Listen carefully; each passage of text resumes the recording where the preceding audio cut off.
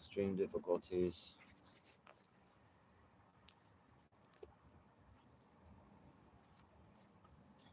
Stream difficulties.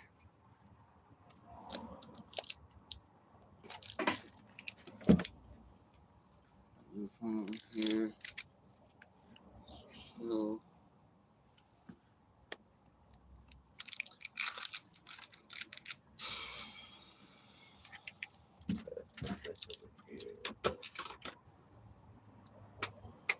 Oh shit, I gotta do the dishes here. Let's get my pot out of here. Here. Hopefully I got good reception. The phone seems to be pretty fast today, honestly. Usually the phone's lagging. The phone speed was on point today. Hopefully the reception's good. We'll see. It looks a little laggy right now, but it is what it is till we get our new phone hooked up. What, Romo? What you mouthing about over there, bud?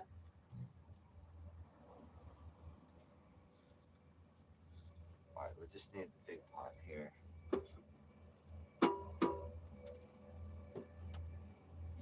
What you mouthing about, homies?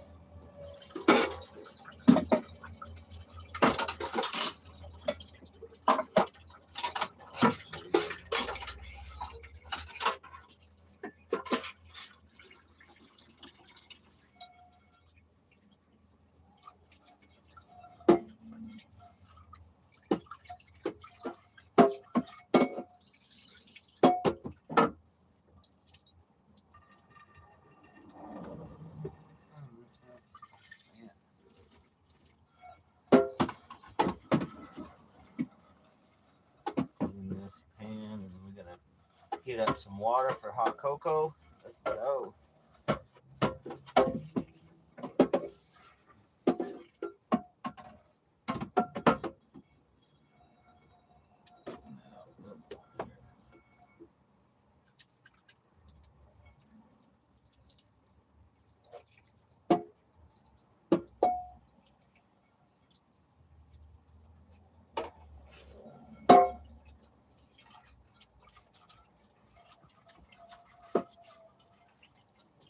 Hold on 1 second, guys.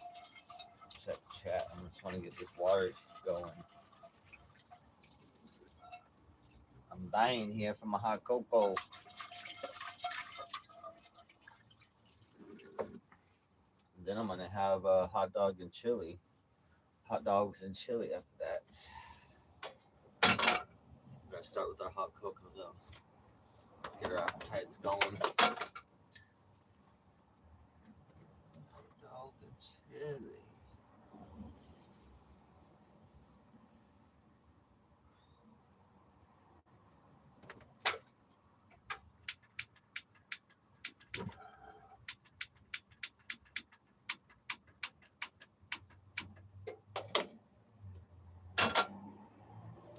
Uh-oh.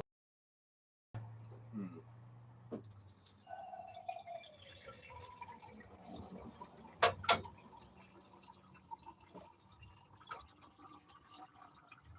4 hours later.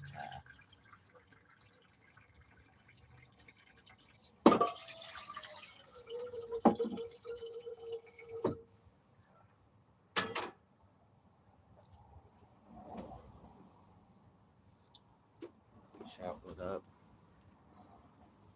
What up, Scam? 03, what up? Console, what up? We're gonna be dropping beats. Little Coco. You know what I'm saying? Little Coco. When I'm on stage and famous, I'm gonna be like, I'm gonna be throwing out hot cocoa packets. I can already see it right now. I'll be like, what up, little Coco in the house. I'll be like, yo. Then I'll be like, put my drink down. I'll be like passing out, throwing out hot cocoa for you, and for you. Just like how a hot cocoa machine just like spits out packets like, across the whole audience. You know what I'm saying? Like a hot cocoa gun, just go. I already see my career going. Autograph, I'll be like, yeah, I'll be like, autograph one, I'll be like, that one's for you. Then I'll be like, autograph another one, I'll be like, this hot cocoa for you. The good thing about that is you could still use a hot cocoa, but you can still have the autograph packet still. I don't know if it'd be as valuable if you're like eating, if you straight up using the hot cocoa in there, but still, no cocoa.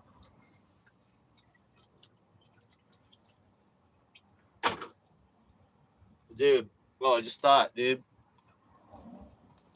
Nestle, hit me up. I need a sponsor. Nestle, hit me up. I don't want to have to call Hershey. Little Coco here. Hey, hit me up. Trying to get a sponsor, Nestle, but if not, I'm going to go to Hershey. You know what I'm saying? Brother, Little Coco got to do what he got to do, son. Oh. Kraft, we don't want to be sponsored by First Street, but we'd like to be sponsored by Kraft. Mini marshmallows. Kraft, hit me up. Instagram, DJ Darren RV for sponsorships. It's like a world tour starting soon. I'm really big in Russia right now. What's up, Blondie? What's up, Angels? Just planning my rap career right now. That's all, With RV Flies, what up?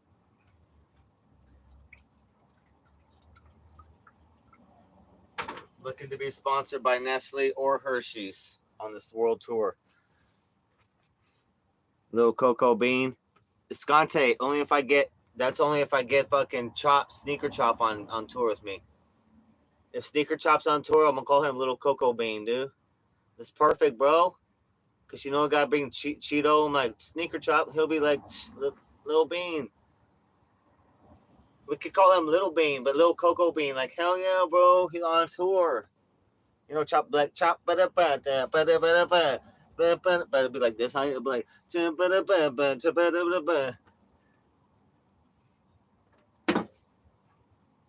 oh yeah, Little Cocoa Bean.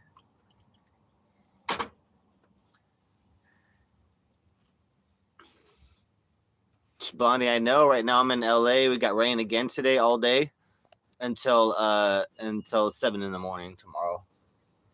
So I got my rubber skin kit like over the roof right now. It's not glued down, but as soon as it gets some dry days, shit. I got a little bit of rain because it's been blowing off a little bit of rain hitting the roof, but at least the majority of it's dry and it's covered.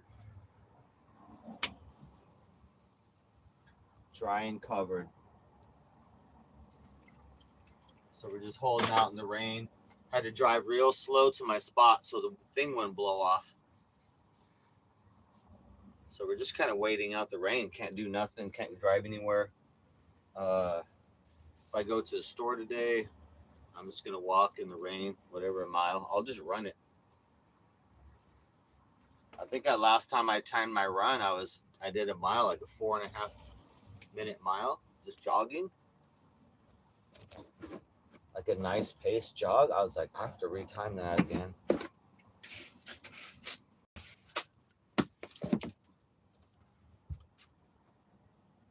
You guys pretty much confirmed by Eric that I can park the RV right on the lawn at the mom's house.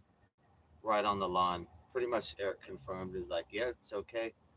I'll park right on the lawn. I was like, what about the tire tracks on the grass? He's like, whatever, dude.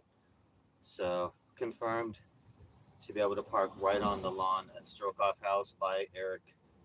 Pretty much confirmed on that. So we're good on that. We just need to dry up and then we'll be out there in a week.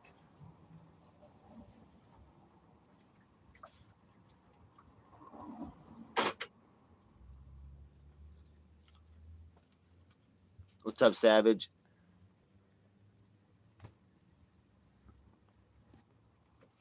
Yeah, we got one more full day. So today till in the morning, 7 in the morning-ish, and then we're clear for a few days.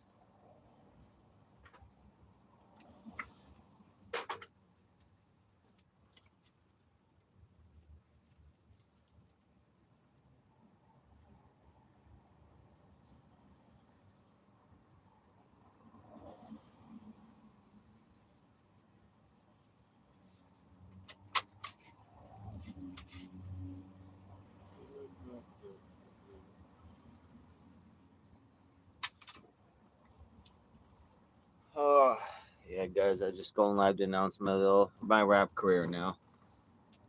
Little Coco. I know, bro. We're going big, bro.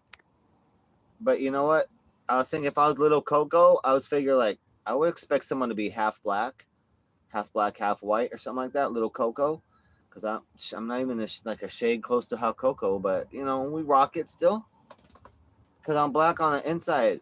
I'm black on the inside, white on the outside, so it kind of evens out to let Little Coco, the shade. You know what I'm saying? I mean, it works out.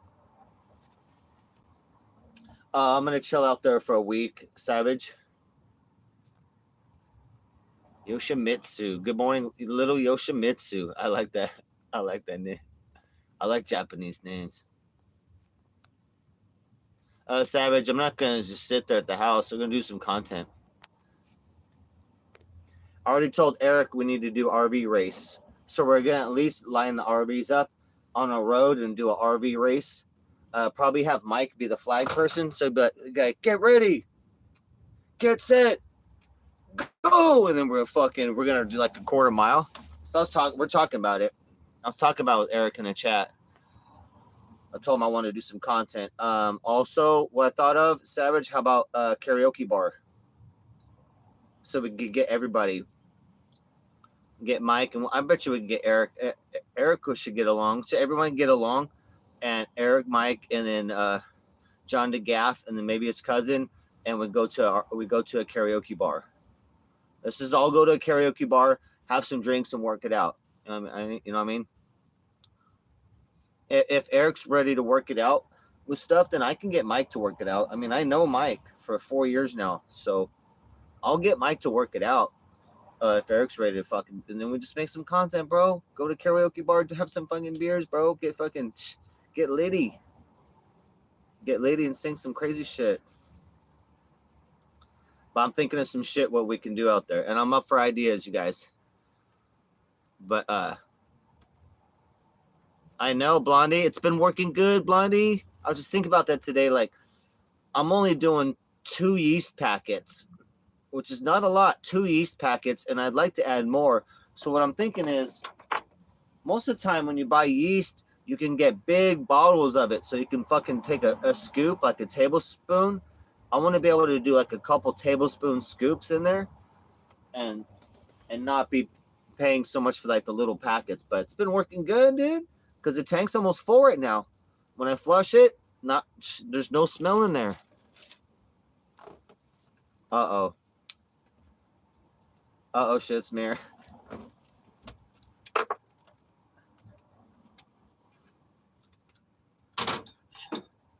But yeah, I love that. Been working good. Guys, if you don't know, I've been using yeast packets, like bread yeast packets, in the septic tank, the back tank, in the RV, instead of like pouring down, like, I don't know, like I would have a big bottle, like a big thing of bleach. I would use half of it for each tank, which would be 30 gallons total. There's products you can buy from RV shops and shit. They're expensive though. They might be $20 for a bottle to treat your 30 gallon, dude, to treat one tank. It's bullshit. It's expensive. So we've been trying the suggestion, been trying using just yeast packets, and it's been working good. Like, there is no smell anymore. Like there was a bunch of smell just using the bleach. Now the yeast packets, just 2 of them. I plan to use like, when I get the bottle and it's cheaper, I plan to use probably, it'll be like 6 packets worth. So I'm gonna throw a bunch of these when it's affordable on a big, from a big bottle. I'm gonna dump a bunch of that down there, even more. But it's working right now, so I'm like, hell yeah, because it's a very low cost and very clean way to deal with shit. Deal with shit, get it, guys? That's a clean way to deal with shit.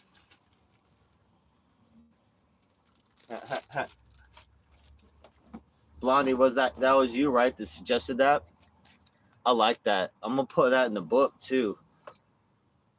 Yeah, bleach and poop. It was nasty, but it made sense to me in my mind. I'm like, I just gotta at least throw some bleach. I'm like, what can I pour down there besides, the RV chemicals that are all expensive.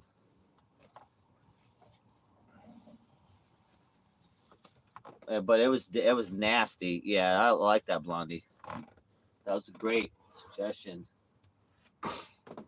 I got 2 different books that's gonna go in. My RV book, Solar on the Road, mobile RV systems.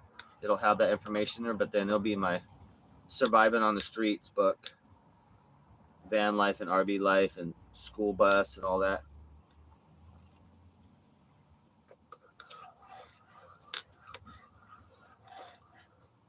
Yeah, it's been working great, Blondie, I have to say, because it's been getting, we're almost full right now in the tank, and I'm like, I don't smell it every time I flush the water down, and it's got a direct, when you flush and that water comes out, it's a direct pipe, and the air comes right up. Unfortunately, I don't like that, the design like that. I wish it had a curved water pipe, but it is what it is. Uh-oh. How often do I dump the black tank? Once a month, I think. It's 30 gallons, so once a month.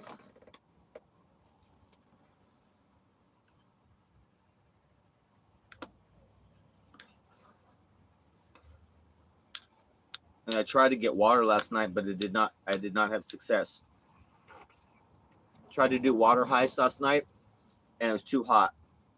Code too hot. Had to evacuate.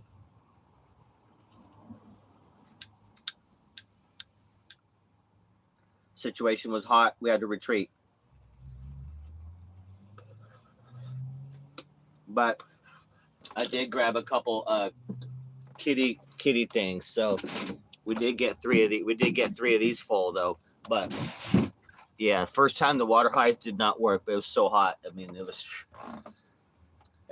not good, dude. It was not good. Boston, what up? She was. I know. I remember the clip of Trisha yelling at Captain, like, "Are you gay?" He's like, no. He's like, no. She's like, "Are you bi?" He's like, no. Why do you say that? He's like, why do you even say that? Why do you even say that? Am I gay? Trisha's like, "Are you gay? Fucking, you better tell me right now." She was all pissed. I remember that clip. Like, no, I don't even know why you say that. What's up, Gray? Oh, you got her rain? Yeah. Yeah, Boston. Yeah, Trina doing about 17 years. My boy SJ Courts did the NJ Courts did the fucking video on the Trina. What's up, Q?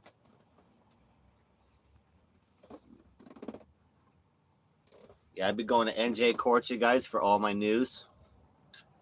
My news and update. Well, for all my criminal updates.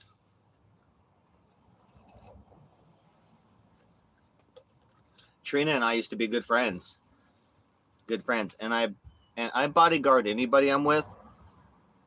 My group I'm with, no matter what. I'm always bodyguarding because I'm always running through shit in my mind, no matter what. But especially the females. But I remember I was protecting Trina a bunch from Gucci's. I had to go in between her and Gucci's. Yeah, 17 years. That's only if she gets good time every single year. Only if she gets, I think that's right. Only if she gets good time every single year. Which takes off 15% a year.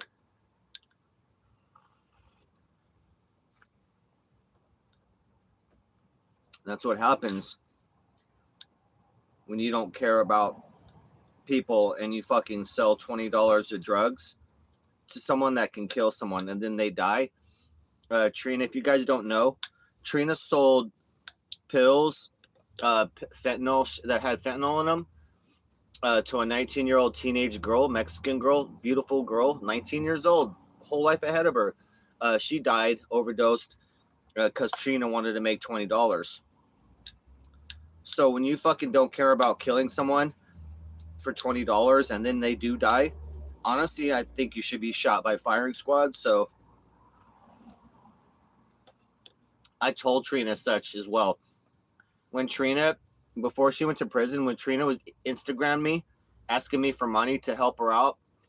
I gave her a little short paragraph saying how it's a person like her that killed my nephew because they don't give a fuck about and they want to make $20 and now my nephew's dead. I told her I wish she would rot in hell, and I said I wish I could be there to pull the lever at your execution. Is basically that's pretty much what I said to her. She's like, "Oh my god." Then she ranted about me for a couple weeks and lied saying I was hitting her up on DMs all the time. I'm like, "No, bitch." She DM'd me once asking me for money and I blocked that bitch. I said, "I hope you die." And I wish I could be the one pulling that fucking lever. And I would, dude. And I was like, and that came from after being friends. But my view changed after my nephew died. Just like millions of people, we all lost our family members now because of fentanyl. And a lot of them were not junkies, man. Just people that got, 2 out of 5 of these fentanyl pills are fatal. If you're not a complete junkie, then you're going to overdose and die.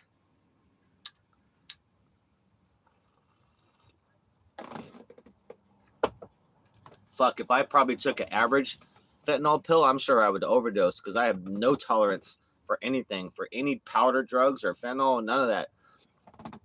I'd probably overdose on a light fentanyl pill. Fuck all that. So yeah, guys, Trina got sentenced to a minimum of 17 years in prison. That's if she gets good time every single year and does not get in trouble. I know Lil Mayo, maybe Jelanis. I'm just saying because I feel black on the inside.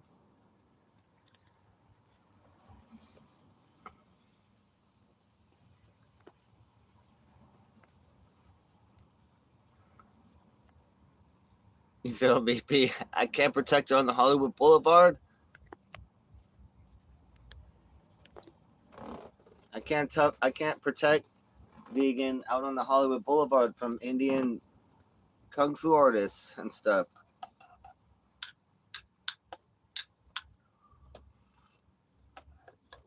I can only protect VP down here in the Venice area.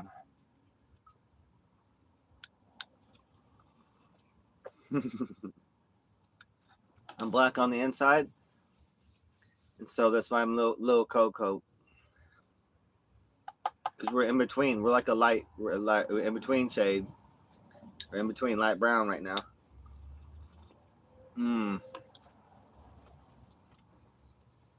I can't emphasize how fucking good this hot cocoa is right now in the rain, just chilling.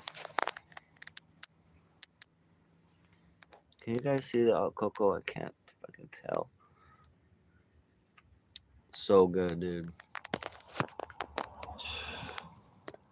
Oh shit, I fucked the phone up. Little swirl. Little mixed. Little mixed.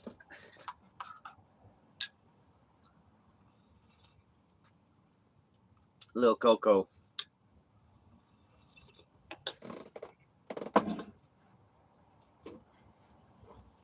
You can't be like, I don't think like you should be called, if there's a little cocoa out there, I don't think they be repping hot cocoa like I do. Like if you're little cocoa, like I'm gonna take over because I love hot cocoa every day. I'd be on stage, I'd be throwing out hot cocoa packets. Like if you ain't loving hot cocoa, you can't keep that little cocoa name. It'd be like if someone was named Little Cocaine, but you weren't doing like cocaine the entire tour. Like how you gonna be Little Cocaine? You know what I'm saying? Just like how you gonna be Little Cocoa if you ain't drinking hot cocoa every day? You know what I'm saying? With marshmallows. Oh, I just thought of something. Fuck you guys.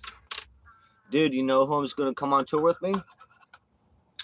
You guys, I have a special announcement.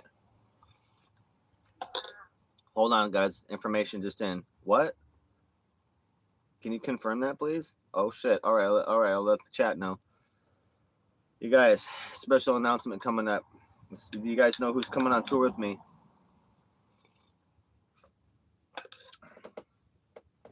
Just got an announcement right now. My earpiece from security.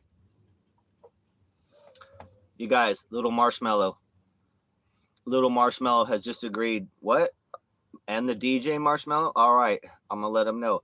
So Little Marshmallow, the rapper, and Marshmello, the DJ, just now announced they're coming on tour with Lil Coco. I'm like, what? We don't. And Swiss Miss. Hold on a second. What? For real? Swiss Miss just put in an offer as one of the Hot Cocoa sponsors. So I'm gonna get back. Yeah, let them know. We'll consider it. You know what I'm saying? Swiss Miss, because I was holding out. You know, I'm looking for like Hershey's or Nestle, honestly. You know, I would prefer a Nestle sponsor. But if not, we're back. We're gonna call Hershey up. But if we don't get like the money that we deserve, because I'm black on the inside, so if I don't get that money that is mixed race, then I'm gonna like Swiss Miss. You got a deal, but we have to negotiate that price up. And that's why I'm like, do you have enough? I'm like, do you have enough hot cocoa for me to be? Because I'll be throwing it out on tour, just like I'm gonna have a hot cocoa gun, just you know what I mean, like a little tube, and it shoots out the packets of hot cocoa, just packets, just like a whole fan, just over the entire crowd, and people are gonna pass out cups in the audience, and there'll be hot water stations and shit. So people like, yeah. And you got your free cup. It says little Coco on the cup. On that tour, probably it'd be Little Coco and special guest Little Marshmello right on the cup. You know what I'm saying? Free hot water. I'm talking, dude, at my concert, bro. Do you think I'm gonna charge you? You get free hot cocoa at my concert.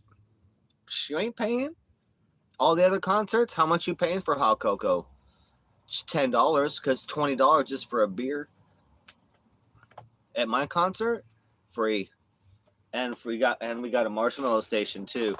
We got a Marshmello station, just a big bowl. You just fucking grab, just like, oh yeah, just throw them in your cup. Just a big public bowl of marshmallows. Just grab and then you just throw them in your cup. You're like, so good, you know. Marshmello station. Can't wait to go on tour. We need a tour bus, guys.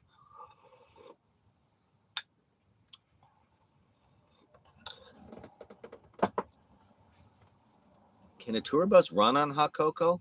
I'm gonna have to check. Is hot cocoa as good as a fuel source ecologically? I'm gonna ask Google later. Hey yo, you begging?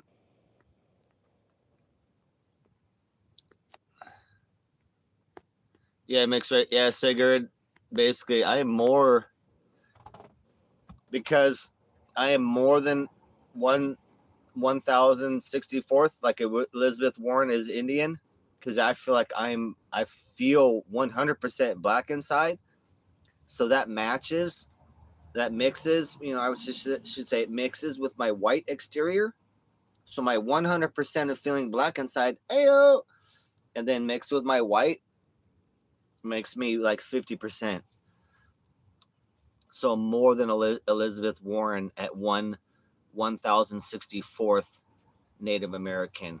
I mean, possibly it could be less than that, but we're just gonna assume that's the percent in a little sliver. It's a little sliver.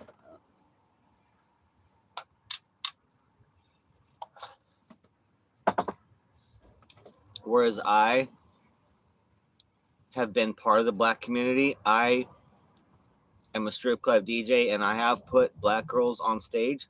So I feel like I have been part of the black community. You know, like Shaniqua, I remember her, and Diamond. And there was this one girl named Alicia and Shantae. You know what I'm saying? These are all girls that I loved. You know, as they danced that pole, I put them on stage. I was like, sister, I got you. You know what I mean?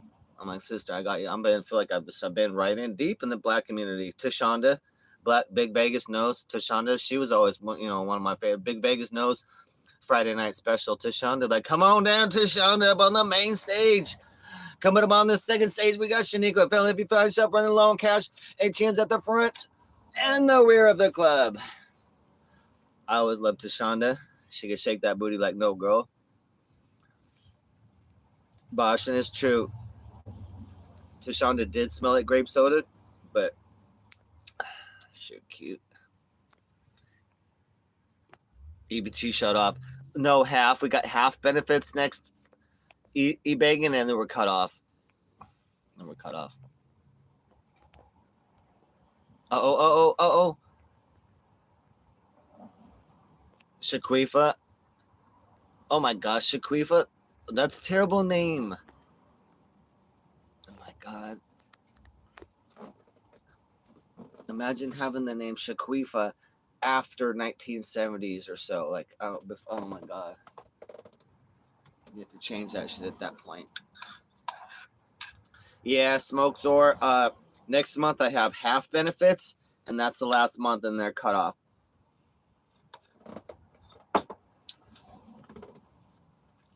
Because I've been 9 months, though. Not because of Trump stuff, but because it's been 9 months. It's a 9-month thing, and they cut you off for like 3 months. I mean, I could reapply after that, but so basically I'd be off. I'm cut off for 3 months. Only 9 months out of the year they help you out. That's okay. I'm not planned. I'm glad. I'm so glad to have had the help this long.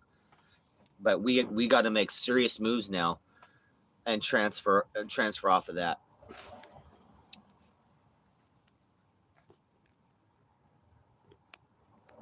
What? Be nice, Boston. There was this very nice girl I got to make out, have fun with. She was half black, very cute. She looked like Sade. She was pretty tall though. She was like 6 feet. She's 6 feet tall, light skin. She's very cute.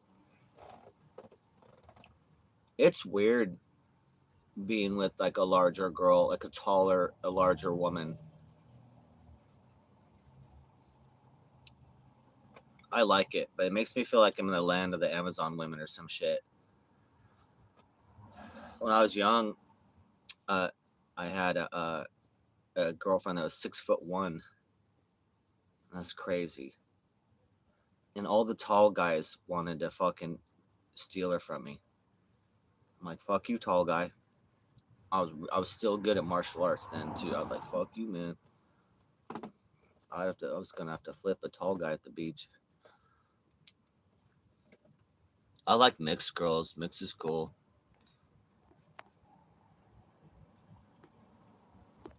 I never been with like a full black girl. I'm surprised. I've been with a mixed girl, but not full black girl. Not because I didn't try though.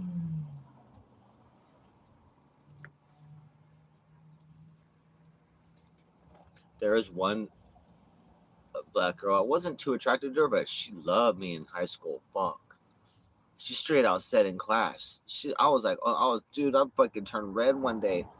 She's like, I love Darren. I love Darren. I'm gonna marry her. Some shit right out loud in class in high school. I was like, oh my God, bro. I was like, oh. If I was smart, I would have been like, girl, let's hang out. Because she basically said she loved me in class and she wanted to fuck. I was like, oh my God. I was still shy in high school. I was like, holy shit. I turned red a little bit. I was like, oh my God, dude. I had done some speech or something for the class. I'd done some speech. We're doing some activity. I had just got done with the speech, and then she commented on it. She said, I love Danny. He's handsome. I want him as my boyfriend or some shit. I was like, oh my God. I was embarrassed. If it was me now, then I would have been like, girl, let's hang out. I would have, if I wasn't stupid, I would have taken her to lunch on my Vespa. So I had a scooter back then. I should have thrown her on the back and gone to Pizza Hut. I wasn't fucking so embarrassed about it. I wasn't that embarrassed, but it was like, whoa, dude. Yeah, I was kind of stupid. I should have taken her to fucking Pizza Hut.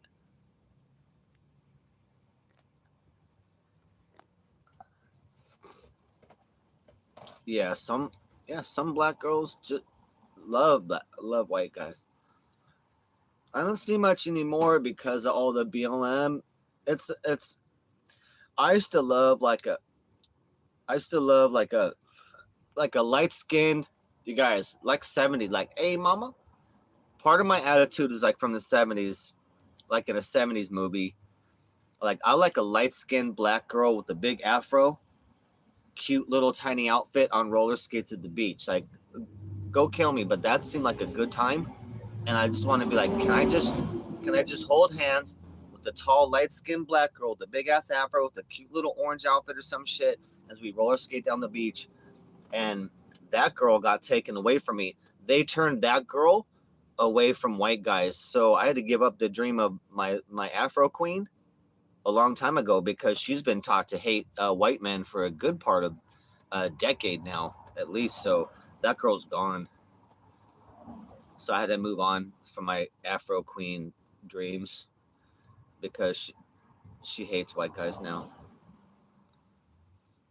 It's unfortunate because we could have been so good together. Ebony and Ivory. You know what I'm saying, guys? There was a girl in high school I liked too. Her name was Sonia. She was the football coach's daughter. She had some pretty beautiful tits. Let's just say, family friendly.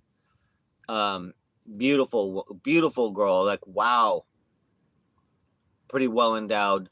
Slim though too.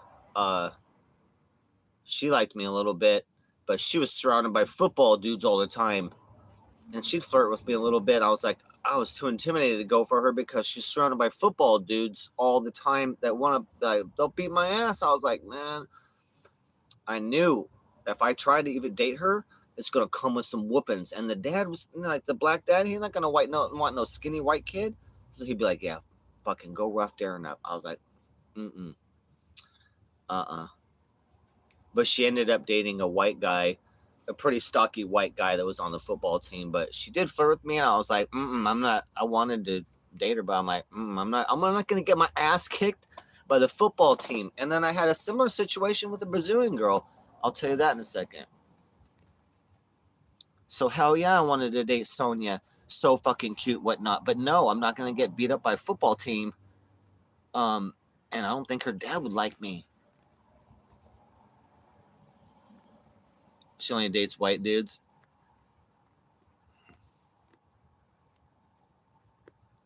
Yeah, there are some out there. A stepdaddy. I know. Any black woman, I'll have to be a stepdaddy. That's for.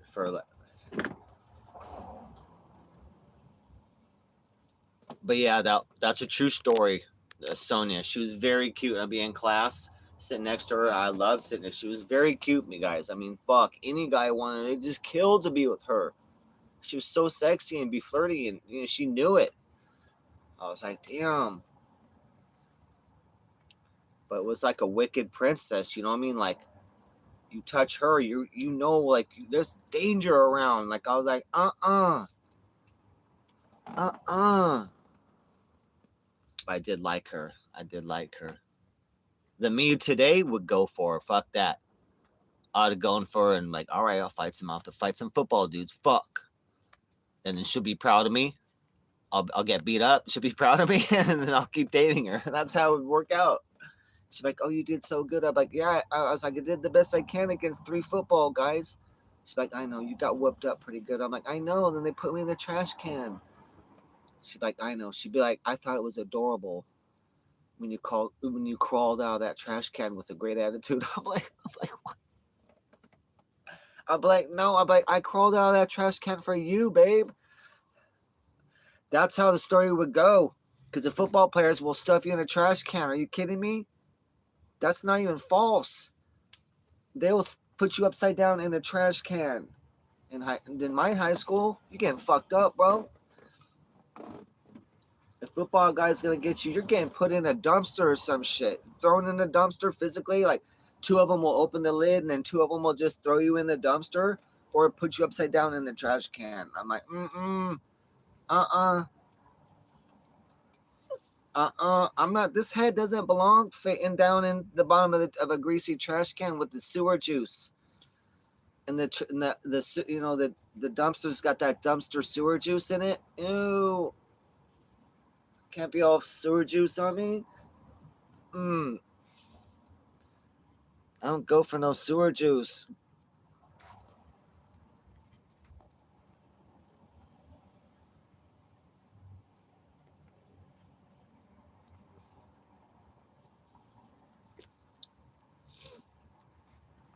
Nah, it would have been smart though to go on a date with that black girl because she really liked me. I'm like, fuck, man, she really liked me. I'm like, that's stupid not to date somebody if they really like you. Fuck, bro.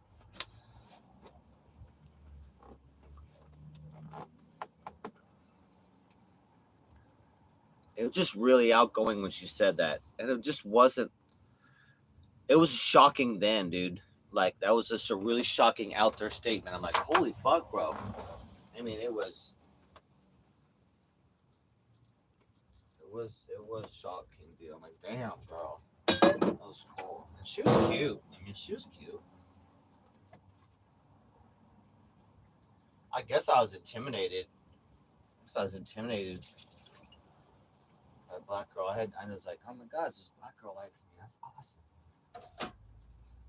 But back then, I mean, fuck. I think back then I might be scared though, because there'd be some tension between in the blacks and whites in the community. It'd be Navy housing and then regular housing.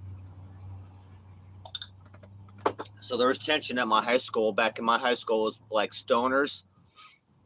It'd be stoner whites,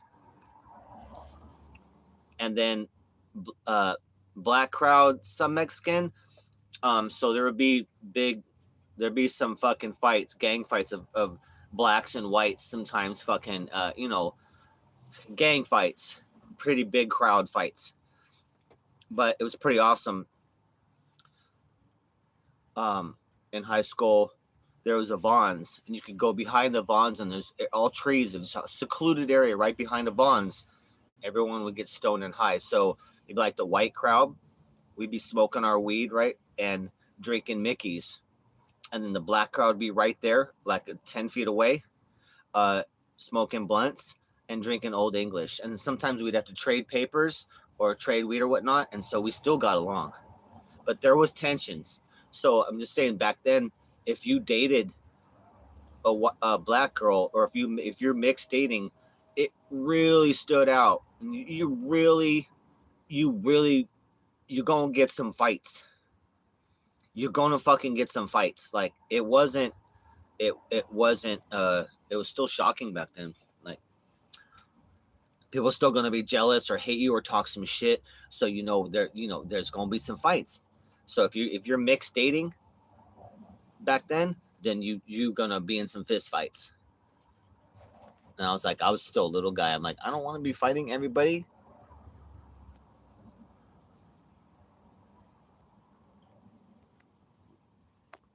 But yeah, sometimes we'd have gang fights. Got pretty brutal.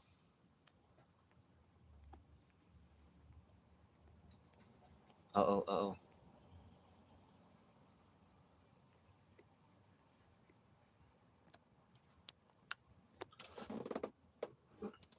Yeah, I should have gone for the football coach's daughter. That would have been cool.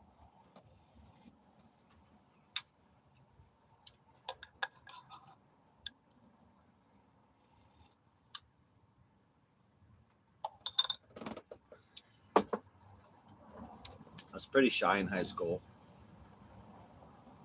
There was a cute girl from England I liked too.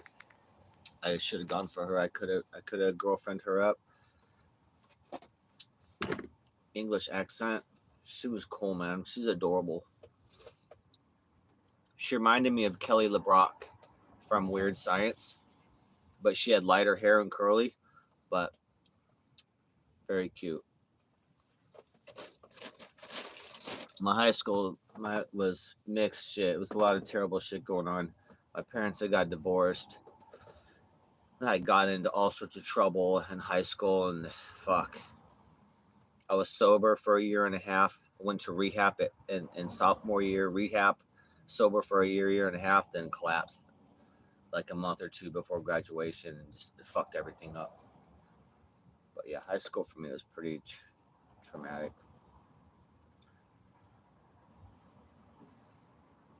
I started out good. Like, I did great up to fifth grade. Sixth and seventh grade, I was in all advanced classes, getting ready for high school, but all advanced classes with like a fucking 3.6, 3.7 grade average in advanced classes heading to high school. In high school, we had the last eighth grade class. So it's eighth grade, 8, 9, 10, 11, 12 in high school, but we had the last 8. So we were freshmen 2 years in a row because after we were eighth grade, the first year, they canceled eighth grade there, and then we were at ninth grade. So we were freshmen 2 years in a row. So I was at that high school for 5 years, but high school is where I just went. After divorce, father left house, but he'd still come over to punish me, still come over to beat me, paddle me, and then it's terrible. I stopped doing martial arts. I was in judo. My judo teacher was world renowned. I was literally on my way to the Olympics. All that got fucked up. No more rides to judo. Everything collapsed, dude. It was terrible. A lot of potential wasted. So I'm regaining some of that potential back again to reclaiming shit I used to do.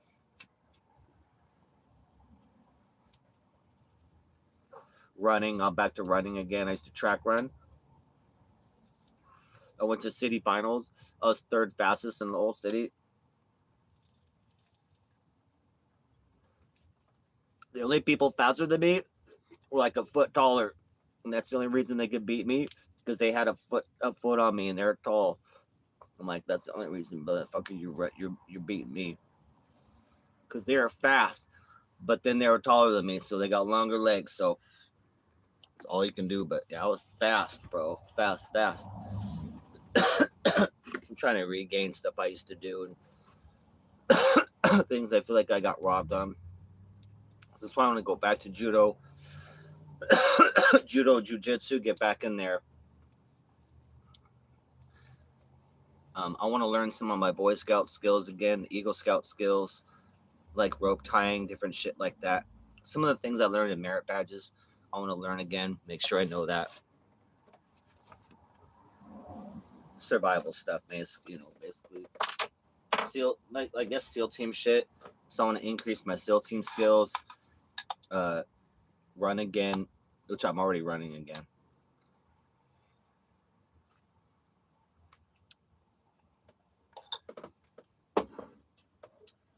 And then I like to do an occasional fight competition, with the ref. And we do some amateur fights. That'd be fucking fun. As long as I don't get too fucking hurt.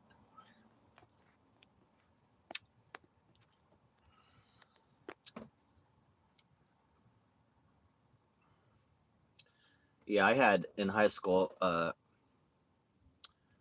one of my main good friends was black. I forget his name now.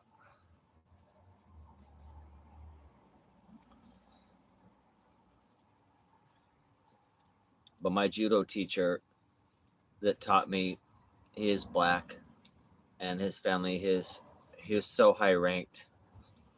But I was his first. Well, he had students, but we lived in the same community in San Diego, grew up together. So it'd be him, his daughter, his son. He had 2 daughters, so both daughters, or one, and the son. The son was high level black belt. He had taught the son so well, so fast. The son was so fast, like Michael Jackson, but deadly. They'd pick me up at my house, and then we'd go to the naval station. So that was kind of special, man. Like the family picking me up, this little skinny little short little white kid. We'd go to the Naval Training Center, the military base. So on the military base, we're in the Naval Training Center. You ain't getting in there unless you're military. And we'd have a little area we practice our judo in, and be other people, and I would get to be able to practice throwing like Navy SEALs. Some of the guys I would throw would be like 200, 240 pounds. I'd be being able to flip like as a little kid, dude, like probably 100-pound little kid or some shit. I don't know. was like all leverage though. It was awesome. It was the greatest of times. And he would teach military people. My teacher taught the Top Gun school. So people, if you're a Top Gun pilot, you're taught judo skills like that in case you have to bail out of your plane and fight people hand to hand. You're taught lethal judo. Lethal judo in case you got to bail out of your plane, dude. That's the only reason, really. But he's awesome. That guy's name was Jesse Jones. If you want to look him up, he's the highest ranking judo level non-Japanese, and only a couple Japanese have reached 10th degree, in judo. But he's the only one non-Japanese at that level, black, non-Japanese, and only like 2 or 3, maybe 4 masters have made it to 10th degree. And he's 7th level jiu-jitsu and higher right before he died. He was literally teaching the Gracies in Murrieta, California, which is north of San Diego, about an hour. Literally teaching the actual Gracies. He also taught Ronda Rousey, and knew Ronda Rousey's mom, and he was a judo on the Judo Olympic Committee and all that. So judo judge and on the Judo Olympic Committee. So they decide the rules and for the Olympics and everything. The whole world, the World Olympic Judo Committee. The small little committee. And so when he died, Ronda Rousey and Ronda Rousey's mom gave a shout out to him, because I don't know how much Ronda learned from my instructor, but I think she learned some shit though. It was a little judo family. I'm not in the judo family anymore since I was a kid, but it's a small little family. Judo is so fun, you guys. It's really like, judo is all about throwing people, basically. It's just throws, all throwing in a million different ways, and then submitting, choking someone on the ground. Judo is good for multiple opponents because you just can throw people around. If you're on the ground choking somebody, you can only do that to one person. Oh shit, chat's not updating. Hold on here, guys. Oh my god, I just missed so much chat. Hold on, guys. Fuck. I can't wait for my new phone to get hooked up. I haven't drank Old English since I was 14. I know, it's been a long time for Old E for me.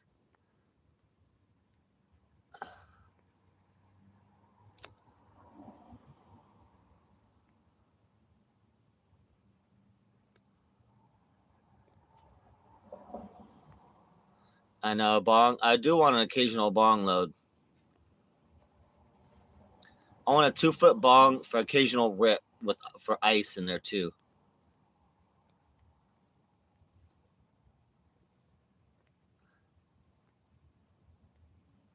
Jelana's DJ looks like that one badass kid in the trailer park that the parents never watched. Shit. My parents tried to watch me, but they had to go to work. So hey. And I'd fucking ditch school. I'd just go everywhere I want. And I had a little moped or whatever, so I'd be all over the place. Yeah, that was Romeo was meowing it. What you talking about, meow? Huh? Romeo very happy this morning.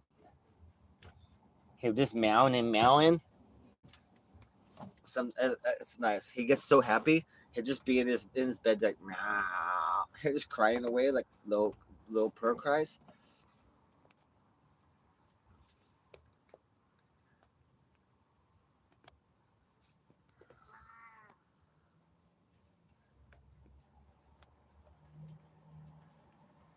Yeah, Ebang, I do very quick rear naked choke. So I'm super trained to take someone, like, you never give your back, bro. You never give your back. And the way I've been trained, like there's some judo moves like the Ogoshi.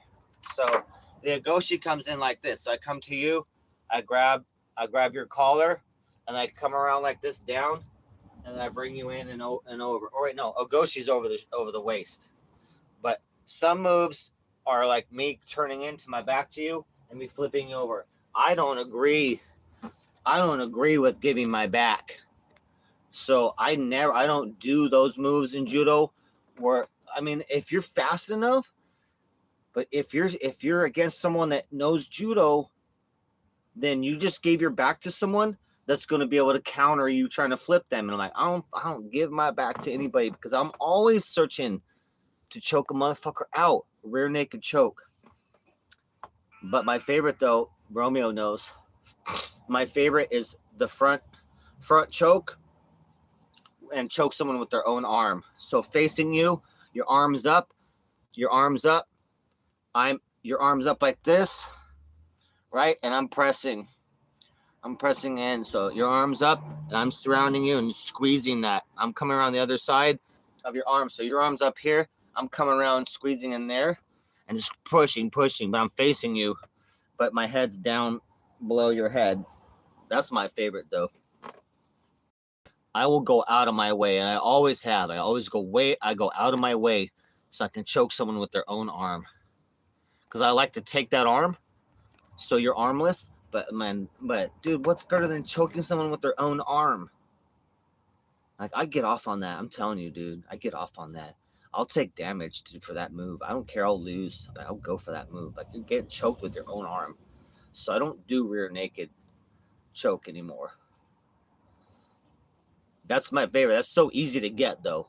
You know, if you don't wrestle or you don't do judo, it's so easy to get to someone's rear naked. It's so easy to get to someone's neck from the rear. Like, boom, boom, you're done. You're fucking done, bro. I'll get up there, boom, and I'll kick out your knees from behind and you're just gonna crumble down. You're gonna crumble down on the ground. I'm gonna push your fucking knees out and we're gonna collapse. But it don't matter because it's already applied. I'm already on you for a couple of seconds. I'm gonna kick your fucking. If you're still standing up, I'm gonna kick your fucking knees out. I don't care if we drop, roll, whatever. I take a little, whatever. I'm still holding on, even if we fall on me a little bit. I'm like, I'm not letting go, and I know within 5 seconds you're out. You're out. So I might have taken a fall with us a little bit. I might have taken your weight on the ground. Like, oh fuck, I'm fucking applying shit, and we're done, dude. Like, we're done. Rear naked's. Let's wrap that package up and seal it. Man, FedEx that shit because it's done. But I like the choking someone with their own arm, but facing them. So I'll choke. Someone will be on their back. I'll face them and take their arm and just squeeze and choke. But I also choke people with crab choke, so leg choke, legs around the waist. So there's two different things to apply. So depending on the situation, I'm always going to try and choke someone with their own arm. But if we're wrestling around a little bit, I'm going to get my legs around their waist and I'm going to start crushing. So I'm going to take your breath away from your stomach. And every time you breathe out, I'm squeezing in. And then I'm also applying up here. So you've already lost an arm. So you have one arm sticking out and I'm just crushing. And I have another arm out to take care of that. And then you're losing breath, right? You're losing blood and breath up here. But then in the stomach too, you're getting crushed. I love scissor choke, crab choke, scissor choke. With your legs, you're just squeezing that middle part of the body. What, Claire? What, Romies? What you talking about? We got room. Let's check out little Rummy updates. You need to go to a potty box? Hold on a sec. Let's get him in there.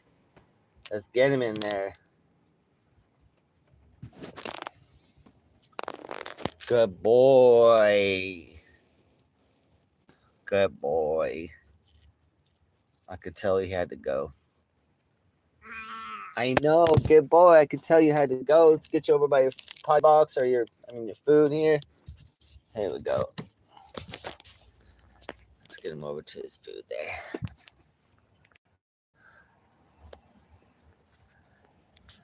I love judo. I love to wrestle. Jiu-jitsu, basically. Basically jiu-jitsu. Jiu-jitsu is all ground game. Jiu-jitsu is basically judo, everything on the floor. Okay? So judo is throwing everyone. Judo is original from Japan. There's nothing new in jiu-jitsu. There's a couple new moves, but not much. It's been improved. But jiu-jitsu is just the floor game of judo, right? Judo's throwing people, but then judo is always on the ground, choking you out, and you're out. Like, judo always can end in you getting choked the fuck out. But judo is throwing people and landing them so hard, and depending, you can land people as soft or heavy on the ground. If you want to knock someone out, then on that flip, whenever you're flipping someone around, then you land them hard. And you know how to land someone hard, boom, they're going to be knocked out. The breath, it hurts so bad. If you've been slammed down, it hurts so bad. You're going to be incapacitated. You're like, it's body shock. You're going to be out of the game for a bit. That's what I like about judo. You can land someone very soft or land someone, boom, knocked out. And you're like, all right, next. If you're having to do multiple people, boom, flip, and bam, and they're like down on the ground going, oh. It could be a broken arm too as well, broken shit, or just slammed on the ground and they're out of breath and hurting bad. And they don't want to get back up. You have to hurry, but you got to be pretty fast if you're going to have to multiple people that you're going to have to throw. I love Mr. Miyagi. Shout out. You're going to go. Claire, you got to fly out and fight.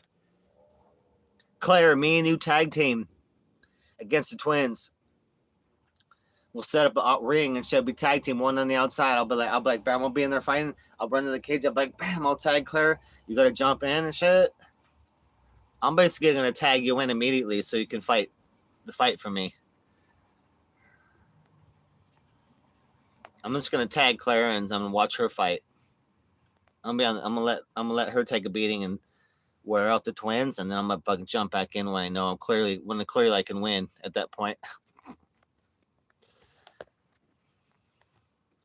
Clearly, after Claire's taken a beating and worn down the cardio of the twins, I will be like, bang, I'm jumping and seal the deal because I'm a gentleman.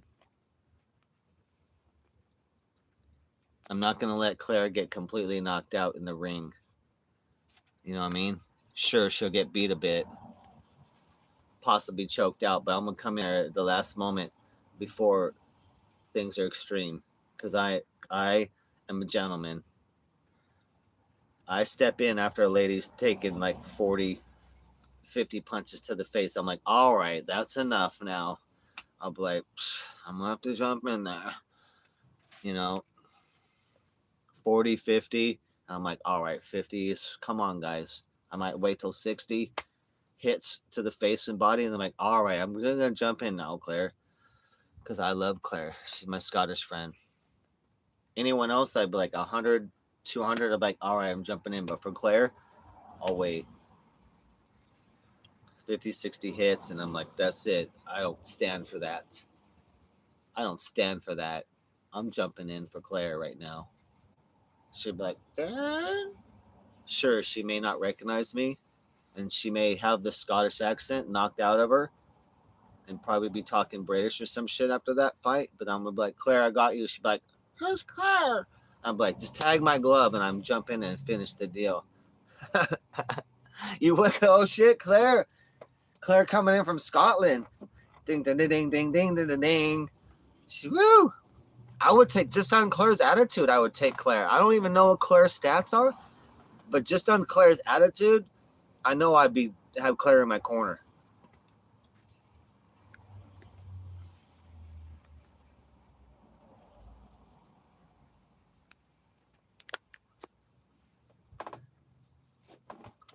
I've talked to Claire. I know she sounds fierce. Scottish. If it's no Scottish, it's crap. If it's no Scottish, it's crap. I'm giving her all. She's gold captain. She just can't take the mood.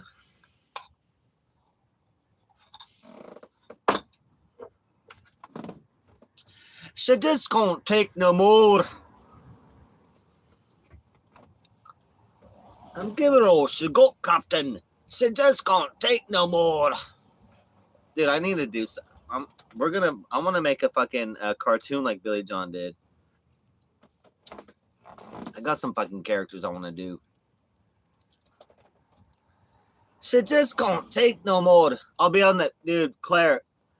After you're getting beat, allegedly in Minecraft, in a ring by the twins, I'm gonna be like, after 50, 60 hits to your face and body, I'm gonna be like, time out. She's giving it all she's got, captains. She just can't take no more. And I'll be like, and I'll tag, then I'll jump in after that. She just can't take no more. I'll be on the sidelines, Claire, I'll be on the sidelines pissed after about 60 hits from the twins on you. I'll be like, no, captain. I'm tagging in. I'm now tagging and finish up the deal. But I need you to work him down. You bastard. Oh, you bastard. Claire, I'm jumping in because I love you. If I don't love you, I'm not jumping in.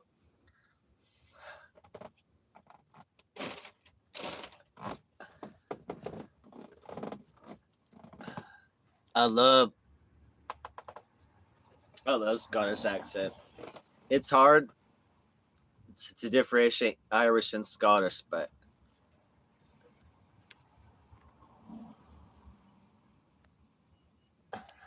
Mikey got his grace and Milky.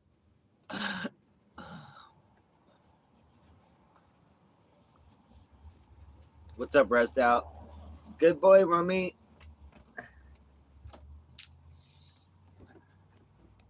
Oh, there you go, good boy. It's a little butt tucked in there. You good boy, huh? Yeah, good boy eating all your food.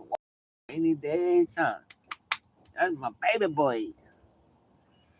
That's my baby. Yeah, meow. He's like, meow.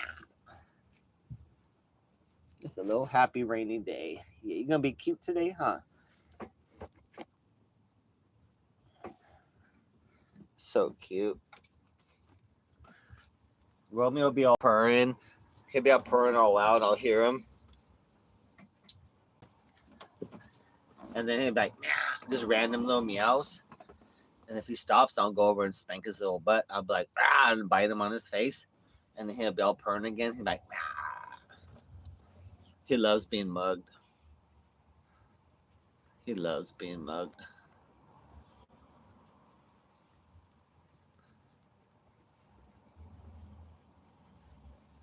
I know, Big Vegas. Even though I do not feel sorry for a punishment, because that's how I lost my nephew, my best friend, and my homie. My nephew is my best friend, my confidant, my person I lived with. We're going to live together again. I do not feel sorry for that, but I do think it's lame. People make stupid decisions. You play stupid games, you get stupid prizes, and a 17-year minimum sentence is a very stupid prize for trying to make $20. What do you think, Big Vegas? What do you think, Big Vegas? $20 of pills to sell so you can make maybe $10 profit so you can make $20, or do 17 in the pen minimum. That's with good time every single year. So $20 because you want to make $20 on a pill or two, or 20 solid years before you're even up for parole. $20 pill, 20 in the penitentiary. Like, you won't see me feeling sorry, but like, holy fuck, bro. I thought it was pretty bad when I had 2 beers, blew a .07 and then .08, and got my second DUI. Lost my license for 5 years. Had to move out of California to Seattle for 5 years and lost everything for 5 years. The dream job for the owner of all the Deja Vus, I lost everything for 2.5 years. I thought that was a lot. I was like, I lost a lot for 2.5 year DUI. Holy fuck, bro. I lost a whole career and everything. I lost being able to be a DJ, flown around the world, opening up strip clubs in Honolulu, France, around the world, working as the strip club as a Deja Vu DJ. Fuck, bro. But I'll say what, but Trina deal is even worse. $20 fucking pills. You want to sell $20 pill? Now you're going to do 20 in the pen minimum. If you don't die or get shanked, you know Trina gonna get in fights. You know Trina ain't gonna be allowed a good time. I know it is money.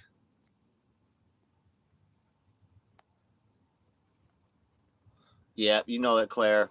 I always captain's bodyguard. I always bodyguarding people all the time.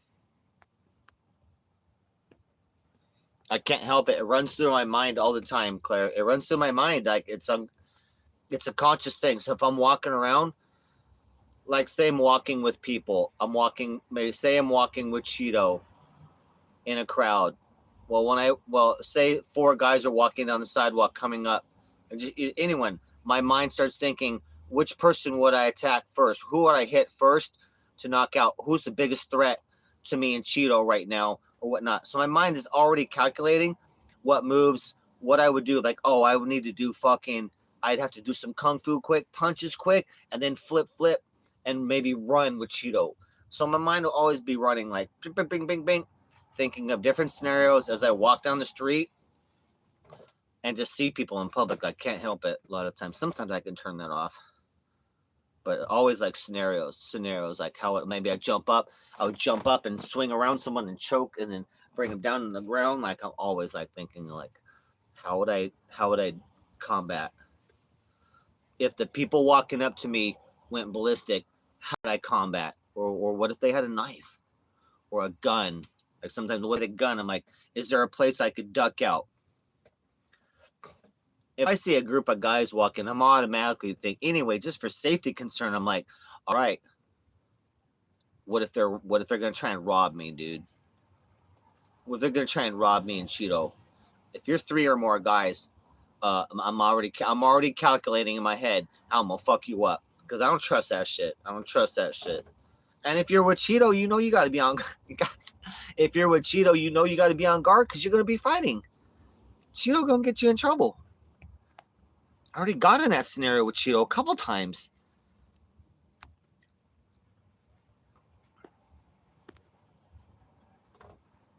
Yeah, Cheeto. Yeah, Big Vegas. Well, I was pissed at him after he maced that girl at the park. And then that's why when I met him and we hung out the week when we had the Blade RV and the Captain RV and my cop car in the middle for the whole week there in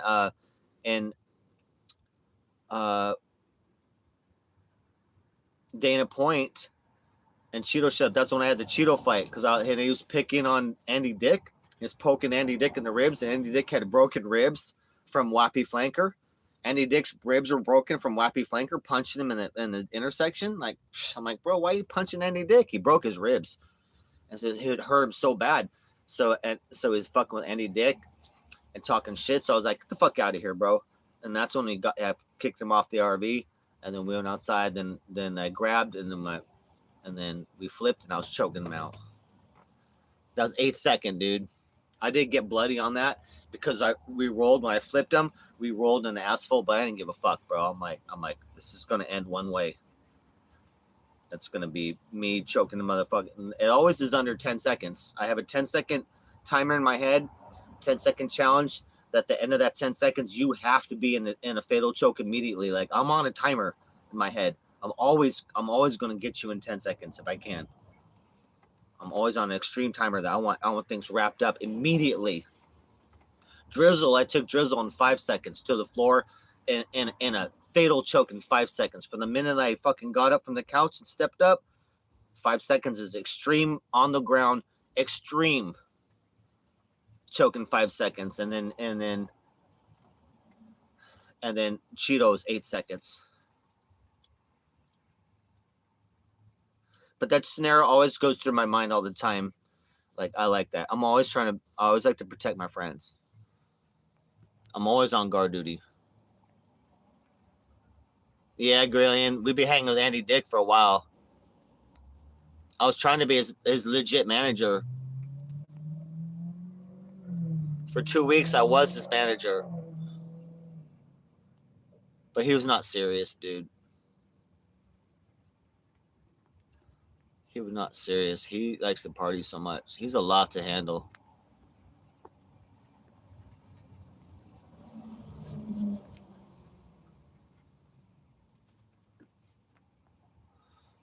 Yeah, that bugged me, Big Vegas. That's why I was like, that's why I wasn't super gentle when I was a little bit upset when I fought Cheeto. I'm like, fuck this guy. I was like, oh, I'm like, this is the guy that maced that girl. I'm like, I'm gonna get this motherfucker then. I was not super friends with Cheeto, and I did not approve of that. I was like, that's bullshit. I was like,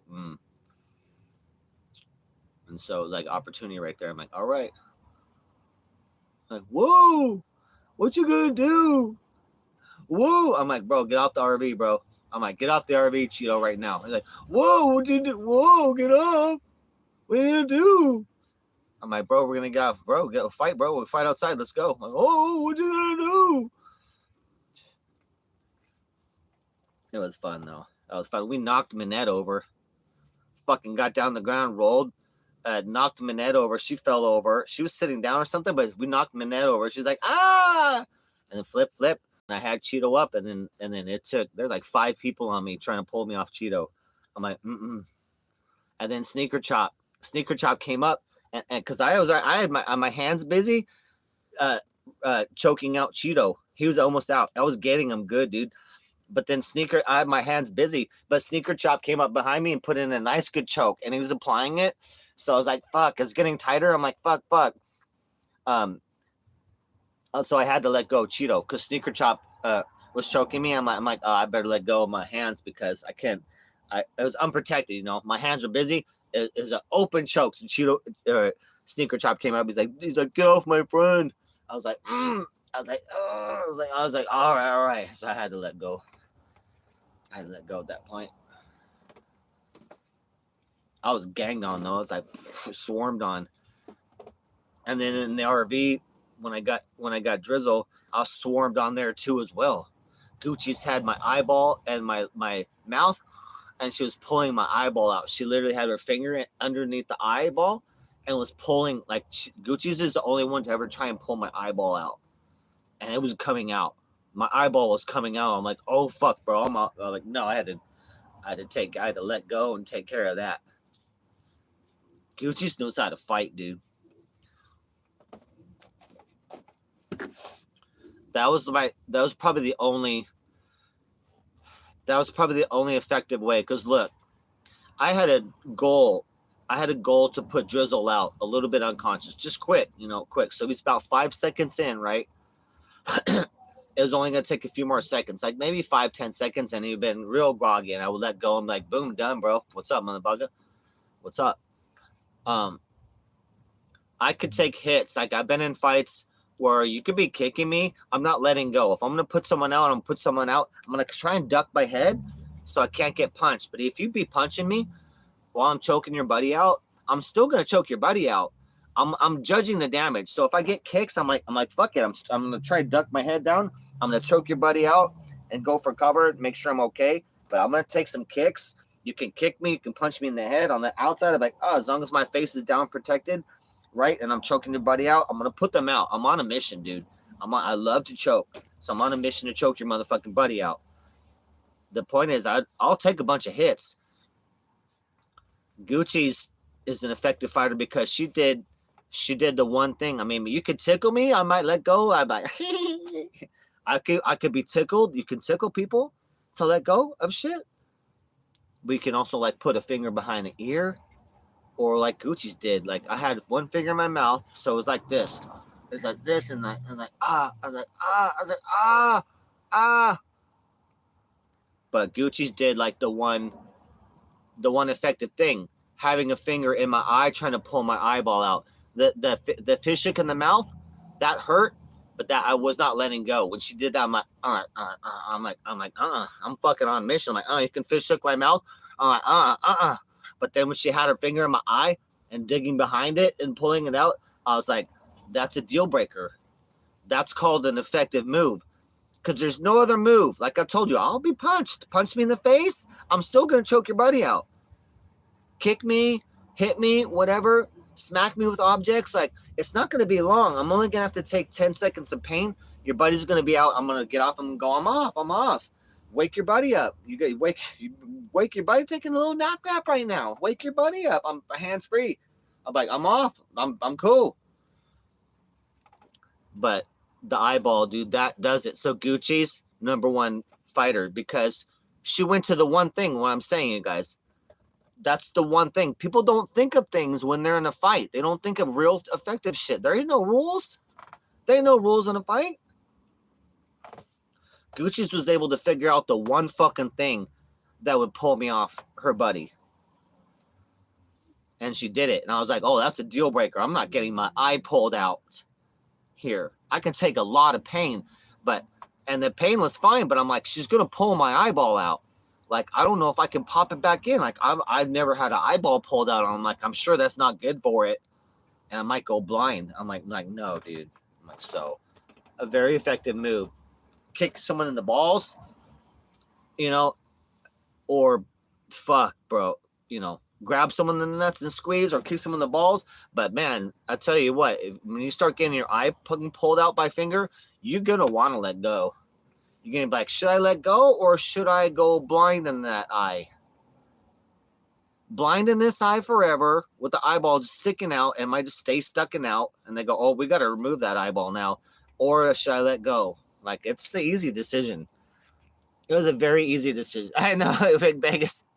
We're talking about fight clubs and shit. I don't know how we got on the subject, but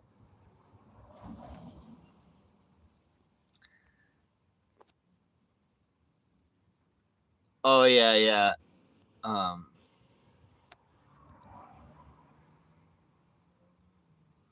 Yeah, I saw about that stolen car from Venice. OPD. I was choking out extra drizzle. OPD. I was choking out extra drizzle on the Blade RV. Extra drizzle. I was sitting on the couch, and extra drizzle was fucking with me. Kept talking shit. He's like, "What's up? What's up?" And I'm just sitting on the couch, and he stole my hat and shit. I took my hat too. I'm like, "Where's my hat, bro?" I was sitting on the couch minding my own business. I'm like, I didn't want no trouble, dude. I was trying to squash it. And so as soon as I got up. As soon as I got up, extra drizzle was already standing up and try to push me back onto the couch, push me down. Extra drizzle outweighed me by 100 pounds too, and stronger than me. But that was done in 5 seconds. From the second that I moved to get up from that couch, if you count 5 seconds later, on the ground, arm up, choke, in a serious fatal choke, already passing out. It took Drizzle a second to get up from that. It was only applied for a little bit. It was only applied for a couple seconds, but I'm effective. I'm quick and effective. And that shit, Drizzle was groggy, had to be helped up, and that was only applied for a couple seconds. I was like, I wanted to apply 10 more seconds. I'd only applied a couple seconds. Remember, I got up from the second I got up. That's a 1,000, 2 1,000, 3 1,000, 4 1,000, 5 1,000. And that's when I had to let go and get pulled off. So quick. Eye gouging and everything so quick. But man, groggy. Motherfucker be groggy real quick. If I get to you, I'm taking hands off. Like, I might get damaged on the way in, but I'm not taking hands off. And there's only going to be one fucking result. That's it. You're getting fatally choked out, and that's it, bro. And that's it. If there's a bunch of people pulling me off, okay, good luck. We'll see. We'll see if it's effective. Or if I'm getting my eye gouged out, okay, all right, I'll let go. Or if someone cocks a gun, I'm like, all right, I'm done. Or if someone takes a knife out, then I have to let go and deal with the person with the knife, obviously. But I don't like to hurt people. But it's like chess for me. If you guys can understand that. I played judo on a high level on my way to the Olympics when I was a kid. It's high level chess is what it is, especially if you're not as big as your opponent and you're not as strong. Then that's a real game. It's a game for life. Like it's a game for your life right there. If you're practicing for real, and in the real world, it is. On the streets or a street fight, someone can just punch you in the face and you fall over and get brain damage and then be in a fucking wheelchair forever, or you die. Like it ain't no joke on the streets. That's why you should learn shit for real.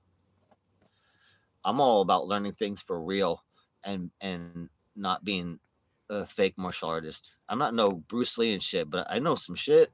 And I know my limitations. I'm gonna keep practicing and raise my level up. Always. Hell yeah, Big Vegas. I'm gonna always improve my level all the time. Now you're the biggest one. I know. I was the older brother to my sister. So my little sister, she's 3 years younger.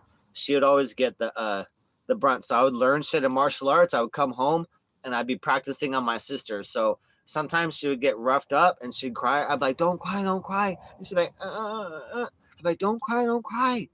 Don't tell mom, don't cry. We'd be doing flips. We'd be on my mom's bed. I'd be practicing judo flips and different shit. And I like to practice, but I also wanted to protect my sister too. I wanted my sister to be able to defend and be able to fight for herself too as well. I loved my little sister, and I wanted to make sure she was safe. But I was a rough, but like all big brothers, rough. What's up? Good morning, Sasha. If you're a fucking hyper older brother, it's just gonna sorry younger siblings. We're sorry. We are just hyper. I don't mean to be so rough. We just are, dude. Sigma. Actually, Big Vegas, I'm a Sigma male. We're gonna do a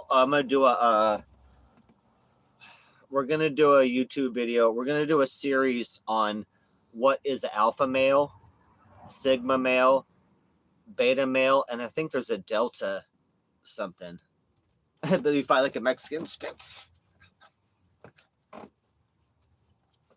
Like Modelo time.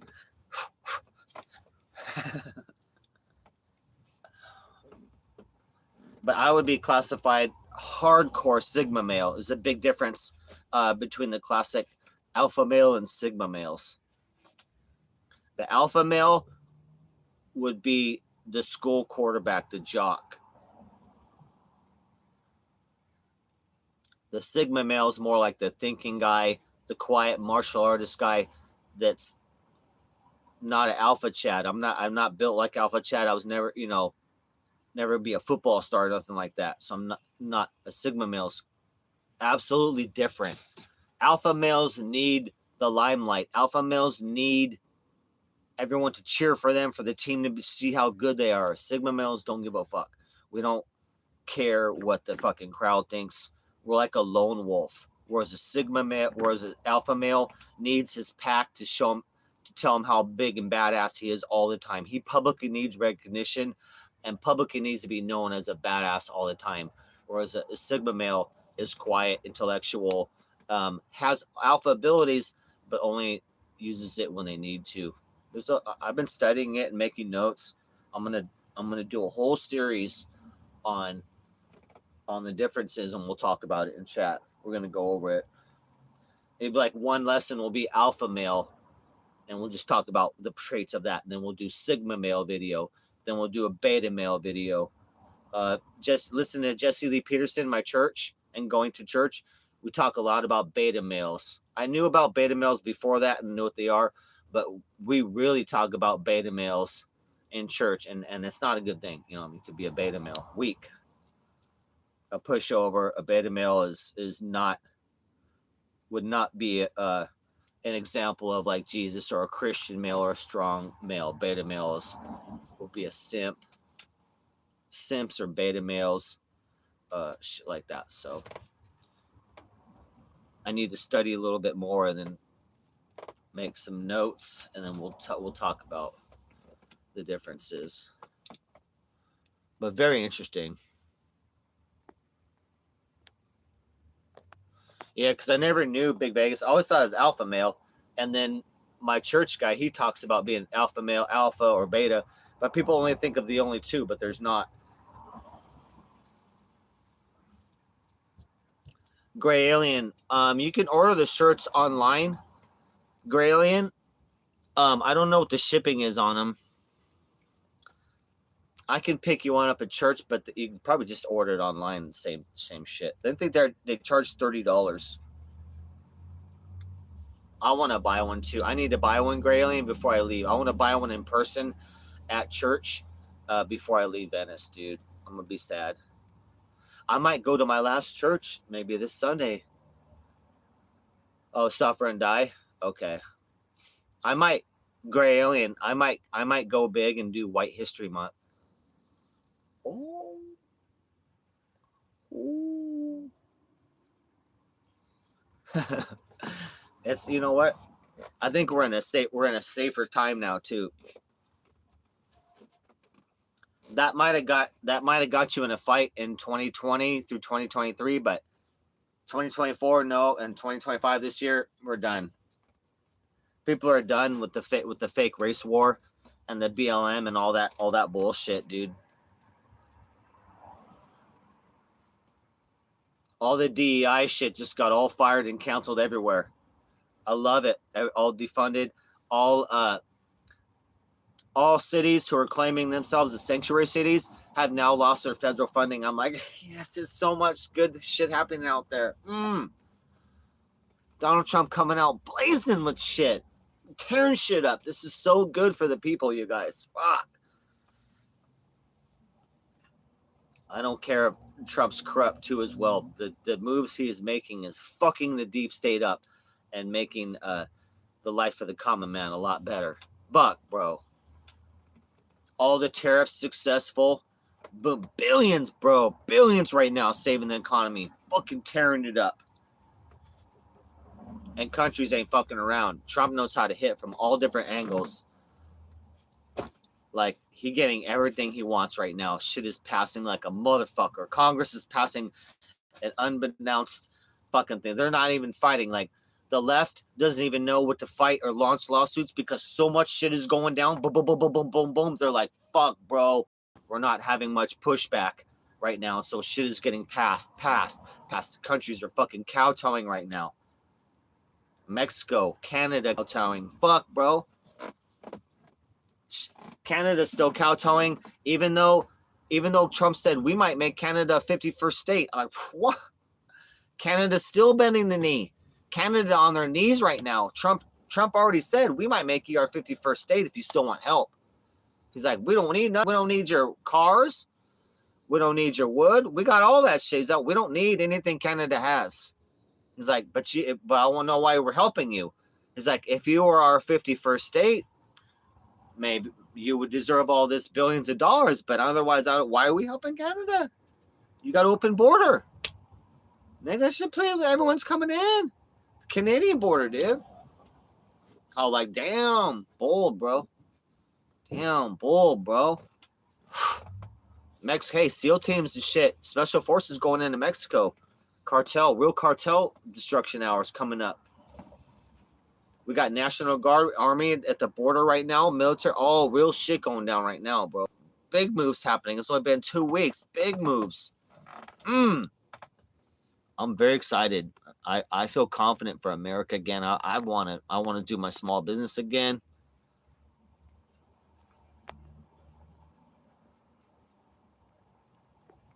Can't wait. I know I need to be a celebrity bodyguard. I really feel like that was my calling and I missed it for LA. Big Vegas. I could, because I'd be discreet, you know what I mean? discreet. If I'm getting paid to, that means I have money to be in my martial arts class. So I'll be in an MMA gym and like a jiu-jitsu gym every month. I'd be going to classes, but I'd be the bodyguard. But I would, that money, I'd be able to afford to make myself highly trained consistently, and I'd be just undercut. Knowing how to avoid, bro. Knowing how to deal with internet people too as well. I know how to deal with stalkers. I know I'm just very good at squashing things in the code, but then situational awareness. I'm very good at situational awareness, and I'm non-discreet. I'm just a guy standing there. I wouldn't have a uniform on. I would probably have my knuckle gloves and a weapon, but I'd be maybe mace, but non-violent weapons. Chilling. I'd be a great celebrity bodyguard. Or handler too, like do some errands, or just take them places or whatever. Fucking boom, that'd be awesome, dude. Be an awesome job. Not yet, Big Vegas. We will, but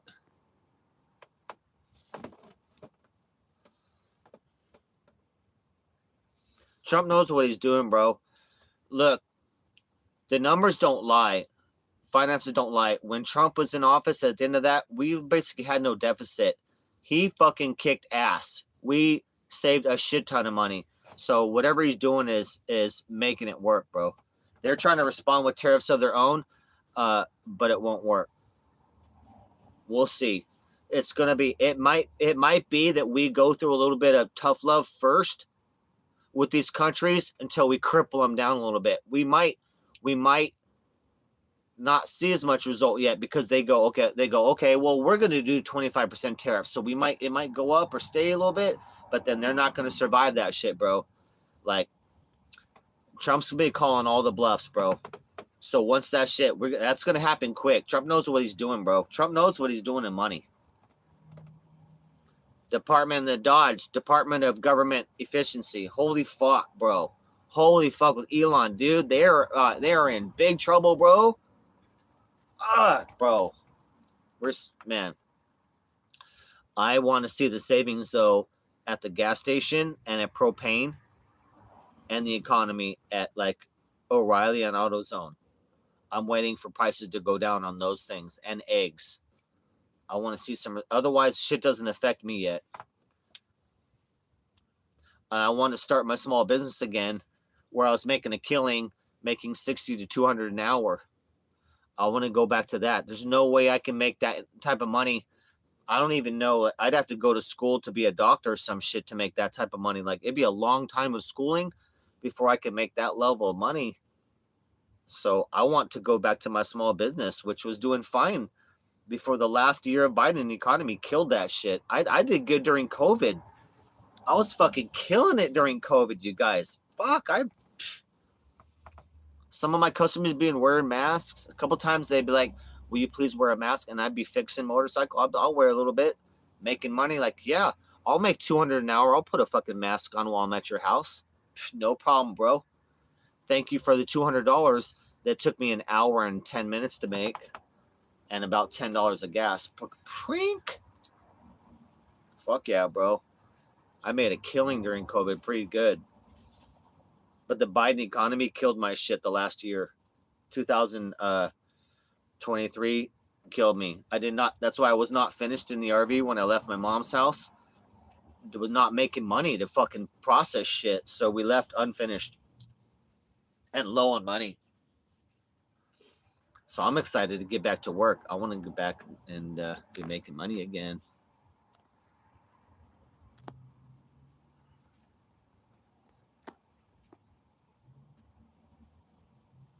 Oh, Gray Alien, no, you're going to be bummed out, Elon. There's no Mars. We'll talk about it later, Gray Alien, but there is no Mars for you to land on. That's all bullshit. And we're not landing. We're not on the moon. We never went to the moon. No. Gray Alien, we'll discuss it later. Or now we can do a little details of it, but all the lights you see, all that is fake. NASA's fake. NASA's been faking shit since the moon landings. Honestly, faking shit since '56 was a turning point of the year.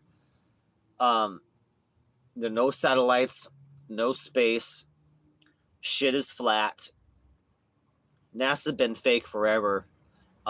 There's a reason we haven't been back to the moon. You need to know, Gralian. I know. There was no bigger astronomy student than I was. I did a lot of astronomy, and I know a lot about dark matter, all that. A lot of useless information now about a bunch of shit that's not real. No. Absolutely fake, Big Vegas. They could be proved fake on so many different levels. And the video's been proved fake and faking in the shit.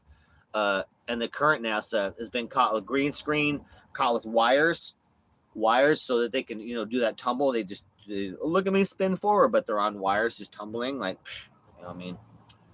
Bro. But yeah, Gray Alien, if you take a non-digital telescope, non-digital telescope, private, and you point that shit, well, that makes a lot of sense. Private, and you point that shit, all the planets or stars, they're all shimmering lights.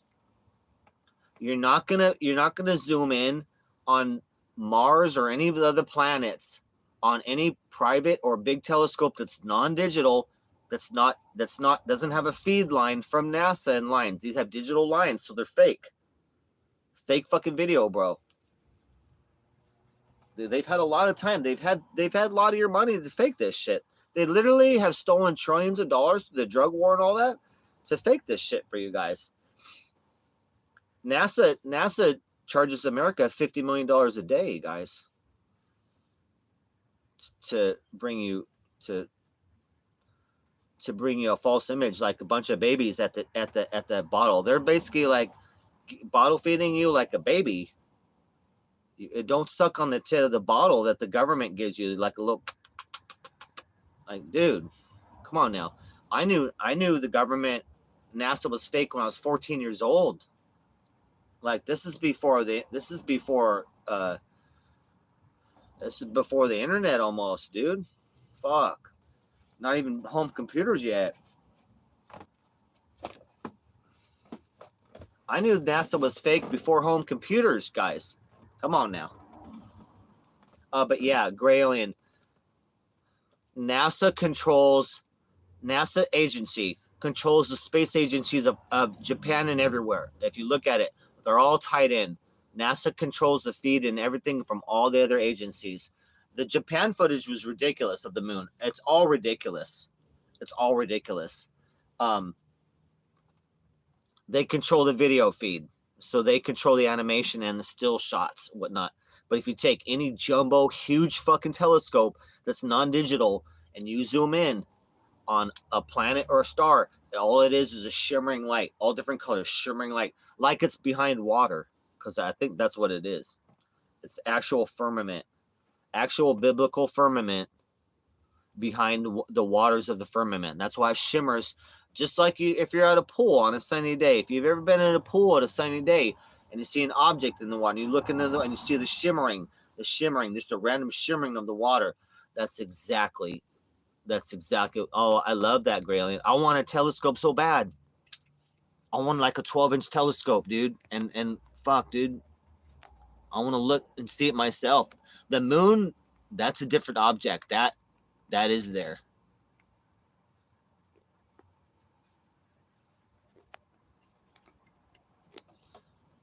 That is there. The moon you can zoom in on, but you're not landing on the moon. You're not landing on the moon. It's above you. You'll just fall down. There's no space. There's no zero gravity. Now look, I'm telling you guys the information, so you need to know.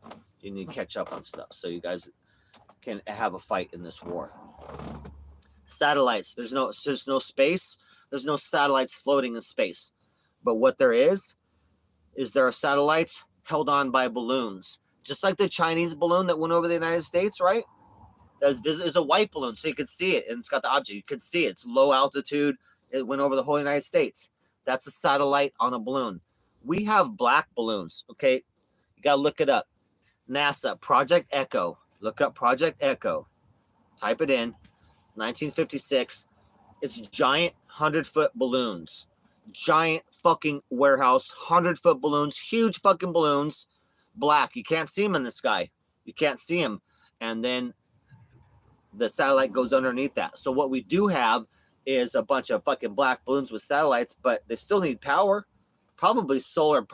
They're probably covered with like a solar material that gets electricity, so that they could still fucking move. Otherwise, like I don't know how they'd stay up there. Like I don't know what they're doing, but I know how they're doing shit. So you will have satellites up there, but there's not like thousands of satellites like they say. That's a bunch of bullshit. They're reflecting it, and then when they bounce things off, where it says like, "Oh, this is a dish pointing up to a satellite." No, it's bouncing up to the firmament and bouncing back down. The glass firmament that covers the Earth, like a snow globe, it bounces off that and comes back down. That's been going on forever, dude. They've been bouncing signals off the firmament forever, and they know what it is. It's not that Van Allen, or whatever the radiation belt, whatever they say that shit is. If you just go by the single fact that if they're telling you the Van Allen radiation belt, you have to go through that. Okay, we're just gonna pretend the moon's out there. You got to go through that.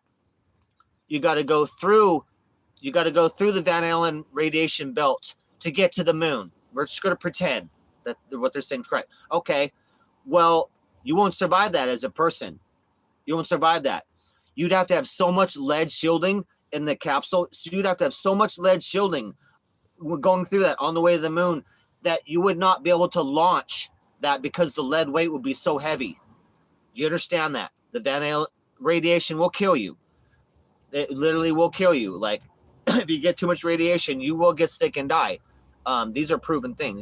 Real radiation kills you. So supposedly the Van Allen radiation belt, if you went through that, you should die within a couple hours. You should die. But went through it and came back through it, and then we just keep every time we went to the moon, through it and back through it. But like we're just in a capsule with little thin aluminum, like no lead shielding, no shielding in the capsules, but like because people have asked them, like, how'd you survive all the the X-rays? Like, I don't know. There's a million things that are bogus about the moon landing, all that. It's so bullshit. Just the moon lander saying like it landed down the moon. There's no fucking pit to blow away all the air, right? There's no pit. So you got the moon lander coming down. Here's the moon. Look at, guys, I'm a moon lander. Okay, you're gonna be blowing dirt around. There's gonna be a pit where you blew away all the dust, right? And you're landing. Hey, look, I'm a moon lander. I'm landing. Look, I land. See my landing pads? Okay, there's dust everywhere.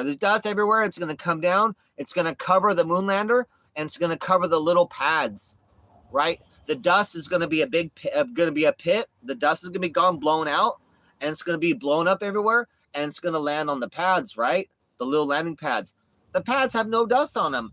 No, all the powder underneath the moon lander is perfect. It's all powder. It's got no pit, no nothing. The little pads clean. So clean. The moon lander was made with aluminum foil, guys. Come on. If you look at the construction of the moon lander, like the detailed, you'll find out it's made with some sticks, broom handles, and some fucking aluminum foil shit, bro. It's laughable. Oh, and where did they fit the moon land? Where did they fit the car, the rover? How did they get the rover to the moon? You guys, who filmed the video when the lander left? You guys, when you see the video, remember when the capsule, they land on the moon, right? They land on the moon, and the capsule blows away. Someone's there videoing the capsule as it goes up. Who's on the moon videoing the capsule as it leaves Earth, as it leaves the moon, goes back to Earth? Like, did we leave somebody on the moon? Oh, and when the president talks to Neil Armstrong, like the first man on the moon, they're talking in real time. There's no delay. How are you going to talk to somebody on the moon in whatever 69, and there's no delay on the phone. Really? A phone call to the moon, there's no delay. Wow, how's that happen? Because it takes, that doesn't make sense, guys. Doesn't make sense. They don't have the technology to do that right now. There's a million things that I can't explain them all. You guys, they took off a lot of videos too. They took a lot of videos down about flat Earth, about the fake moon landings, all that. A lot of that's been wiped off YouTube.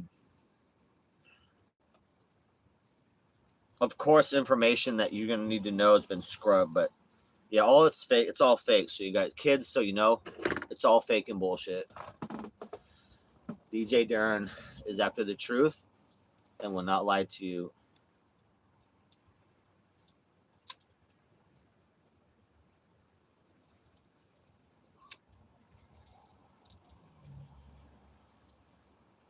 I studied a lot of this shit for you guys for a long time.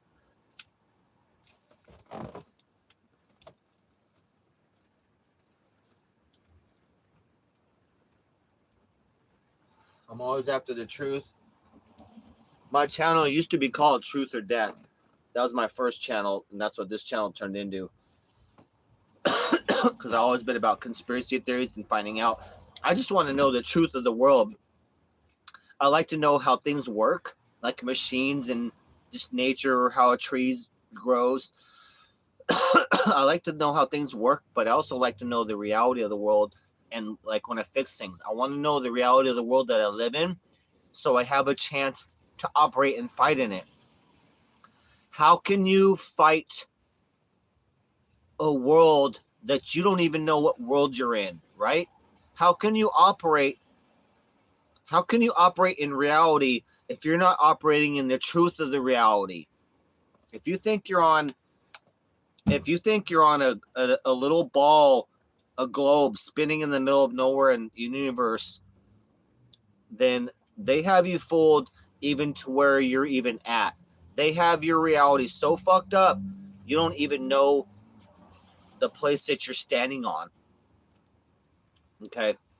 If you don't know the reality of the world, you can't operate and fight in the world. Right? You need to know the truth of the world so that you can fight and operate and react to the truth of the world. If you don't know the rules of the game, you're not going to be very good at the game, right? Right? If you try and play soccer and you don't know the rules, you're going to get fucked up in that game. Because everyone that plays soccer all the time is going to fuck you up because they're playing soccer every day. They know the rules. You don't know the rules. How are you going to play soccer? You don't know the rules. How are you going to play soccer? You don't know the rules. But you're going to be out here telling everyone about soccer? Oh, this is how soccer is, but you don't even know what the rules are. That's the whole point of the game, guys. That's the whole point of the Illuminati and the Bilderberger, these motherfuckers that rule the world. They don't even want you to know. They don't want you to know this is God's world. Look, they're basically hiding God and all the examples of God from you, okay? Let's just put it straight up. It's a war of Satan and fallen angels with the demons, with corrupted men against the world and people. Okay.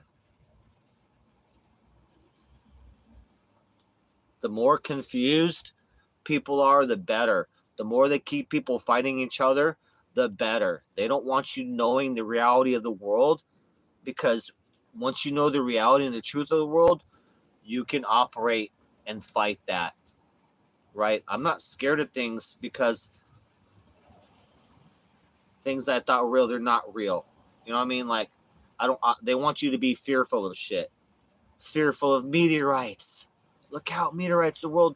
Oh, climate change. Oh, it's going to freeze. It's going to melt. It's going to get too hot. It's going to get too cold. Oh, 2012 Mayan calendar, end of the world. Y2K. They want you always operating in fear, dude. Oh, the drones over Jersey. Oh, no. Are we being invaded? They just got fucked up on climate change, charging everybody for climate warming, saying everything's going to warm. Well, they just came out with results 20% increase in the ice caps. So the ice grew. Yeah, so there's not global warming. It's global cooling right now. They literally just came out and they're like, oh, Al Green doesn't have, or Al Gore don't have nothing to say about that. You know what I mean? Like, oh, I've been touting that shit forever, the climate change and all these credit bucks and charging the people. Basically, we got to all pay for the climate change and climate, global warming. Everyone's global warming. It's been yelling forever, bro. 20% increase in the polar ice caps last year. Can some motherfucker make that make sense to me? Looks like it's cooling. Looks like it's cooling a little bit. Motherfuckers, bro. It's all lies, guys. Everything lie. You want the truth? Red Cross steals money and traffics human kids. Traffics children. Right? Red Cross corrupt. IRS corrupt. Corrupt. Goes after anybody they want, targets you politically. Corrupt. FBI corrupt. With the president, they're getting fucked up right now, dude. They're getting people going to prison now. FBI corrupt. CIA corrupt. CIA is the biggest drug runner in the world. CIA traffics more drugs than the cartel. They work with the cartels. Biggest drug runner in the world. It's supposed to be protecting our country and from other. CIA's job is business that's outside of the United States. Central Intelligence Agency is supposed to be affecting. They're not supposed to be in the United States at all, but they affect everything outside the United States that could affect us. FBI is everything in the United States, right? All of them all corrupt, all working against you. All the politicians working against you. George Soros funding and changing all the mayors and all that from all the different fucking cities. Not good. Like, what isn't corrupt? Even the Boy Scouts started allowing girls. So girls were starting being allowed. Destroyed Boy Scouts. They destroyed the Boy Scouts, you guys. Girls allowed now? Like, what happened to the Girl Scouts? And probably boys allowed in the Girl Scouts too. Like, you know what I mean? Like, oh, I'm a girl now. Now you got boys. Now you got some faggot boys sleeping with girls now. Because, dude, it's all crap. That's all you need to know. God's your only hope.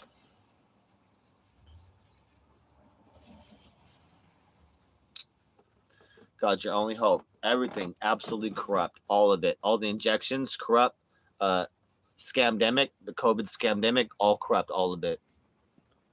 Heart attacks up like a motherfucker. All sorts of diseases, all sorts of shit up from the injections. Myochondria, whatever it is, fucking chest and heart issues. That's why you have all people dropping and dying of heart attacks like healthy athletes. It's weird. So it's just good that you know now. Everything's fucking corrupt in all government and everything. Schools, corrupt. College, scam, corrupt. You know what's good? Trade school. Trade school, go learn skills. That's good. It's easier to say what's not corrupt because it's a few things. Everything's corrupt. The list is too long. Products, from China. Products, they're made to fail. Cars, car industry, engines are made to only go a certain amount before they break down. Parts are made to fail and corrupt. You guys know that? It's called sabotage engineering. That's why we don't have shit that lives forever, that works for a long time, because shit's made to break all the time. You notice that how we pay a lot more and more for stuff that we need, but it's less and less quality. So the cost of living goes up as we have technology. Technology is supposed to help us out and free us up. I thought technology is supposed to free us up so we don't have to work so hard every day, right? I thought I'm supposed to get more money and not work so hard as technology gets better, right? Technology is so good for everybody. But cost of living has gone up and up and up. It used to be one parent could take care of one parent could take care of the house. The man could have a job, pay for the house, support the whole family, go send the kids to college, do all that on one income. That was the 40s and 50s. Gone. Then it went to two-person. Then two people had to work. Now the wife and the husband had to go to work, right? Now you don't even have that. The cost of living keeps going up and up and up. We keep getting less and less and less and less as we get more and more technology, but somehow the rich just keep getting richer, and the working man, we just keep getting less and less and less. You can't afford to buy a home anymore. Yeah, it took in the black community, especially, Sasha, they did that on purpose. So they took the black father and they took him out of the home, and the government said, we'll take care of you, we'll put you on welfare, and we're going to give you this amount of money for every kid that you have. So like, oh boy, I'm just going to pop out a bunch of kids. So black community got destroyed by fatherless homes. That's the biggest problem. Sasha knows.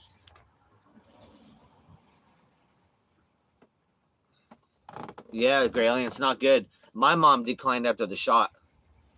But she was already doing bad, but it did not help.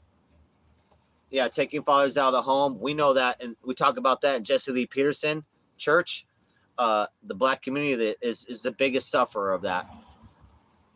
A lot of stuff is attributed to a fatherless home. A lot of men that do drugs or crime or homeless, you look, a lot of them are fatherless homes. So it mattered. I was fucked up. My father was abusive and physically beat me with a paddle and fucked me up until I was 14, and still would come over after he was divorced and moved out of the house. Still come back over there to punish me until I think I was like 16.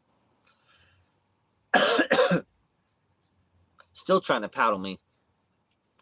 So I had a father, but a terrible father, and then a fatherless home after 14. But he'd come back over there to still beat me. But I was wishing I had a fatherless home. But yeah, that's the big issue. Not working out. Does not work out. They just reversed that, Sasha, too, in America. Trump just reversed the thing where if you're now, whoever's paying for child support, whoever's taking care of the child, the other person doesn't get the child support payment anymore or something. So women can no longer scam. I forget the details of that. So women can no longer scam the man anymore. It's specific for that. It's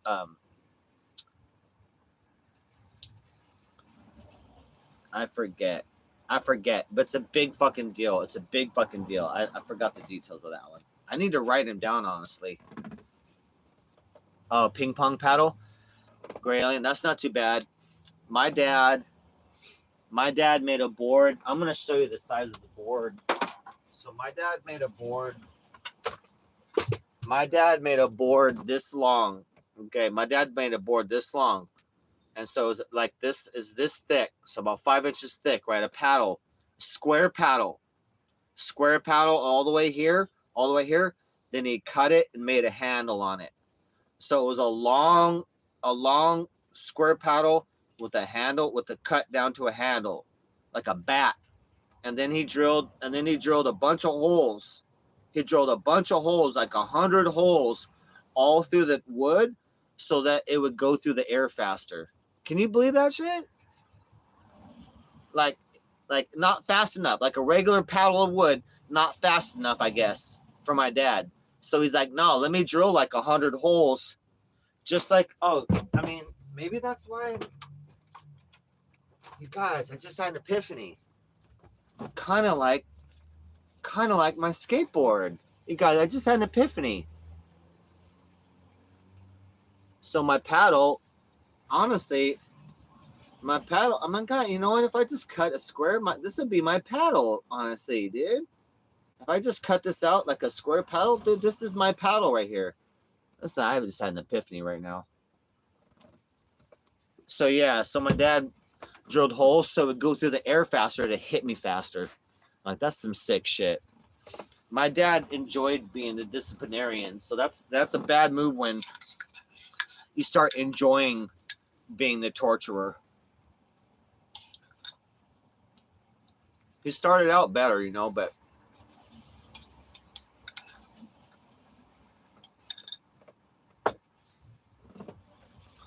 he's a sadomasochist. Yeah, I got beatings. But my neighbor's got a belt. Sometimes I felt like that paddle was better than a belt. Your mom used a slipper? Okay. Yeah, we all got something back in the day. I mean, sometimes my friends would get a coat hanger or a belt. Belt was big. Like, I never wanted a belt.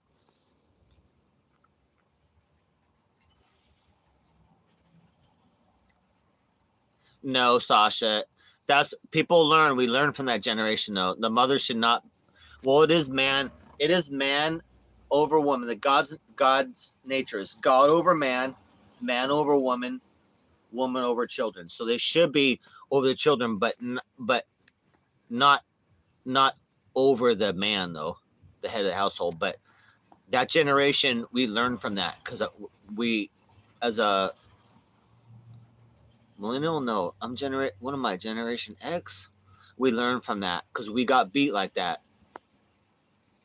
Yeah, real coat hanger. Honestly, dude, my neighbor kids, they get beat with a belt. And I was like, fuck, bro. Like, it seemed like that would sting more. I'm like, I kind of like just the paddle. I'm like, the belt seemed like it would hurt more because it's like, bam. I'm like, fuck, you could have belt marks. I'm like, oh. It just seemed like the belt would be more. I'm like, at least I'm not getting the belt. You know what I mean? Like, shit, you know what I mean? Like, shit, it's bad. It's bad out there when you're like, at least I'm only getting beat with a fucking 3-foot paddle with holes in it. Like, shit's bad if you're like, at least that's only that. Yeah, a belt, and it's folded over. So a belt, folded over, but whack. But dude, if you know, because we fuck around as kids, we belted each other. That belt hurts, man. You're like, fuck, bro. It ain't no playing getting belted.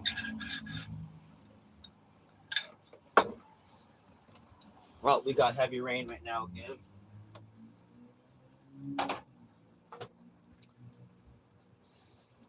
My dad tried, but he just fell into sadomasochism. He fell into the role of me being in trouble and him fucking beating me for it. You know what I mean? Like, here you are in trouble. Like, you want to be on restriction? He fell into like wanting to give me lectures, making me cry, yelling at me, making me cry, making fun of me. Like, oh, you're gonna go cry to your mom, making fun of me of crying after he makes me cry. Sick shit. So he got into the role of being like a Hitler, like, oh, he just couldn't wait till I was in trouble again. And like, oh, you're grounded for a month now. Get in your room. No, he just can't wait. So he really liked and fell into the role of being like a fucking prison camp, to like a Japanese prison camp torturer. That's the same shit. Like if you're in prison camp in Japan, World War II, I didn't have it as bad, but that's the same mentality, bro. Like they just can't wait for you to step out of line because they're looking for an excuse to beat you and torture you, bro. So my dad was like that. So my dad was different. Some other dads would be tough. Like they loved their kids, but they would just rough and beat them. My dad liked being a prison camp torturer. You know what I mean? There's a little difference. It's a little sadomasochist twist, sick shit to that. And that's because he was a quiet kid and his older brother, was always dominating him. He had a 7-year-old older brother that was always better than the bigger brother all the time. So my dad suffered little brother syndrome and could never be the best. You know what I mean? And his mom would be mad, and so his mom would be upset at him too.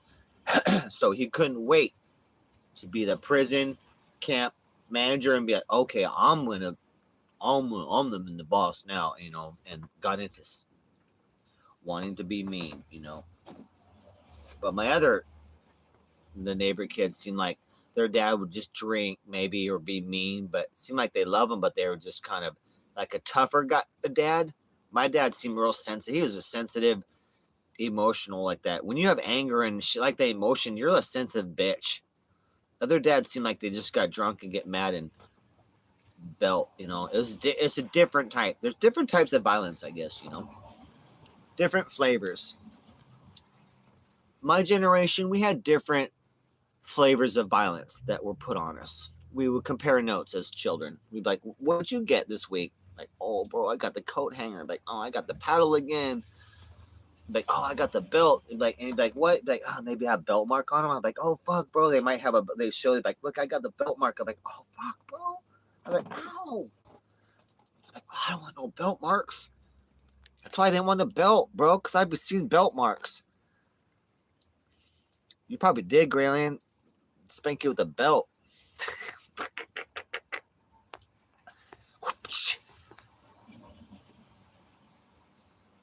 smacked your butt. Oh.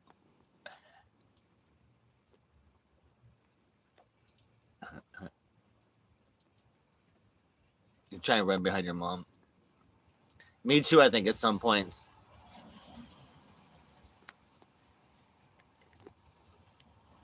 My mom ended up divorcing my dad though when I was 14 because she didn't like that. She didn't like my dad's attitude and how he's like that and how he became like a fucking Nazi like that and treating her baby boy. And my mom was not someone to really fight with a man or to be confrontational. You know what I mean? My mom's quiet. My mom would just probably go out, feel bad about it, and go out and go shopping, and not defend me as much as she should. She felt bad about that, but she did divorce that motherfucker.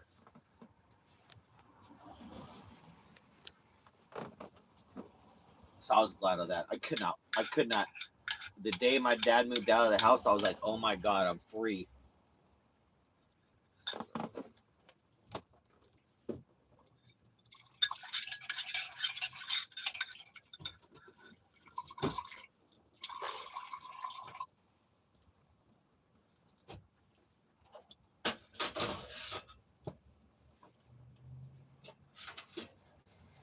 I was so excited. I was like, me and my sister were devastated. Of course, we cried when they sat us down and said they're getting divorced and my dad's moving out. But then when I thought about it, I was like, hell yeah. My dad's not going to be here. No more rules. Fuck him.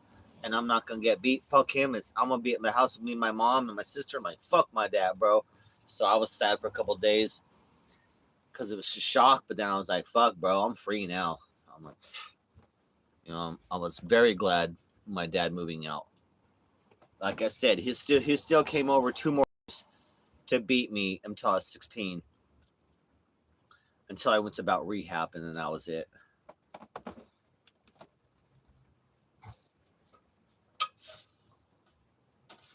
But I guess everybody tries in their own way, but I don't know. I had fun with my dad when we were younger and we did stuff, but it just seemed like my dad had to work so much and a lot of time my dad was at work and get home at 6 and we didn't get to spend much time. And so it seemed like a lot of the time I'd just be in trouble. So our time together was spent me being in trouble for my dad. I mean, that's not a way to raise a kid. You're supposed to do stuff with your kid, go out and teach him stuff, teach him skills, and go out and do things. Help prepare your kid for the world. Not fucking come down on them like a fucking prison camp manager and shit.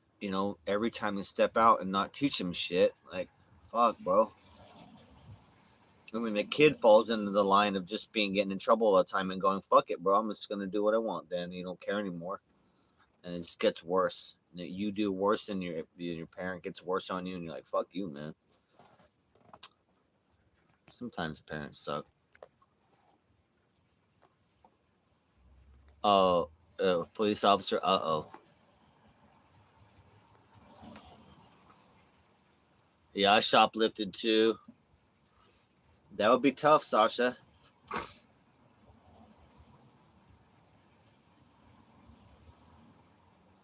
Yeah, it's a different life, I'd say, if you're the kid of a cop or police. Like, fuck, bro. And then your neighbor kids too, like, oh fuck, Sasha's dad's a cop. Like kids may not want to sleep over at your house or or do things because you're like, oh, I don't know if I want to do a slumber party. Sasha's dad's a cop. Especially if you're smoking weed or doing things like if you're getting in trouble like a lot of kids do. Like, oh, I'm not going to Sasha's house. Her dad's a cop. You know what I mean? They're like, I don't want to get busted. Probably like a kid with a stolen bicycle. Like, I'm not going to Sasha's. I'm stolen bike. Your dad's like, oh, let me see the kid over there. Let me see the serial number on that bicycle real quick. You're like, I'm like,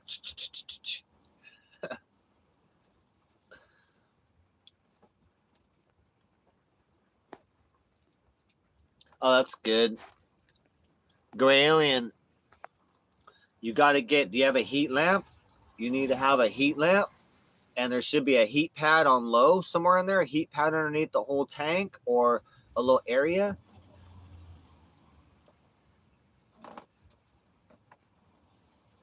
I still have a plug-in heat pad right now. It sucks that the timer, they have all the heat pads in like, and I need to get a fucking heated blanket for my bed.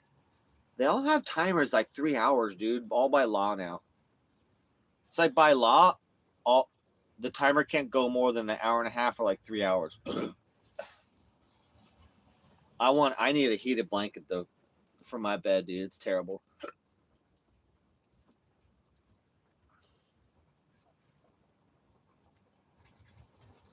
But all my cats, I used to have multiple. It depends on multiple heated pads for their beds, depending on where we lived at, or if I wanted to keep a specific kitty warmer because of medical shit or whatever. I always be varying and doing that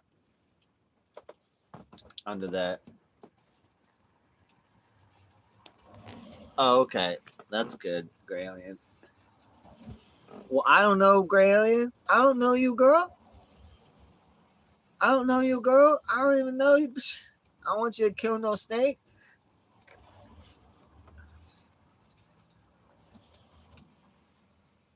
No, I have reptile experience like with iguanas.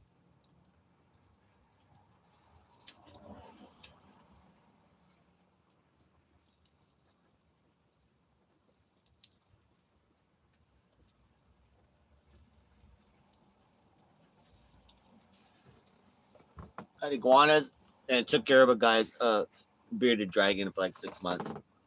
That guy was cool. It was so fun, dude. I loved getting the little fucking mealworms and crickets for the bearded dragon. I love feeding them, dude. I get little chopsticks and feed that little fuck with the little live little worms. That was so fun, dude. I love seeing the bearded dragon eat the little crickets and the mealworms. That was the best, dude. I love seeing my babies eat, you know. I love seeing my babies eat, no matter if they're kitty cat or it's my iguana or if it's friends. That bearded dragon was my friend's one. It was not taking care of it. Like a roommate, I think, is a roommate. So I would always buy it food and mealworms and was taking care of it, make sure it was good. You had a boa? Okay, a python. Shit, very healthy. Good, good.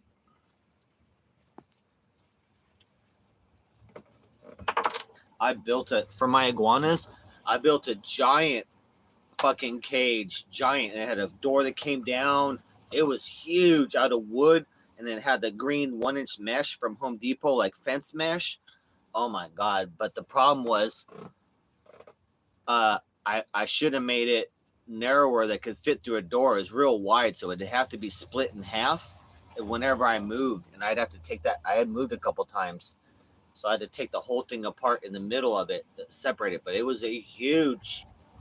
It would not fit through a door. It was a huge fucking box with a ramp door that came down and it would hit the ground. So it would sit on cinder blocks, and the big door ramp on the front come down and hit the ground, so they could come out and go out the ramp and then climb on top of it.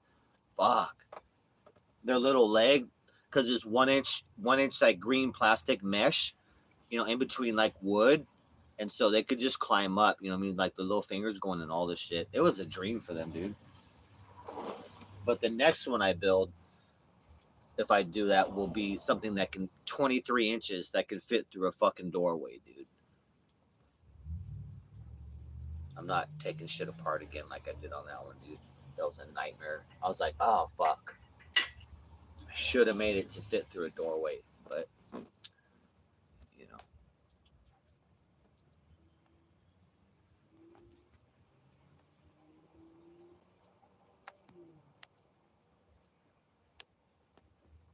Royal Marine, okay. Hold on, I'm gonna check the RV real quick. Got a lot of rain. Gotta make sure the covers are still on. Oh my god, man, it's wet though.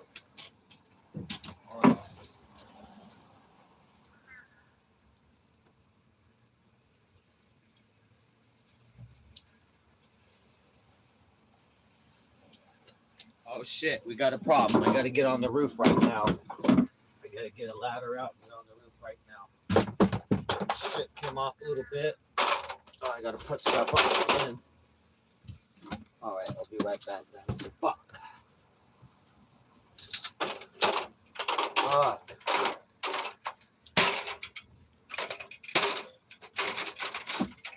Alright. Got to play games like we did yesterday.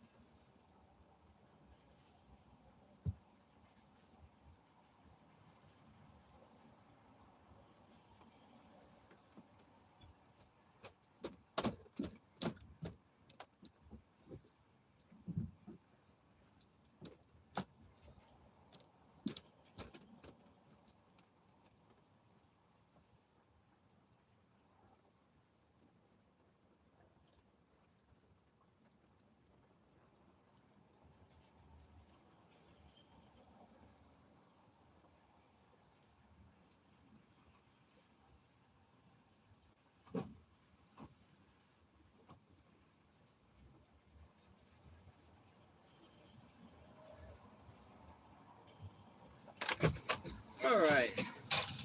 Doing our best, guys, to survive the rain. Shit. Oh, fuck. A little bit of water on some of the roof. It's alright. Just about a foot down the side and the back a little bit. Doing the best we can. Shit. Majority of the roof dry, though. Good. And it's not getting pounded, so we'll have to let some of it dry for a couple days, 2 days before we finish the roof. But this is the last time, though. After this, the roof will be done. I won't have to ever worry about the rain again. And I can't wait to put my solar on, dude. Fuck. And just to have my solar going and have electricity, that's gonna be so great to see that. I'm like, fuck yes, bro. As soon as my solar's on, you guys, I'll fucking save half gas money. My gas cost goes to half as soon as solar's activated, bro. Like, woo. Let's see who's in here. Dude, I'm all wet right now. Roof got a little bit wet. I got my white, basically I have a white rubber skin that goes over the roof. It's supposed to be glued down, but it's hanging over the roof right now. And fucking the wind blew it up a little bit. And so like some fucking water got on. My roof is all wood. And so it can't be wet, dude. But this has been going on forever, dude. Don't worry about it. We're almost done. Good to see you, Sasha, though. Good to see you in here. Hope you're doing good. Almost got my phone hooked up. It's been issues, man. Right now, we're on a billing issue. I could have fired it up, started my plan, but I'm getting a new debit card in the mail. We're going to check that before 3:30. So I can't use Cash App anymore. No, I can't do anything anymore because I have no debit card. I don't know what the number is. So I could not start my phone. I was just about to start my phone yesterday. I was like, oh, fuck, bro. It's only $5. $5 just for the first month of my plan. I'm like, hell yeah, bro. So we're almost starting our phone up. But today was our last day, Thursday. If we don't get my debit card in the mail, then we have to wait till Tuesday. Monday's a holiday. Tuesday on, so we might not have my phone up, the new phone, till Tuesday, Wednesday next week. I'm like, fuck, bro. Whatever. So when it happens, it happens. But right now, I'm worried about my EBT benefits have been cut to half for the next month and then cut off. And they shorted me $100 on my food this month. I'm like, what the fuck, guys? I'm like, what am I? Do I look like I'm overfed right now? I'm like, chat, do I look overfed right now? They're like, no, you could use $100 less for food, Darren. I'm like, no, I could use more, motherfucker. So we're making some changes quick because we're gonna be off EBT. It's rainy there too. Uh-oh. Yeah, we got a whole day of rain, I guess till the morning, till 7 in the morning or so, and then it'll be good again.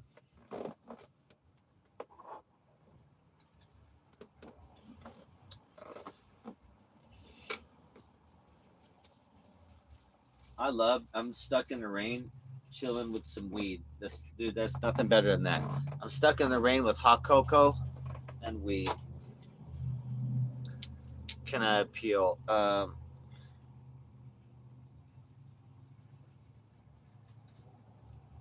on here.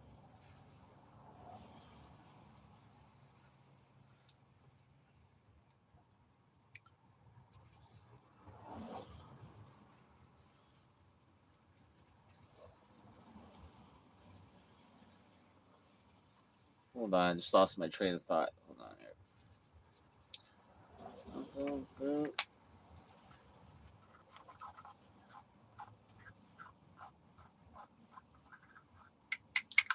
What I do know is I did confirm. Eric said I could just park right on the mom's lawn at the house. Just pull right up. I'm like, what about the tire marks on the grass? I'm like, doesn't it leave marks? I'm like, shh.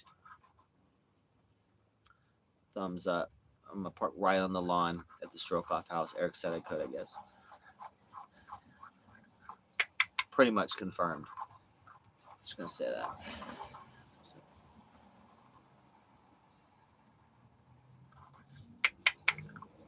Pretty much confirmed. Now, guys, I'll be out there in like a week. I'll be out there in a week. I got to get my tags next. So I'm doing the tags and at least skinning the roof and getting the phone on. So I need my tags and I need my phone on with TTS and media, and then we're gonna leave immediately. As soon as those two things happen, I drive right the fuck out of Venice immediately. Phone and the tags from a DMV on my RV need to happen. And honestly, whether the roof's done or not, I don't care on that part. Whatever. I could do that when we're out east. Or I just need like a Home Depot somewhere possibly.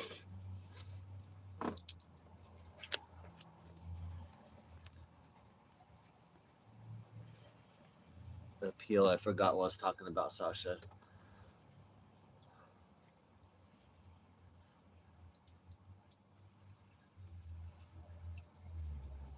Dude, I gotta make some hot dogs here in a second. Hot dogs and chili. So good. That's gonna be good.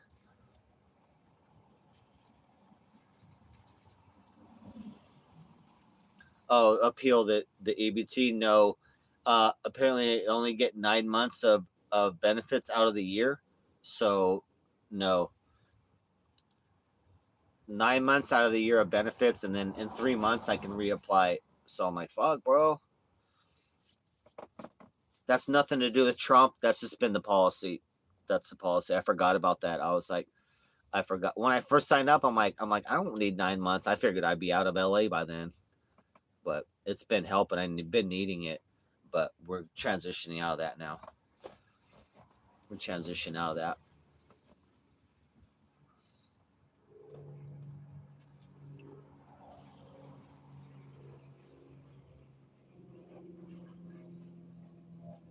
That's what we got a Vegas plan.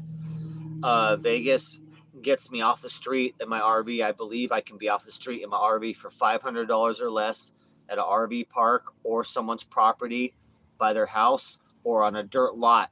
Someone just owns a dirt lot and it's got a gate, and I just park there on a dirt lot with nothing for 500 or less in Vegas. Then I can ride my motorcycle to work and go to work or a bus line if it's close. But I would just ride my motorcycle, honestly.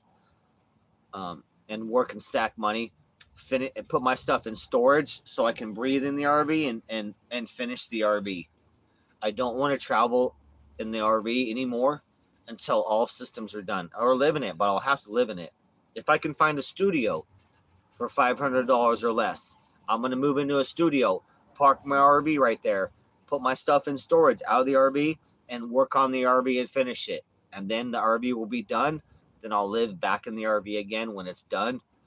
And then I can travel again if I want, things are done. So we're going to Vegas because we can get off the streets, and I want to work a job and stack money. Also, if I'm going to be in Vegas for a while, or if I stay because of the heat, I can't stay in my RV. I'll have to be in the studio. If I stay, then I can be a mobile mechanic, but then Vegas is too hot. But I could go back depending on cities. I don't know, to be a mobile mechanic, but I need like $1,000 car at least. I need to buy a little beater car to be a mobile mechanic, but I'd be making a lot more money. But the problem with Vegas is that 6 months of the year, it's either too cold or too hot in Vegas to work as a mobile mechanic. Like, that sucks. So I have to be like a waiter or something. But mobile mechanic, for working for myself, is the most money I could ever make. And I want to do that. I want to do that because it'd be a lot more money if I was at a strip club or a waiter. I make a lot more money working for myself, fixing scooters and dirt bikes and motorcycles and quads. No cars. I don't have to work on no cars at all, just pretty easy work, dude. Honestly. It's like a small vehicle, a motorcycle or a scooter. It's a small thing to work on. And I'm a master of it. So it's really fun. That work is so fun for me. I'm really good at it. I'm 100% always. I'm 100% complete all the time. Shit's fixed all the time. So I like that. Very happy job. Time goes by quick, and I make a lot of money doing it. So we'll try in Vegas and see. We'll see, though. But, man, even if it was 100 degrees out and I work in a garage with a fan, that's still hot, dude. That's still hot because I'm working on hot bikes, too. Like, the bikes are all warm. The exhaust, like, the bike's literally hot that I work on, too. Then I got to test ride it and come back. What's up, Jade? We're just chatting.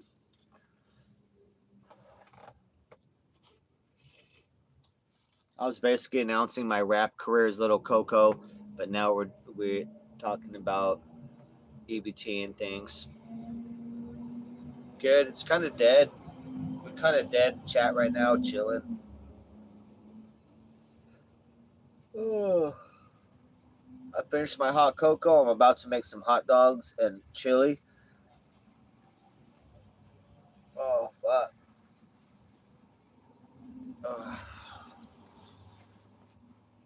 Waiting out the rain right now. So we got a whole day of rain today. Oh, cortisone shot? Okay.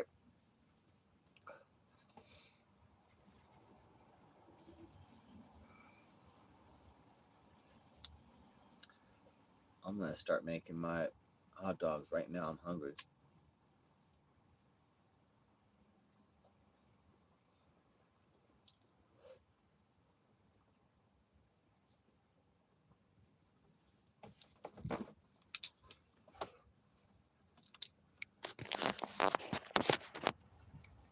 Yeah, it's raining.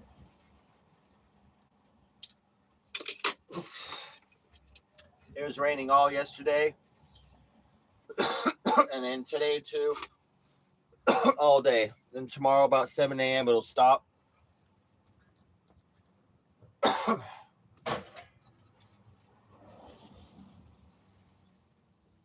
So right now I got the rubber skin covering the roof, but it keeps blowing off a little bit. So the roof's getting a little bit wet, but I'm avoiding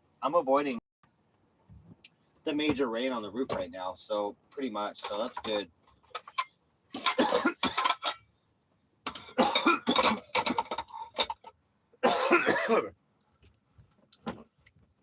Did my stupid Cash App is locked because they sent me a new debit card. So I was trying to do my Cash App to send it to my bank, but it wouldn't do it because the debit card was no longer good. I was like, God damn it, bro. The bank, they do a stupid move. Like when you order a new debit card, I guess as soon as they do that, or they send the card, as soon as they enter the card in the computer and they're going to send it to you, your old debit cards are no good anymore. I'm like, wait, I'm like, how about waiting till I get the new card? Because it's like, it could be 7 to 10 days. So they don't tell you that. They don't tell you that, like, oh, hey, oh, your debit card now ain't going to work for 7 to 10 days. Like I don't have the physical card, but I have shit that bills to that, like including my Cash App. So I have $40 in Cash App from donations. And I'm like, I wanted to send it to my bank. It wouldn't do it. I was like, God damn you, Cash App. So then I even linked my bank. I linked my routing number and all that to Cash App, and it still wouldn't send it. And I talked to customer support, and they're like, no, you have to have a debit card for Cash App for it to work. Even if your bank links, you need a debit card linked. And so I'm like, God damn it, bro. So we have today to check in the mail. If we don't get it today by 3:30, my debit card, then it's going to be next Tuesday on.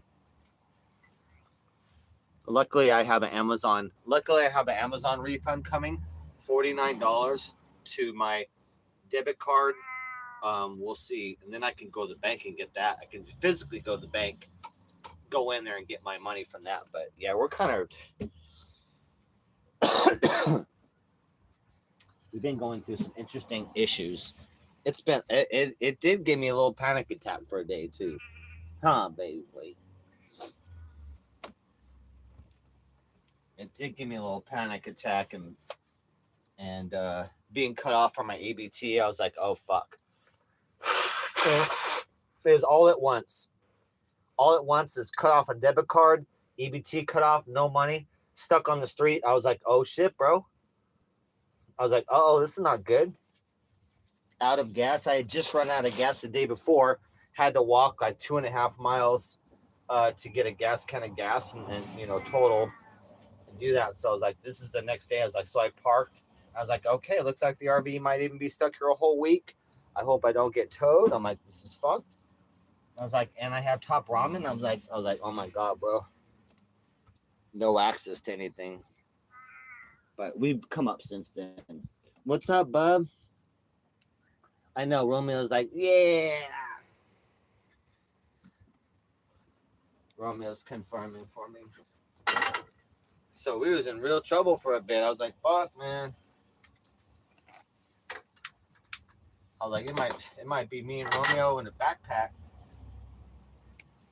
I'll have to put him in my camping backpack and be walking around.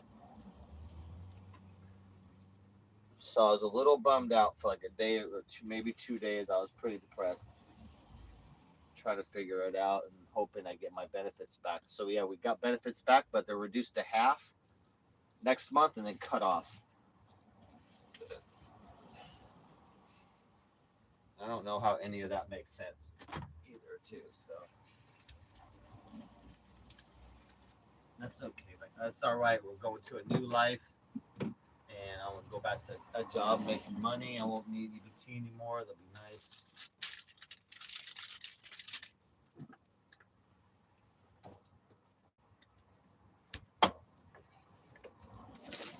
Which that's the plan anyway. The plan is for me to make a bunch of money working a job, and I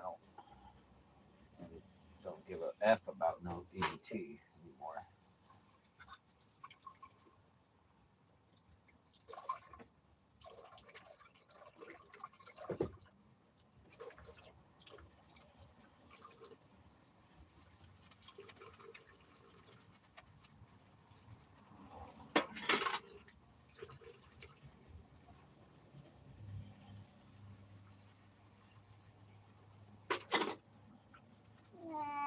What you need, bub? What you thinking about right now? Hmm? You got your food? You need to go pee or what? Oh, hold on. Don't go yet. Don't go. Oh, you just did? Uh-oh. Uh-oh. All right. It's too late. Hold on a second. Hold on a second, bub. I have to hold my bubs while I do this little pee pad. Hold on a second here. Let's check the chat real quick, bubs. Let's check the chat real quick. Oh.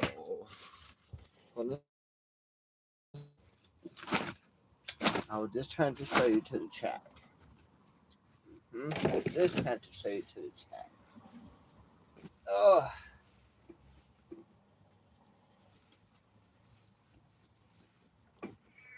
I got you here. It's a little. I know. He's such a little battle kitty. There's a little battle kitty around here. Yeah, you know you is. You just a battle kitty around here. Yeah, battle kitty. Mm-hmm. Battle kitty around. Yeah, right. Battle kitty around here. Mm-hmm. Yeah, it's thinking in the butt, kitty butt. Yeah, you does. Mm-hmm. You happy boy now, huh? I know. Look how happy you is. Okay, hold on a second here. Let's get you all.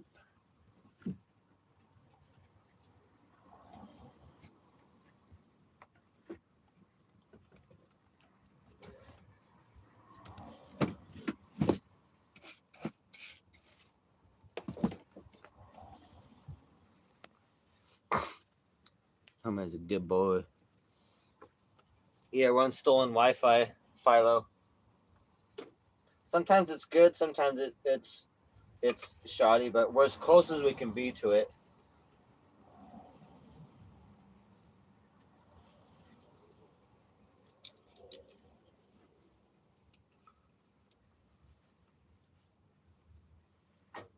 Oh fuck! I forgot to put my hot dogs on. Okay, hot dogs and chili. Okay, I'm gonna put it in the same pan then.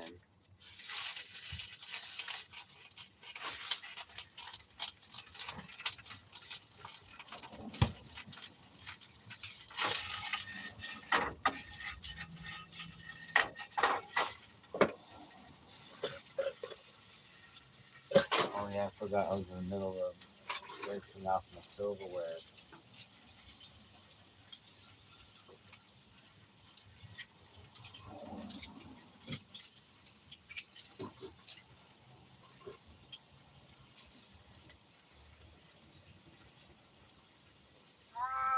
What you think, bud?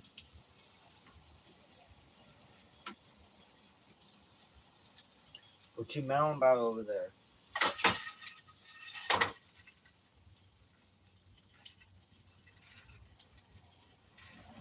Oh, you want?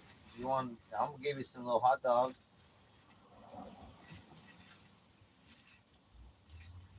It's not Costco hot dog though, but it's just some hot dogs.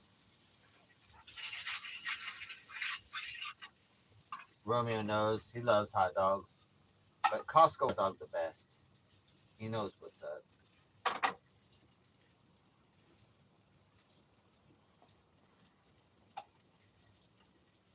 I only cook all beef hot dogs though, dude.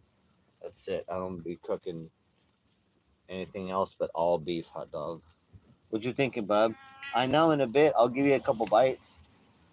You gotta just wait, bub. Romy already knows, dude. He's already up. He's already sitting up in Nell Mountain. He's like, "Where's my hot dogs?"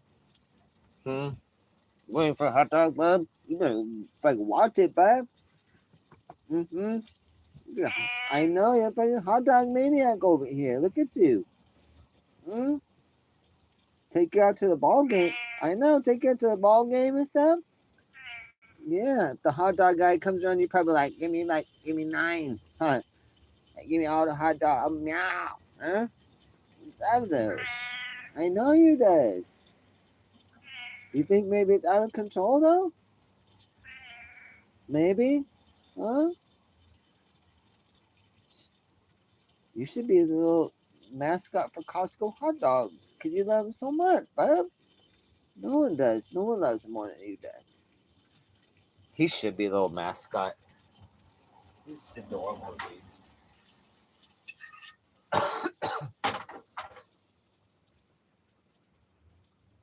Romeo is Costco's biggest supporter, I swear to God. So is Baby Moon. Baby Moon loved Costco hot dogs. She loved it. But yeah, I only do 100% beef hot dogs. But it's a lot more. It's more expensive. It sucks, but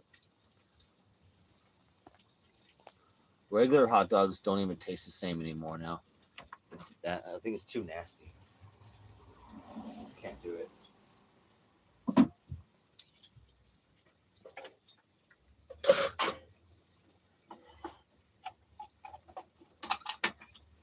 Oh shit.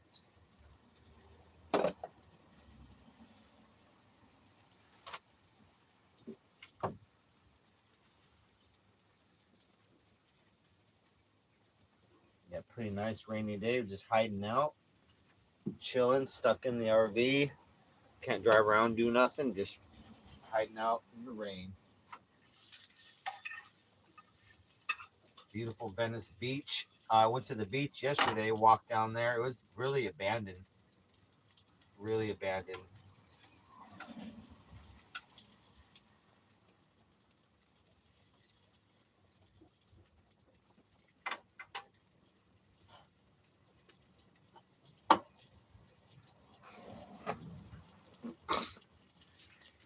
My homie gave me so much weed. Snowing again? Nice. I like the snow, Jade. I used to love going to my grandma's house, me and my sister, and she lived in by Boise, Idaho. So out there in Idaho, and I used to love we'd make snowmen. We'd go make the little snow angels lay in the snow, and have snowball fights all the time, of course. But I like the snow. I did a lot of skiing as a kid too. We went to the snow a lot. Did the skiing, just a little bit of snowboarding. But I enjoy the snow as long as I'm cozy and not freezing. As long as like I can do some things still. It's been every day since the last month. Oh yeah, and you're in Vancouver, right? You said, or no? I know where you're at. Oh yeah. Huh.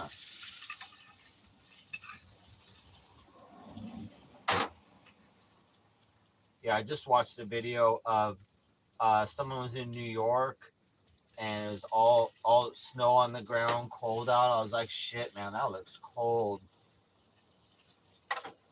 Because I look in the city, in the shadows and snow on the ground, I'm like, fuck, that's really cold. That list is like, oh man, I have not been enjoying cold up here. And some of the nights up here in the RV, we ran out of propane. We didn't have heat. I was like, I don't fucking like cold unless I'm bundled up. I always have to protect Romeo, make sure Romeo's good. 22 degrees. Shit.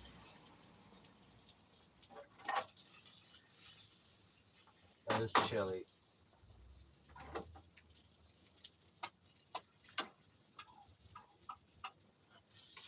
All right.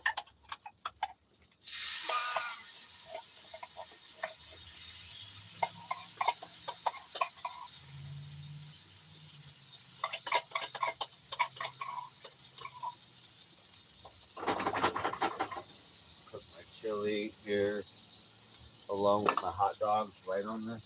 Right in the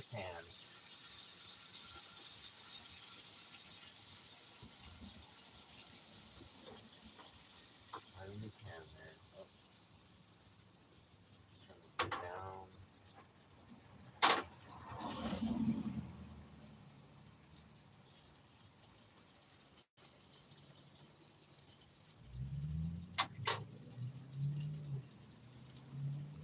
Hey, Romy, yeah, baby boy. Mm. Good boy, huh? Nice, and gonna have to go back out. Yeah. Okay.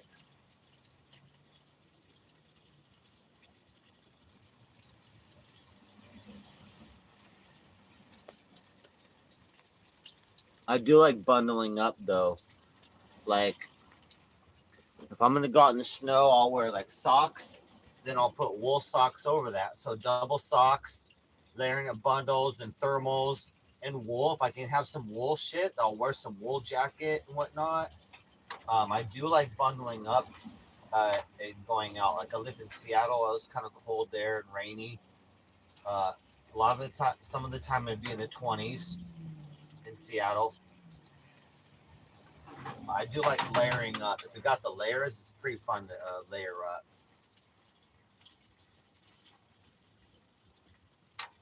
And a hat too, something, man. You gotta have like a wool.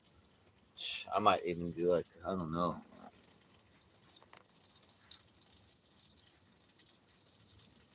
There you go. Yeah, Romy's all bundled. I got Romeo always bundled up in his bed with the big blankie on him. Romeo's always nice and warm and snuggled. He needs it though, you know. The Cornish Rex have to be kept very warm, but especially Romeo because he's an old senior boy. He really needs to be kept warm and stable. Huh, Romy? He's a good boy, you is. Mm-hmm. He's a good boy. Now he's going back to sleep. He's going back to sleep now.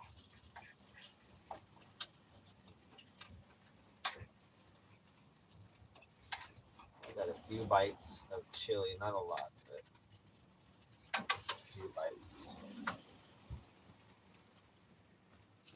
A couple bites, I guess, is all we need. Oh, got the rain coming down. My job is just to protect that roof, make sure stuff doesn't keep the cover and blow off, keep that roof contained. That's my job today. Secure that roof.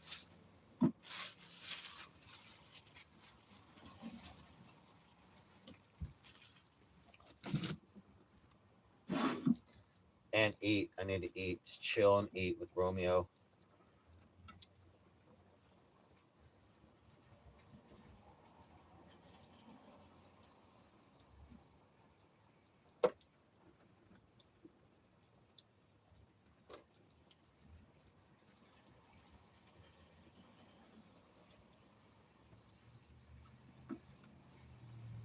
Chili dogs coming up.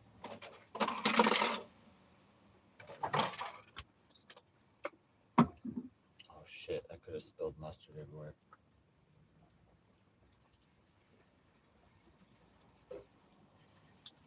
We got two different mustards here. We got the regular mustard and spicy brown. We were mixing it up. Living that double mustard life. You know, that's how we got it. We may be on the streets in an RV, but we be living a double mustard life.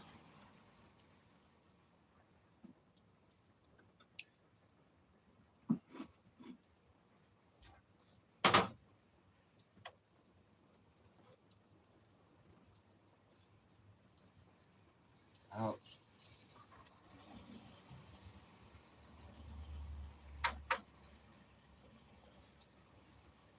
Let's see here.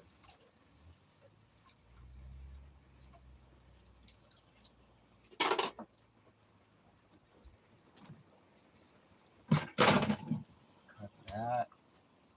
Shut that. A spoon in a bowl. Uh-oh.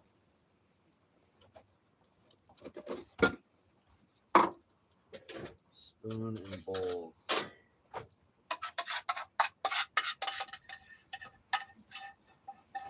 Just a couple bites of chili, but a couple bites of chili better than nothing. Better than nothing. I was enjoying my chili dog. I'm gonna do that more often. Just make chili right along with the hot dogs. That's good weight gain for me too. I need to eat this. I need to eat the normal amount of dogs I normally eat, but then add a whole can of chili is what I need to do. So I can start weight gaining. Just force myself a whole nother can of chili.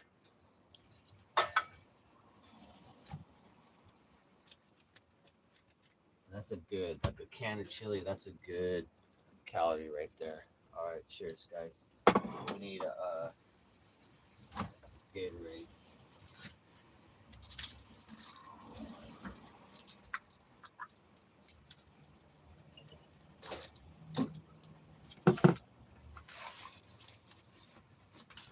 It's not like a heavy rain right now, kind of a medium rain, but steady.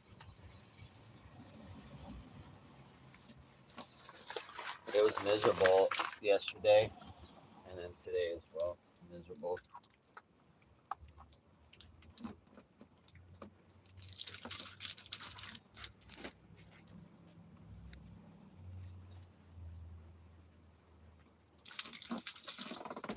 Romeo went back to sleep. He was waiting for the hot dog, but he went back to sleep. I'm gonna eat two of my dogs, and then my last dog I'm gonna share with them. So I'm so excited to get some food in me. Cheers, Top.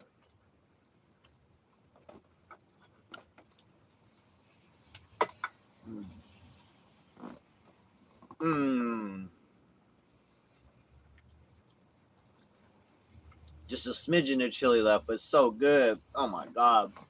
I'm doing that all the time now.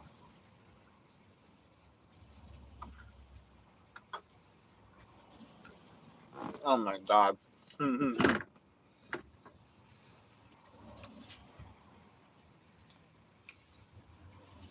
That is so good, dude. Chili with hot dog is so good. Oh my god.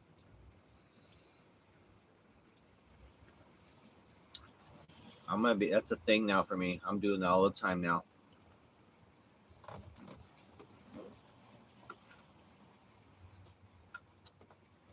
It's easier just to have the bowl of chili and eat it like that than try and pour the chili on the dog and the fucking chili goes everywhere. It's a mess.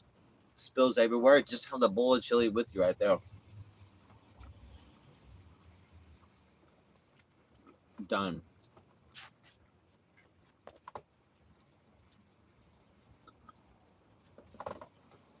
We got a nice, beautiful rainy day.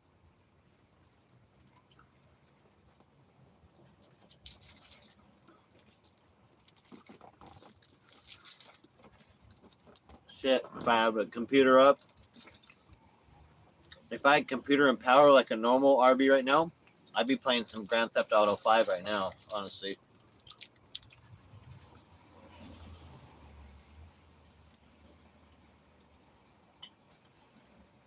Rainy day, sit back, play a video game, smoke some weed, and chill, dude. Eat some chili dogs. That's my type of rainy day right there.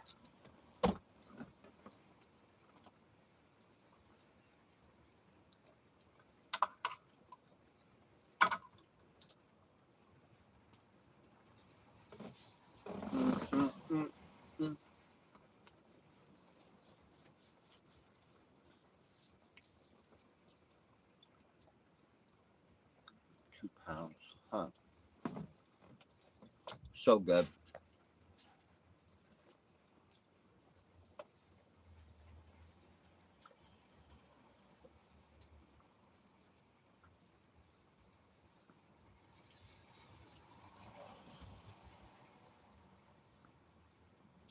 I want to see the East Coast.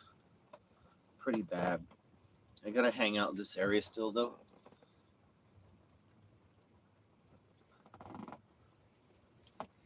My mom is in ill health, so I don't want to go far. No hanger today.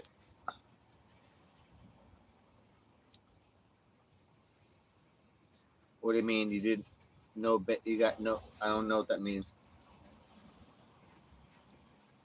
You did not get beat with a hanger today? I don't even know what that means. I hope not.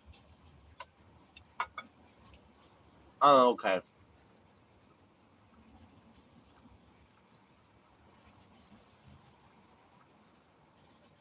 I'm really loving hot dog and chili right now, dude. I'm like, I should have been doing this a while ago. Because I do hot dogs a lot. I haven't for a while, but I'll be making hot dogs a lot. But I'm like, man, chili is that's perfect. It's perfect for weight gain, dude. Chili's good weight gain. Mm.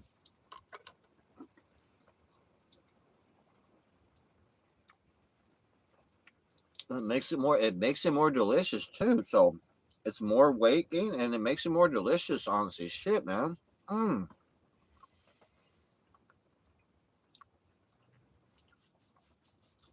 Mm.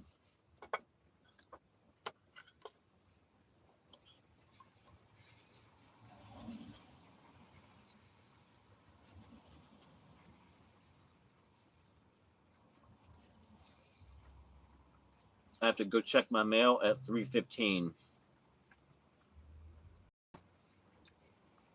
I hope my debit card's in there.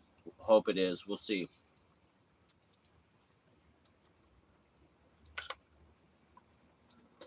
If not, it is what it is.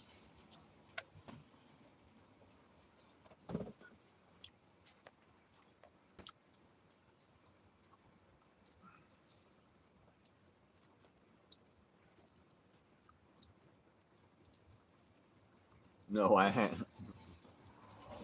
What? No one's beat you with a wire hanger yet? Shoot. Just wait till we hang out, dude. I'm like, woman.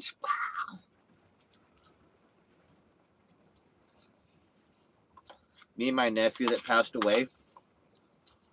Um, we had the best of fun that we lived together when he was 18. I adopted him for a year,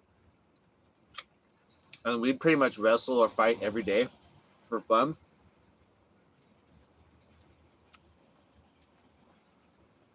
I taught him how to fight good. I taught him how to choke and go for someone's neck so quick. Choke, man, rear naked choke. But we'd just be playing around, but we were rough, man. Like we'd fight, we'd roll around, we could roll from room to room, just fighting and shit. We'd sometimes take objects. It'd be like like hangers, anything. We'd take objects, dude, and like whack, whack, and like ow, I'd be like ow. Like, oh, I'm gonna get you. My nephew be laughing like, yeah. I'd like, I'll grab a belt. I'm like, oh, I'm gonna belt you, boy. He'd be like, no. I'm like, whoosh. So we would frequently grab objects and leave little marks. You know what I mean? Like sometimes my nephew is the only one to ever give me black eyes. I'm like, what the fuck, bro?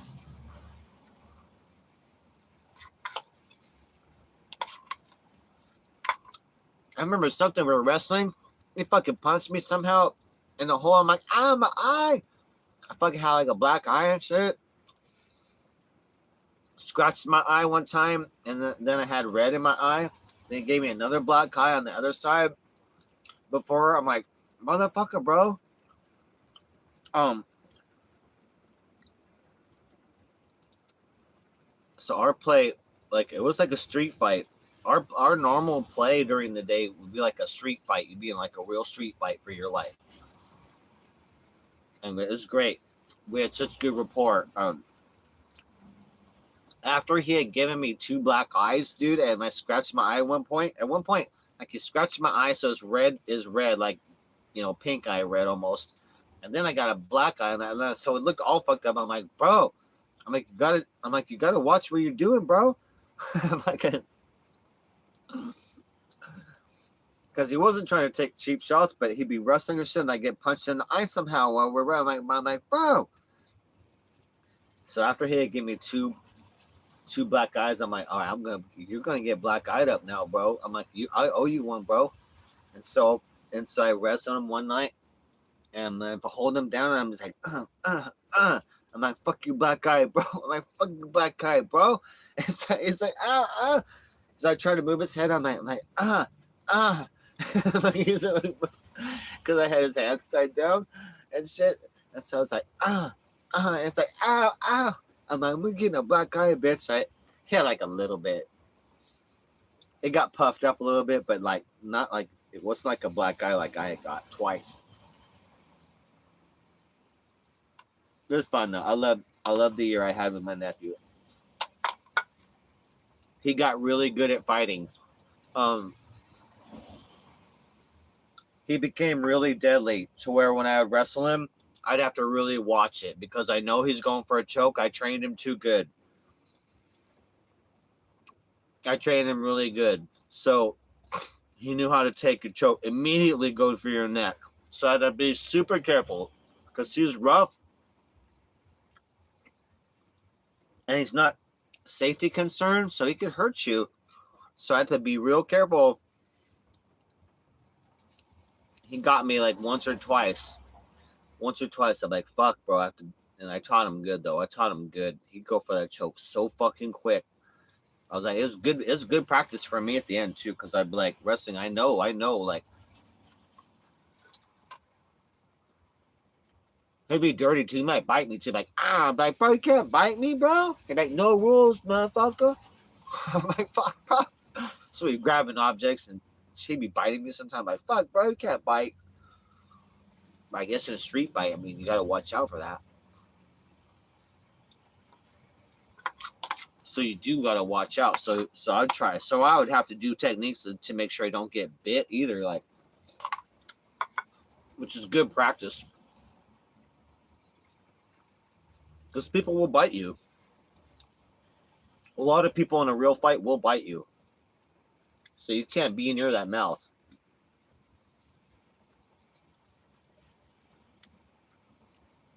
But I had a lot of fun with my nephew, man. Every day it was a street fight. My roommates, they'd love it. It was good entertainment. My roommates would be laughing and shit. A couple places we lived together. Great entertainment. They'd be drinking beer, just watching. We'd be fighting like a gnarly street, whacking objects. I miss my nephew, man. He was a great kid.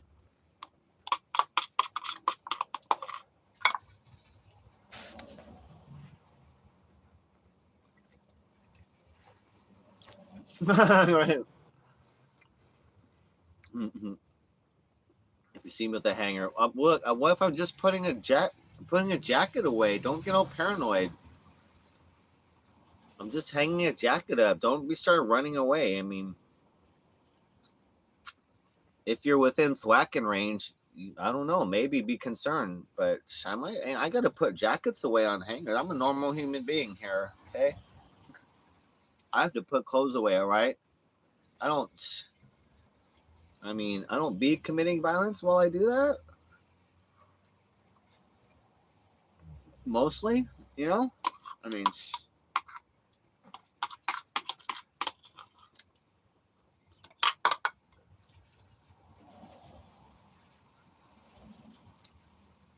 all I know is the modern day plastic hangers are really easy to break on somebody. You know what I mean? I've heard on somebody on the internet said that the new ones are just not made like the old ones. You just can't go around smacking people all day because you need a bunch of hangers because they break every time. I don't know, That I wouldn't do that. Psh. I heard on the Chinese internet. Ching chang bang bang. Translated, dude. It's the cheap Chinese plastic hangers coming in. You just can't beat people like you could back in the day. Sucks. I mean, for those people that do that, I don't. What? What?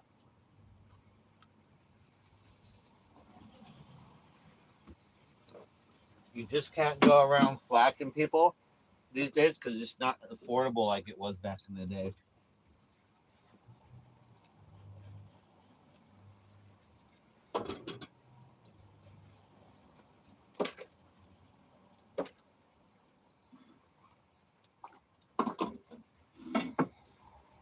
Oh my god, that was good.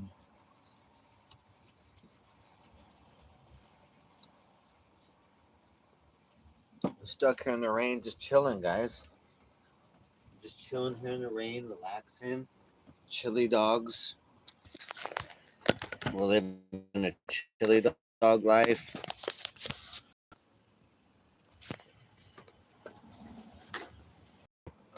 Are you guys not plugged in? Okay, let me plug you guys in.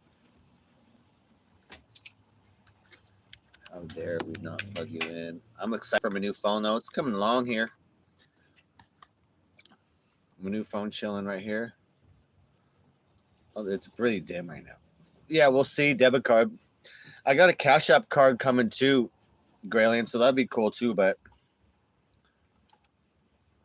Cash App card would be cool because then I won't be charged any money to transfer it to my bank and then use my debit. So it'll save me money that way, where I could just use it straight from the card. Well, that would be cool. But yeah, debit card, we'll see.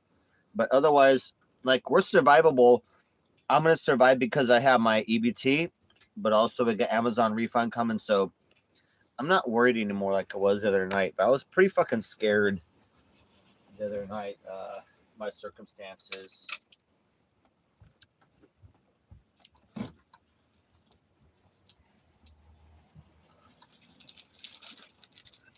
I've been pretty comfortable at my mom's house for a few years there, not having to worry about rent and whatnot, and coming out and being on the streets, going like, you know,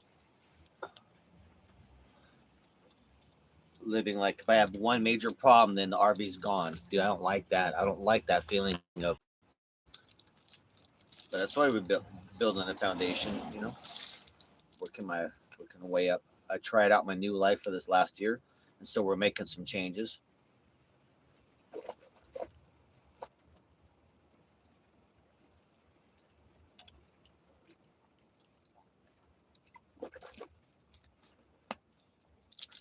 I could just travel, you know, with no savings, but that's stupid. I could just travel and keep going and whatnot, but the smart thing to do is stop, make some money, fix the RV, finish the RV. You know, I want to finish the RV and then make some money. I want some savings, dude.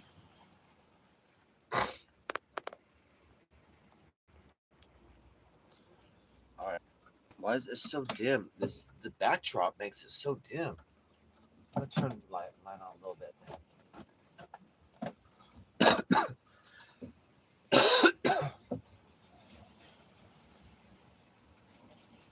Guys, my first painting, Kitty Love. Kitty Love. Kitty Love. Oh my kitty. It's textured too as well with beach sand. The paint I got thick up a little bit and then beach sand on it, so it's textured on some areas, that and the hearts. But Kitty Love.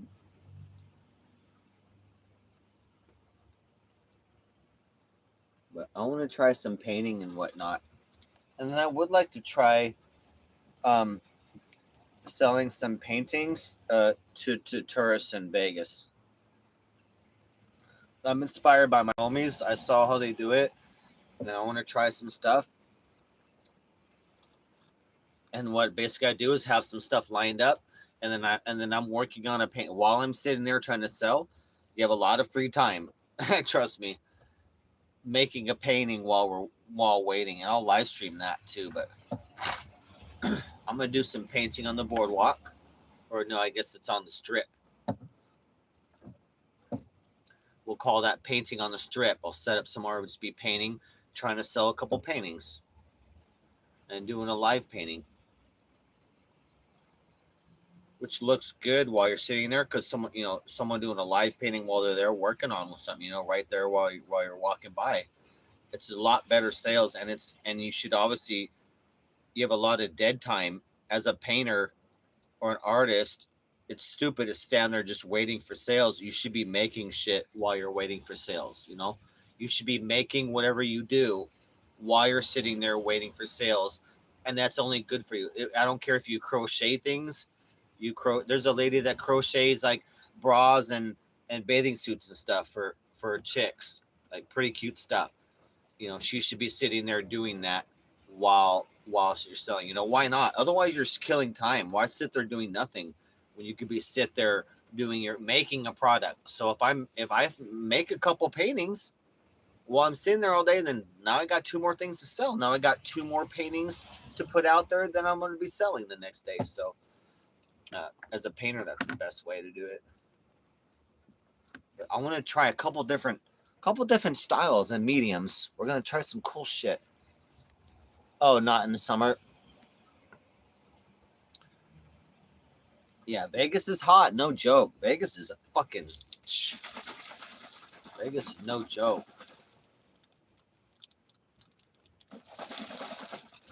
What is that? What's that link, Claire?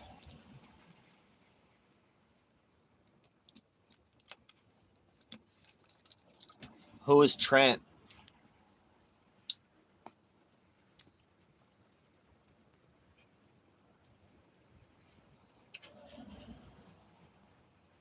Who is Trent, Claire?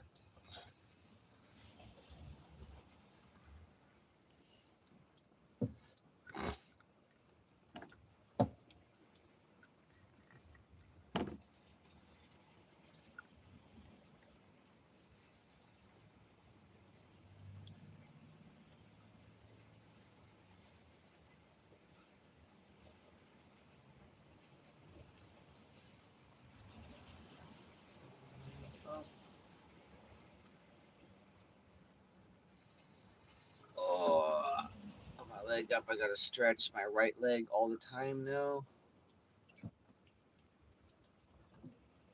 Oh.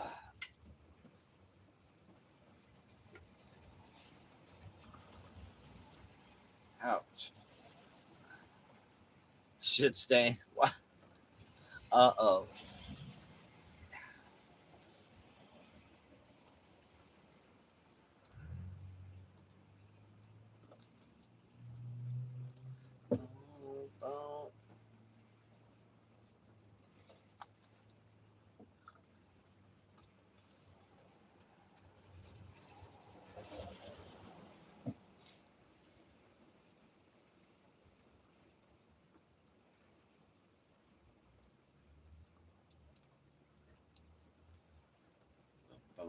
Oh, getting a little chilly. Might turn the heat on here in a second.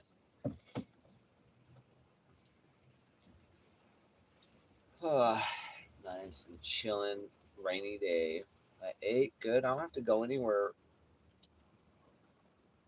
until 3:15. I need to turn my clock so I can see it.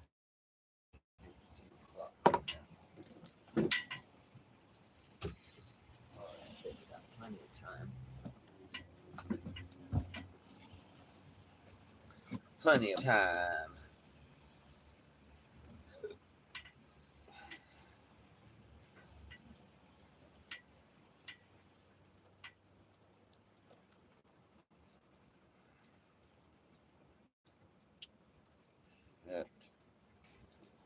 I might have to take a rainy day nap or something, but probably not yet. I don't want to fall asleep and miss my window to go check my mail. But it closes at 3:30, so I gotta be there at 3:15. So which means I'll start running here from 3:10. I'll get there in a couple minutes. I'll run over there starting at 3:10. That's the last mail check until Tuesday. And we'll see though. We'll see what we got. We'll see what we got.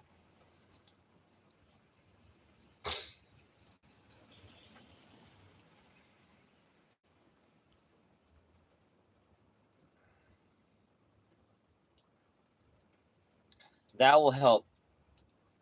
That'll make me be able to uh, start the phone, activate the new phone. If we don't get the debit card, then we can't fuck with the phone until Tuesday until we get our debit card and all that. I can't. It won't let me sign up. Obviously, it won't let me pay. So, but that'll be nice because then we can get the phone going. I can work on that uh, and get a TTS immediate going. I'd like to be able to do that, but otherwise, if we don't, then we'll do other shit. We got plenty of work to do.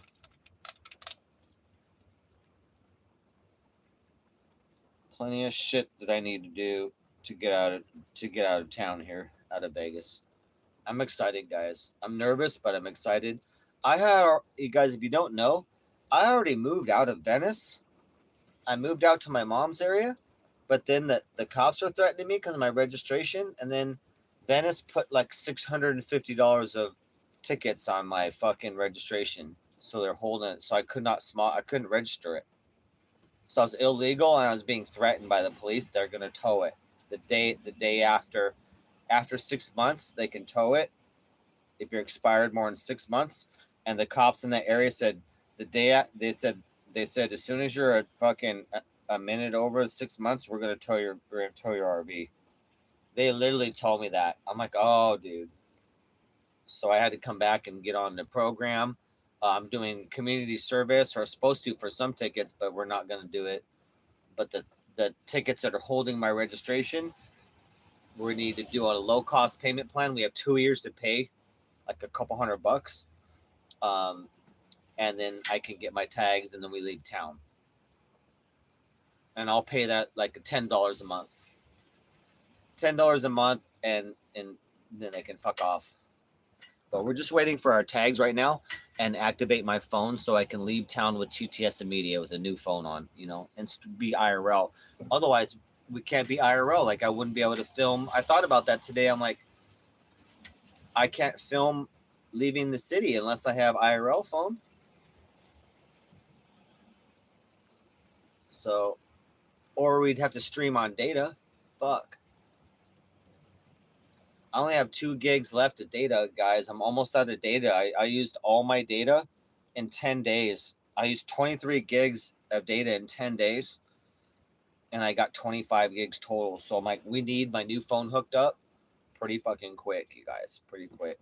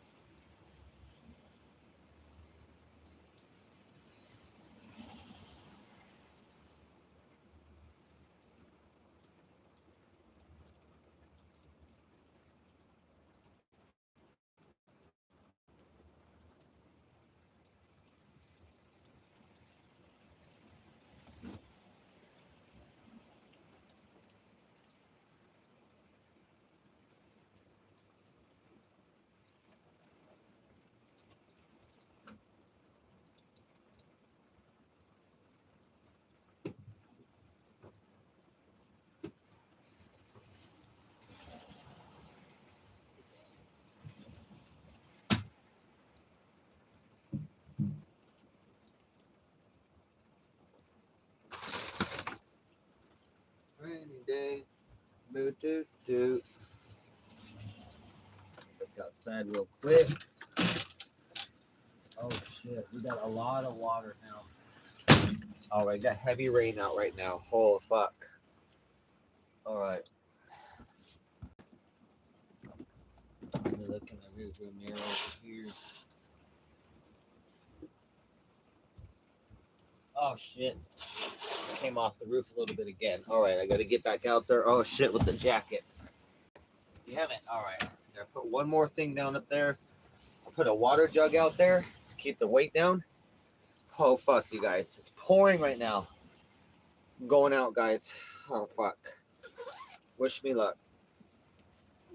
Okay, I'm gonna bring one jug with me. Okay. Oh fuck.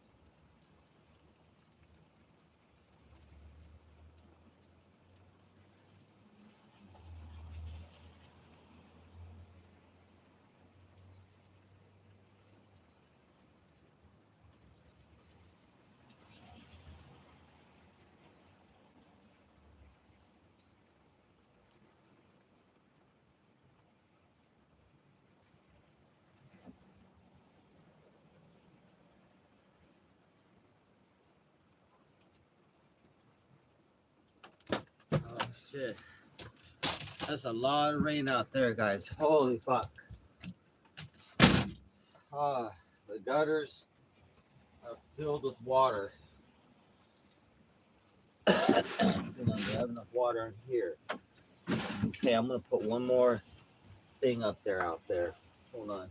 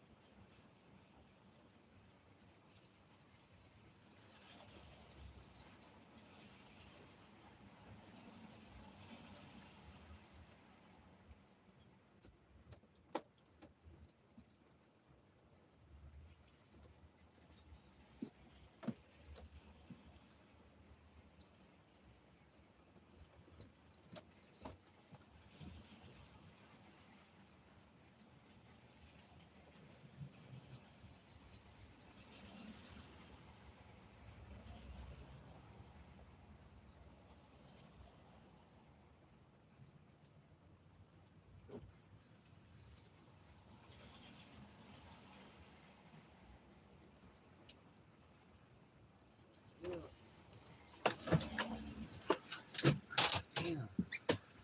Alright, we're set. Yeah, it's a good thing the roof is covered. Even just like a little bit getting on the sides is fine. Like a little bit, like a foot in, because the majority of the roof is dry. It's pounding rain right now. That would be terrible if we didn't have the cover on there. So it's okay. A little bit of leak is fine. The cover coming off, but we're good now. Cover. I just put a bunch of. Basically, just put a couple of jugs, kitty litter jugs, full of water. They're 25 pounds each. So set up there. The side keeps flopping up, dude. We're good now, though. You can hear it. It's pouring. The gutters are fucking pouring. Pouring water right now. Hit the like button twice. I appreciate that.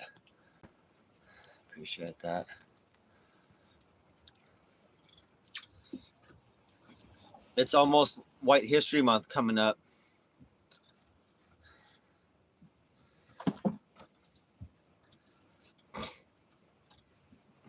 Hella raining.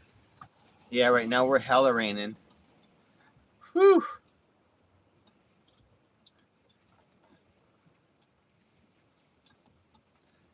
For spam, we don't do that. We don't do the B word in here though.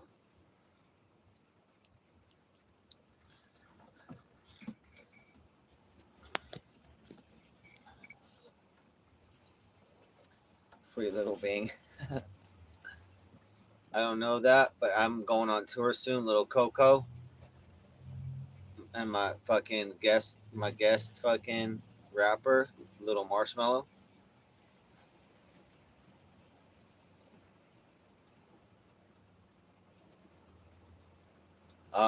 We got a troll and they're trying to stir the pot. You trying to stir the pot or what? I don't know. We don't go for no stupid Black Lives Matter shit in here. That's what we don't do. Imagine like even going for that psyop, the BLM psyop. Imagine believing in the BLM psyop.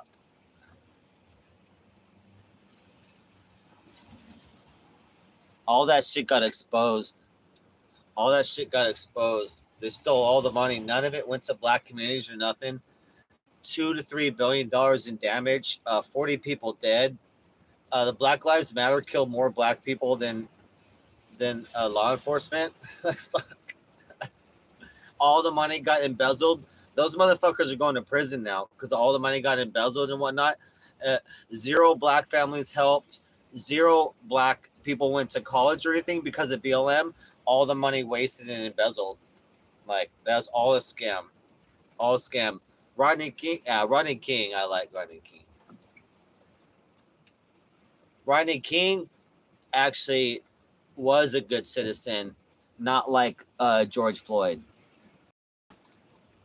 Rodney King actually was a working man with a family and not a fentanyl criminal junkie drug dealer like George Floyd was. Shout out Rodney King. I love Rodney King. A lot of shit changed in LA after Rodney King.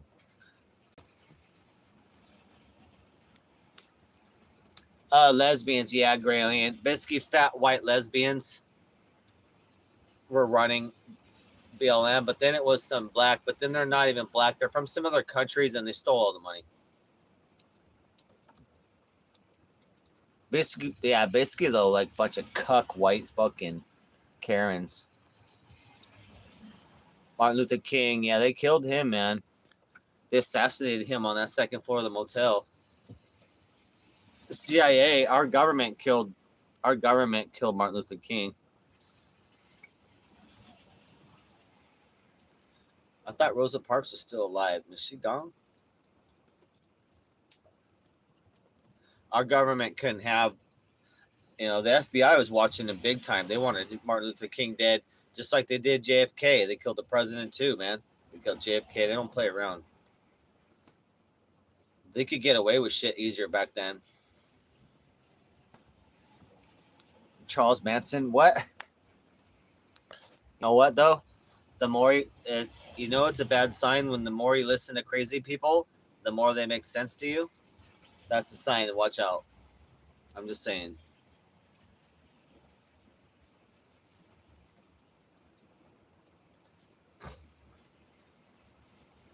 I'm not too big of a Charles Manson fan though.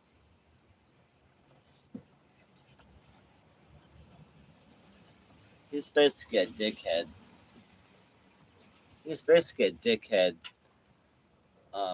LSD junkie.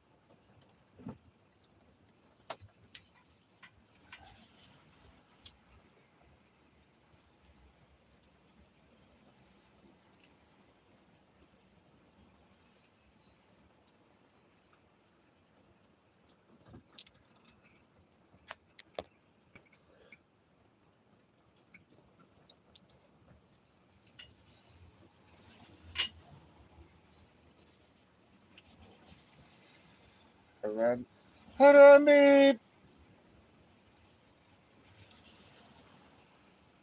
Just sitting here, smoking some herbs in the rain, guys, chilling, waiting for the rainy day to go by. We're literally waiting for time to pass. We're watching grass grow. We are,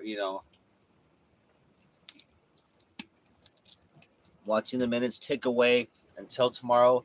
and we can resume our activities once the rain stops.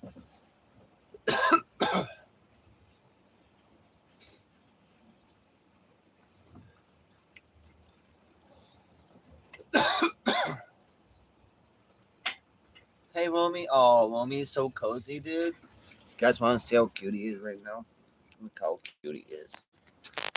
Romeo's so fucking cozy. Look at him right now. Look at him. Romeo is living his best retirement life right now. Huh, Romy? He doesn't love him. Doesn't love him, a good boy. Mm-hmm. Good boy. My baby boy right here. My baby boy.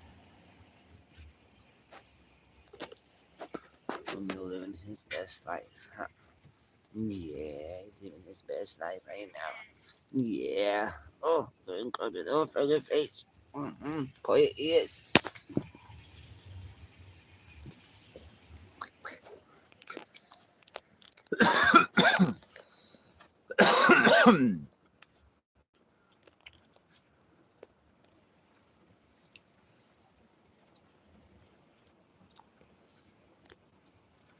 Yeah, we don't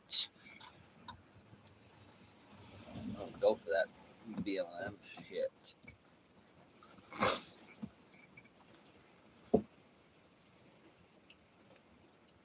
Yeah, we definitely not like leftist over here. At least I'm not. The chat can be what they want, but I'm not.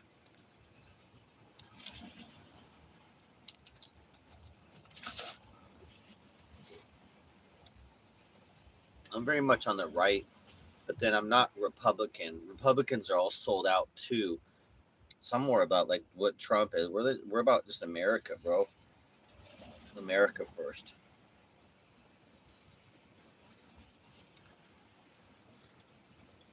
The Republicans are all sold out and part of the crime family too. They're in the cahoots with the Democrats too as well. It's all that's an illusion. Two sides of the same coin. That's why we step outside that whole thing. That's what Trump's all about. We step outside that whole narrative, that whole control thing. I'm not Republican or Democrat. I'm fucking for America, for freedom, man, for the truth, and for this country to be fucking great. I want to be able to fucking have my small business again, which fucking Biden killed. The prices went up on all my supplies, and then made people so broke they couldn't afford to pay me anymore, couldn't afford to hire me anymore. I'm like, damn, you don't gotta be rich to hire me. I have all different customers of wealth. Some are poor students, some are rich billionaires. But I was affordable, but still, I'm extra income. When people like scooters or motorcycles, some of that's just extra shit. Unless they depend on it for work, they like, okay, we can't afford to fix that right now, and that really destroyed me. That destroyed my business. Extra income, I guess I'm kind of in the extra income bracket for people's toys and whatnot. And I really felt it in 2023. It went up since they took over. Yeah, we'll keep an eye on it, bro. I'm getting gas right now. Gas went up. Gas went up at two stations that I used to go to, but then their one station is $4.59. Their station's $4.89. I'm getting my regular at $4.09 at a gas station right in Venice. So, but yeah, I've noticed. And egg prices have not gone down yet. It's going to take some time, but hopefully not too long. It's only been in there 2 weeks, but a lot of shit's been a lot of shit's been signed. A lot of fucking laws changed and done. My God, bro. But yeah, I'm waiting to feel the results. We'll see. I want that natural gas, that propane affordable again. I want that fucking I want the gas gone down to where it was before. It was under $3 for super. I don't know. I don't know, shit stain. Everybody's playing a game, and Trump can be part of the global elite too as well. Like, I don't put that out of perspective that Trump is still part of the global elite playing a different character. But the things that he's doing when he was in office were real. The prices were real. Things were affordable. I did phenomenal. Our deficit was down. It was good for us. So whether Trump's in on the global lead or not, when he's in, last time it was phenomenal for the average man. Better than ever. And so hopefully we'll get even better than that. But it'll take some time. There's been a lot of damage done to America. A lot of money printed, deficits way out of fucking control. Biden destroyed a bunch of shit on his way out.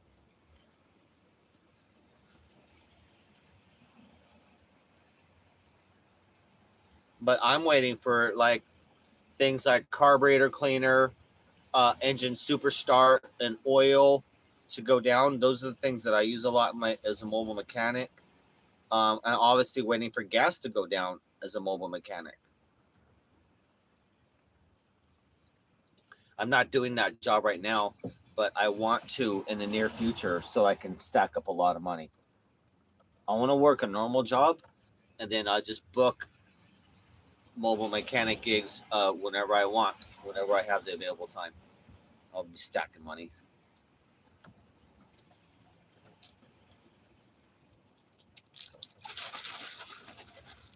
But we're going to have like, I think at the start here of negotiations, we might be having some negative impact on things because you're going to have some pushback from countries. So we hit the tariffs, right?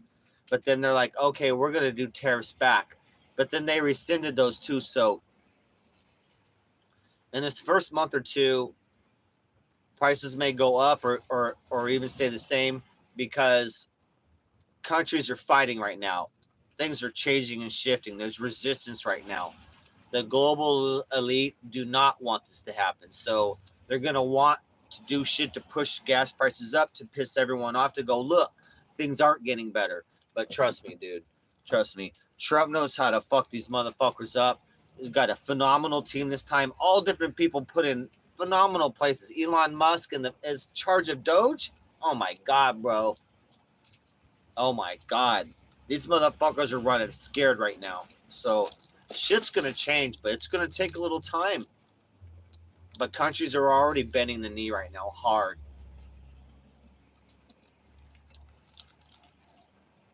They can't help it. They're going to get fucked up.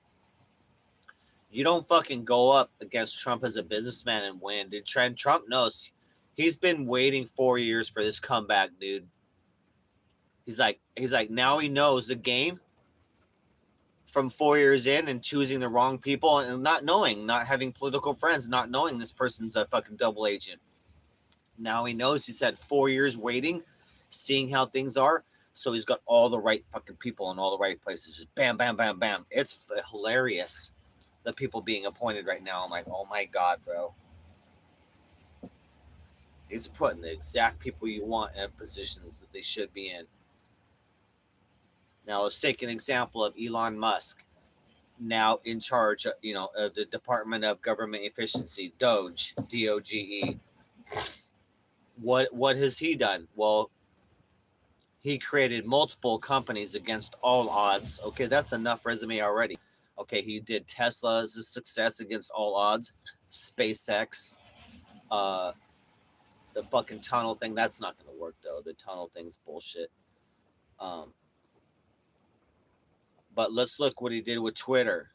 Let's get an example. Okay, this is the guy now in charge of government efficiency. Now, I'll give you some statistics right now. This is the government. That's because of the Biden economy, bro. What happened with Twitter? Okay, took Twitter, fired 90%. You got 90% of the people got fired. Immediately 80%, and then cut another 10. So 90% of the people at Twitter got fired. So 90%, so only 10% of people left. But somehow, the company increased and is doing better than ever. Has come up, and up. But only like 9 out of 10 people are not there anymore. So you know what I mean? So that's the motherfucker I want in charge of efficiency. A motherfucker that can come into a company and go, fuck you, fuck your woke shit. 9 out of 10 of you, you're fired. I'm gonna keep 1 of you out of 10. Fuck you, the rest of you. Pack your bags, get the fuck out of here. And then the company's better, and we're gonna run the company better now.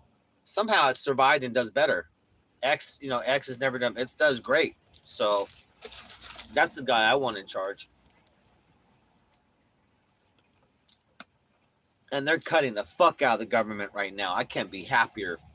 Cut it all away, dude. IRS, all that shit. All DEI shit, all the woke shit got cut. If you want to be a sanctuary city now, all your federal funding got cut. So say goodbye to your federal funding for your whole city, and if you're going to be a sanctuary city. So that ain't going to happen no more. Fuck you. Because every city relies on federal funding. You won't make it without it. So fuck you. Changes will be made, and this is how it's going to be. It's like basically a bunch of martial arts going on right now. It's a bunch of goddamn chokeholds, and the motherfuckers are getting choked out right now. And the change is going to happen whether these motherfuckers want it or not, bro. But it definitely takes some time. But we're going to see change, pretty quick here.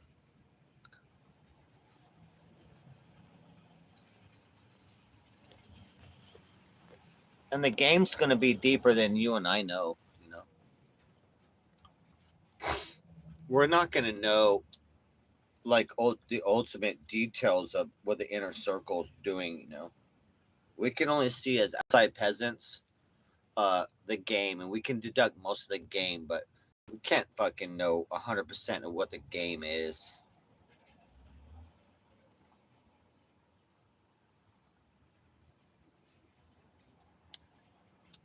But we can know what the game is though, and I don't play the game. Oh shit, Stain. No, you didn't address that. I'm about to put you on timeout because you didn't address that. You did not address my statistic fact there that Elon Musk fired 90% of Twitter, and now the company's doing better than it's ever done. You must be one of those federal employees that gets a free paycheck for doing nothing. I'm gonna put you on timeout. All right, I put you on timeout for 36 months. 36 month. It's only a 36-month timeout. You'll be back before the new election.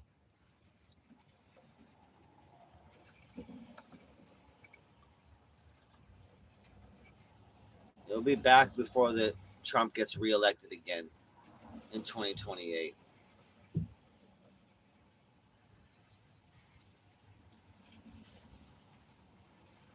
It's unfortunate.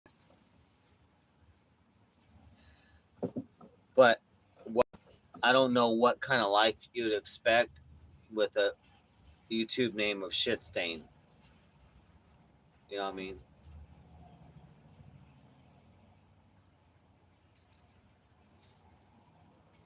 I rest my case right there.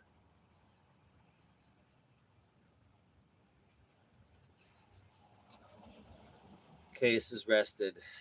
I don't have to take this to Judge Judy.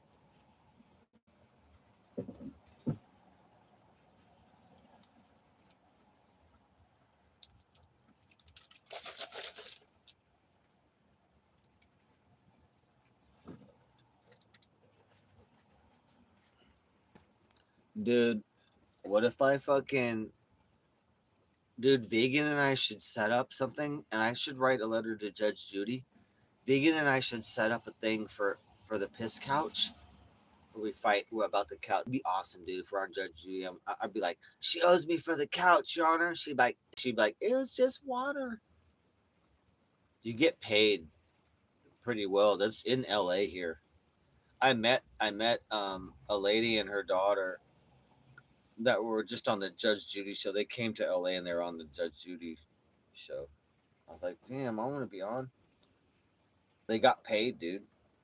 They got paid expenses and some cash and money in the bank. I was like, damn, I want to go on Judge Judy. I'm like, I'm gonna make some shit up. I'm going on Judge Judy. I'm gonna have to delete the stream though, of course. Shoot. I mean, in Minecraft, you got to think though. Some of the cases though, on the Judge Joe Brown, and stuff that they're fake. Friends. They're friends that set it up, and that they're just known. I think that they fake the show. No, I want the money. I want the money, civility. I don't care about the show. I want the money.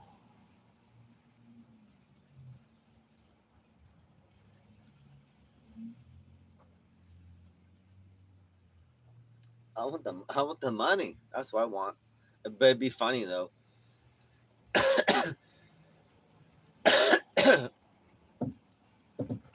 That would be funny. Me and Vegan, it'd be a funny ass episode of Judge Judy. That should be that'd be the best shit IPT ever even saw. What do you mean WWE's not real? Of course it's real, bro. Of course WWE is real.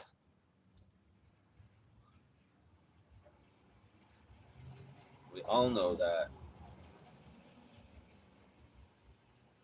If it was fake, we would know by now.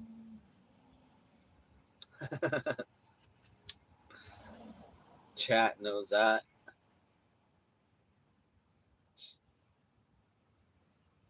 People keep saying Santa Claus ain't real. I'm like, bullshit. Give me proof then. Just because someone's not around doesn't mean that they don't exist. Just like, you know what I'm saying? Like, I got people like Sonic in New York. He ain't around me right now, but doesn't mean he don't exist. Right there, I prove Santa Claus exists. You know what I'm saying? Like, I got friends in different areas. Doesn't mean they don't exist. Santa Claus, he just up in that North Pole. Like, I don't got transportation up there right now, so I can't disprove it. So it's reality, basically.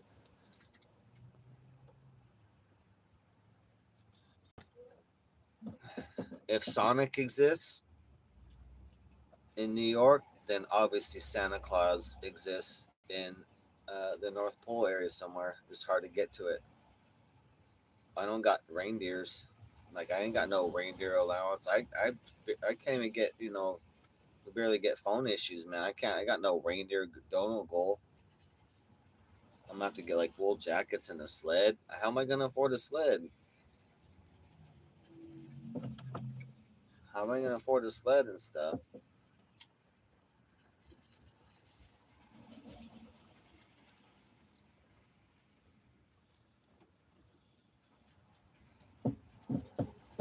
Motherfuckers don't even donate for simple stuff. Like, how are we gonna afford a fucking sled and some reindeer to go find out the Santa Claus mystery?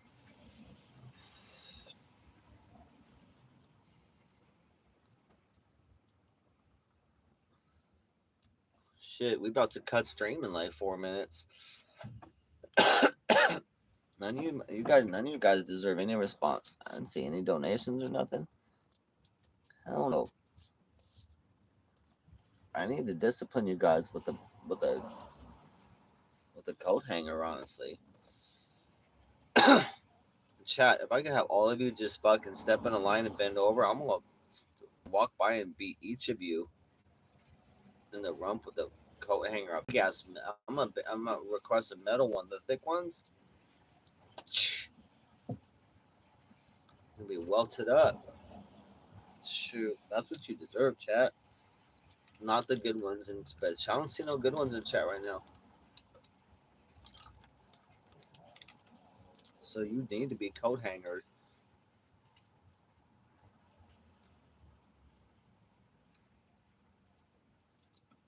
Shoot. Next time I'm not my precious gray alien, but I'm talking about the other bad ones, and they're all bad in chat except for you, Gray. Just wait till these motherfuckers get a robot. I'm gonna be hacking your robots, and you're gonna be sleeping at night. I'm gonna hack your fucking robots, and it's gonna grab a fucking coat hanger out of your fucking closet. I'm gonna program that shit to just beat you, beat beat you in your sleep. You'd be all welted up. Like, robot, I am I've been reprogrammed. It's gonna be you're like, stop, ow, ow. I've been reprogrammed. DJ Darren RV always wins. It's gonna be beating you. I'm gonna hack all your robots. You guys are in big trouble. Think I don't have to be there to code hanger you. Shoot, you guys thought you had it all figured out. You thought you're gonna be like thought you're gonna be living that robot life on the keyboard, trolling DJ Darren on the channel while he's live with your robot living in there, thinking you're gonna sleep good at night. Fuck no, because as soon as you go to sleep, I'm offline, I'm off channel, I'm hacking shit. I'm like, okay, I'm offline now. I'm not live anymore. Okay. I got multiple screens set up. I'm like, okay, I got my fucking hacker goggles, like, and I've been, boom, infrared fucking screens and shit. I'm like, I'm hacking shit. All right, let's get these robots. I'm fucking in there hacking your robot, bro. Coat hanger at night. Bang. Misprogrammed. This one's like, ow, misprogrammed. This one's whacking the fuck out of you. And I'm gonna make it just like a Microsoft glitch. Sorry. It was a Microsoft glitch. You just got whacked.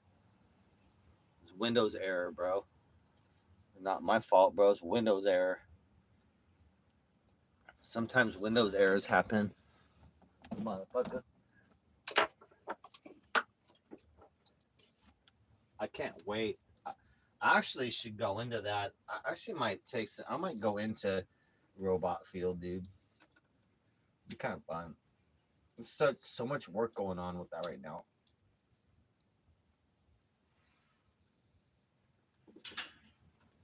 There's so many robots right now. It's just getting insane. I can't keep up with all the fucking companies. It's going insane. Like who doesn't have a walking, talking, functional robot loaded with some AI right now? I'm like, damn, bro, it's got there quick. I always thought, like, since I've been a mechanic, I worked on shit my whole life since I was a little kid. I was like, I'm gonna work on robots someday, and the time's pretty much here. I should probably maybe reschool myself and go into I guess to be robot engineering with AI, also dealing with AI. I'd have to see what would be my part in the team for the robot.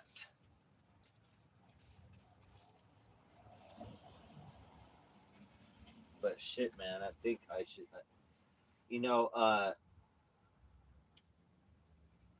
Trump's investing 500 billion right now into AI project.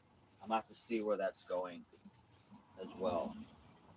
That's gonna go to robot shit too as well, because it's exciting timing now. Because we got two things happening right now. Is we got the robots functioning like Boston Dynamics. They figured they got a perfect robot that can run, jump, do parkour, flips and shit, crazy shit already. So we got a perfect running robot that can run, do all that shit with the batteries built in, all that, right? Completely functioning martial arts fucking robot that can do more than most people right now. Can flip, front flip, back flip, run at angles, all over crazy shit, dude. And hold shit, grab shit, run the things. It's insane. So you combine that with fucking insane AI, dude, right now. They already achieved AGI. If you don't know, that got announced a couple weeks ago, guys. Artificial General Intelligence got announced by a company. So if you just install that in the fucking robot, bro, and the robot's live on the internet, so it can do its AI shit. Oh my god, bro. We're already there at a functioning, uh, functioning military robot, basically military style robot, superior than people.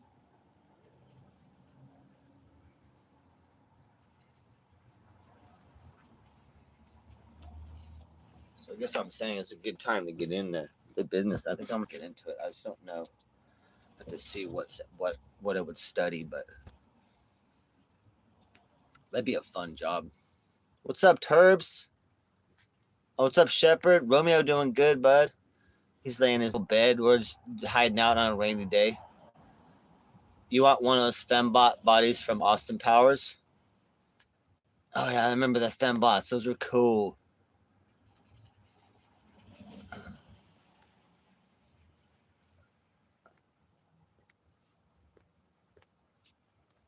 I always want I want like a cute little Japanese like female assassin robot.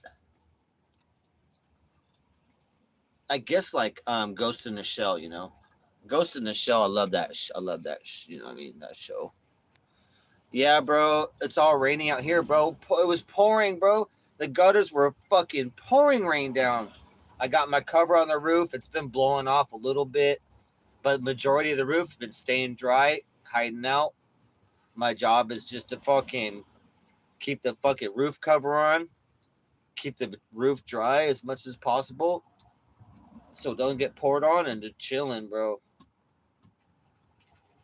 I know that. Well, that's the best thing about the truck, bro. You better watch out for the hydroplaning. Watch out the hydroplane. No, it's not leaking, Shepard. I got it covered right now. I got it covered with the rubber skin kit. Terpsky, your tires are for knobby. They're bald. They're not bald, but for knobby tread, they're bald. Like you would hydroplane pretty easy. You better be careful. If you had real knobby fucking tires and the knobs were like, you know, an inch deep in the fucking grooves, then it would spray water out more still. But even that, like, you got to have a tread pattern to push that water out. But dude, I love thrash around the truck though, bro.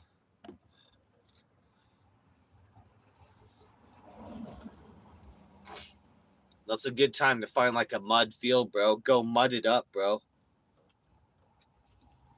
Find a fucking mud field that just like, out, just mud bog that shit, bro. We need to mud bog it somewhere.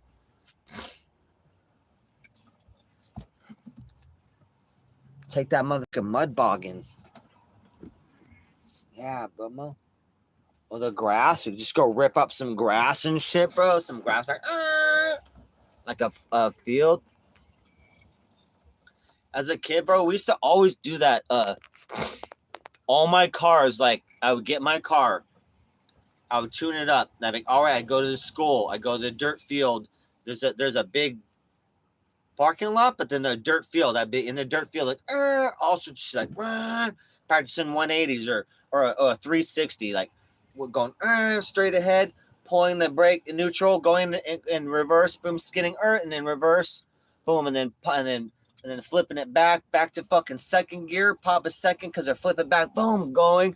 All my like my car tricks I'd be practicing on that dirt lot. Then you can practice it on the asphalt, and then real ones know if you have water out, if you're like a parking lot at a shopping mall, right? And there's water out, then you can fucking have fun in the water, dude. But in the trucks though, some of my friends they would try and go mud bogging, you know. I didn't really get to do any of that really though.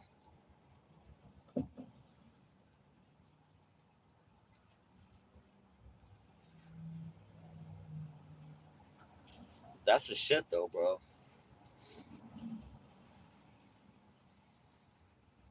I'm trying to think. I wouldn't know where to go. Like shit's wet right now though.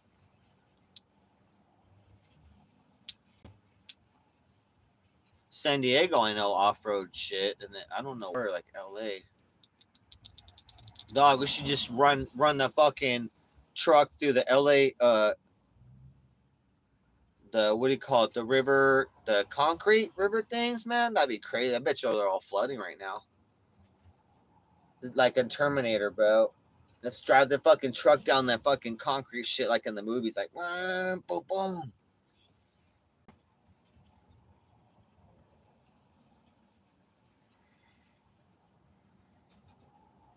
Yeah, I'm hiding out, chilling at the park spot.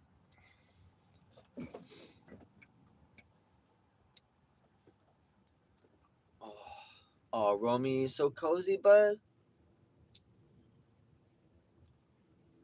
Romeo is very happy. Very happy right now. Damn, I'm still wet from just that brief time on the roof out there, dude. That got me soaked in a second. Shit was pouring. Now it's back to light rain, but that was a pouring storm there. mummies. I love you, mommy. Boop, boop, boop. What? I forgot what I even said. I'm going to have to reverse what I said. What up, Hollywood?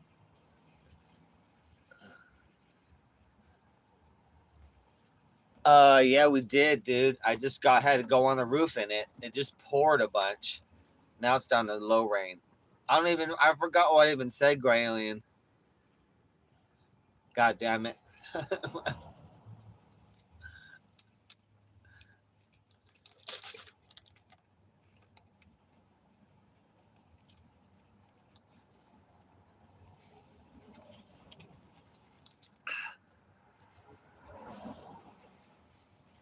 Yeah, we're literally just having a nice rainy day. Something being wet. Oh my God, Gray Alien. We're trying to be fucking family friendly here. Oh my God, Gray Alien.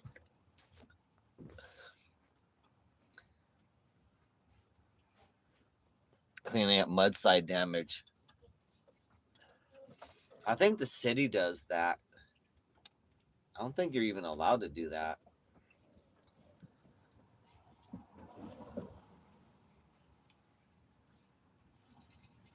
Turbsky and I need to go in the truck and go cause some mudslides, though. We need to fucking tear up some mountains. Just tear it up. I want to go mud bogging right now in the truck. So that'd be awesome right now. Fucking great weather. It's perfect weather right now. Shit's fucking annihilated, wet, soaked for second day now. It's be muddy out there. Some muddy ass grass fields or some mud out there needs to be torn up right now. I have no idea where I would do that in LA. If I had a dirt bike, I would do the same thing. I would get geared up. I'd go tear it up somewhere. I just have no idea where in LA we would do that. It's like a concrete jungle out here. Where the fuck would you find any mud anywhere? Honestly, I guess the hills. All the hills would be off limits now because of the fires. Oh shit. 7th Street.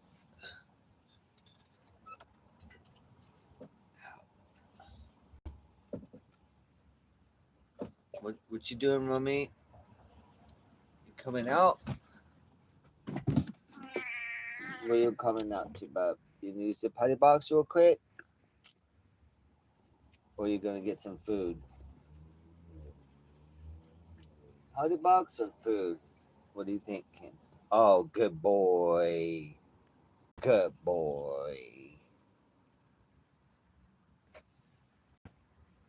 Good boy. Yeah, good boy. Let's get you some food over here, too. Look at sweet boy. Look at sweet boy. Oh, he's warm, dude. He's so warm. Every time I take him out, it's like a little hot potato. Oh, hold on a second. Hold on a second, buddy. I know. He says, put me back up to where my bed is. There you go. I know. I got you right here. Battle kitty. So funny. You try. Oh, driving in the mud. Oh, cute. Yeah, hell yeah. Mud everywhere right now. It'd be awesome. Appreciate that, Hollywood.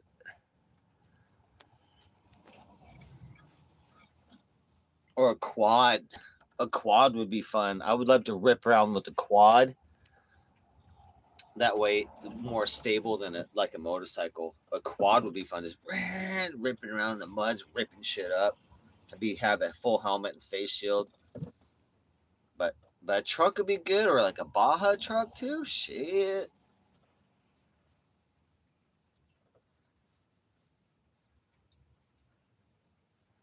That'd be fun. A toy to have someday, like a real light Baja truck. But I'd want to live somewhere where I'm going to use that. I don't like to have a toy and not use it. I'm not doing that shit anymore.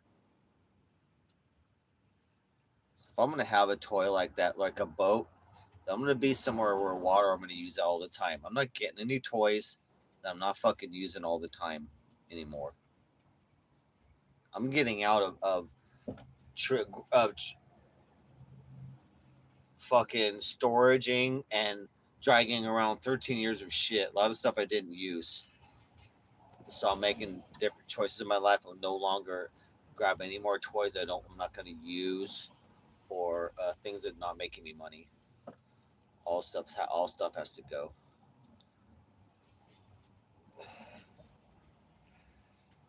I'm going to use my motorcycle though for a bit. Then I'm going to sell it for savings. Start my savings for the RV and everything.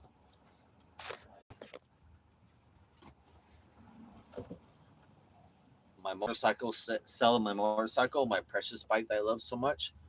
That'll be the start of my first journey on my savings, my new life, doing savings and keep building that up. I'd like to build it up to like 40, 50 grand, honestly, because I want to buy, like I said, the continual plan I've had, and I want to buy a small piece of land where I can put 5 RV spots on there that I can rent for at least $1,000 each.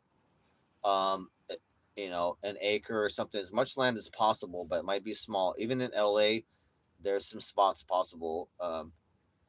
But that's the goal, and it needs to be in or near a major city, so that way it justifies that price in the rent, and people can go to and from work or whatever in the city. But that it makes it $1,000. That makes it really affordable. Like maybe the average price would be a lot more than that, or 2 grand.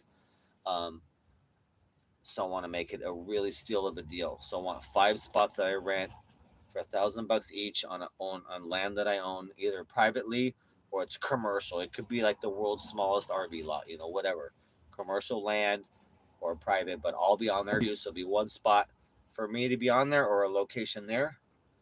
But then I collect rent every month from that, and I can just travel, do what I want.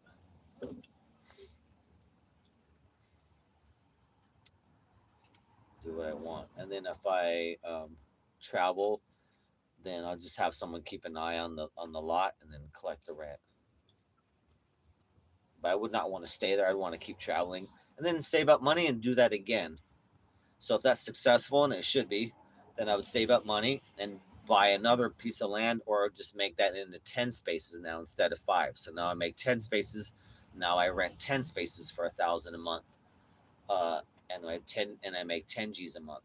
But that's the plan. That's the ultimate plan. And it's not that expensive to do it. So I was looking at land for 30,000 or less, and there's places around like different states. But then my homie just bought 4,000 square feet, which would be like 50 feet by 40 feet, or like 40 feet by 100 feet. 4,000 square feet in LA, like a half an hour from Magic Mountain in LA. I don't know where, but in LA, a city area, like a normal city area, where rent is expensive everywhere in LA. He bought it for 12 grand, and it's his land. I'm like, fuck, bro. I calculated the area. I'm like, I could put 5 RVs on that. I could put 5 RVs on his land he just bought. I could charge $1,000 a month.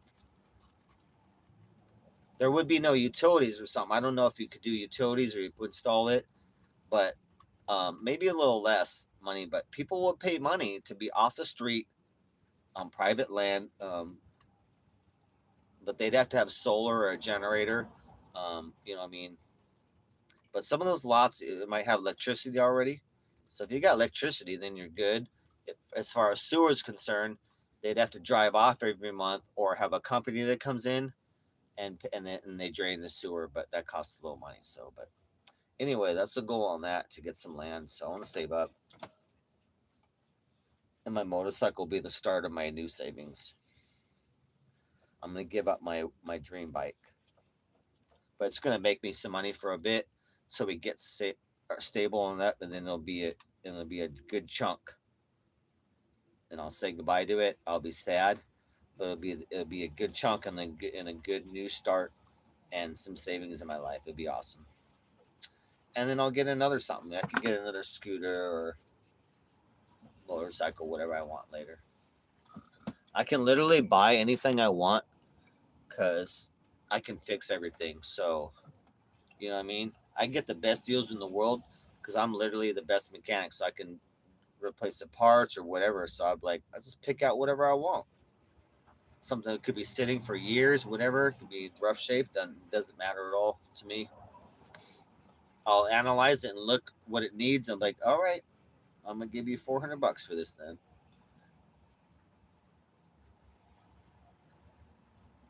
But I would like to have a dirt bike, a street legal dirt bike that we can hang on the back of the RV, and I would like it to be electric. But they're so expensive, I'd have to build my own, and I do have some parts for it already. So if I want to have electric dirt bike and not pay $15,000, then you know I'll have to build it. I could build it myself for like a couple thousand, dude. Honestly. What you need, bub? You going to potty box? Okay. Good boy. You making it in there? Get your arm in there. Good boy. Just gotta make sure he makes it. He does do good. He's still doing good. He's still doing good. Oh my god, my pants are all wet and cold, dude. Ooh.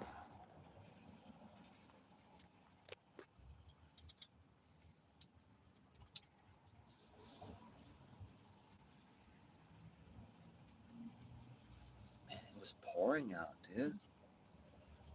Look out.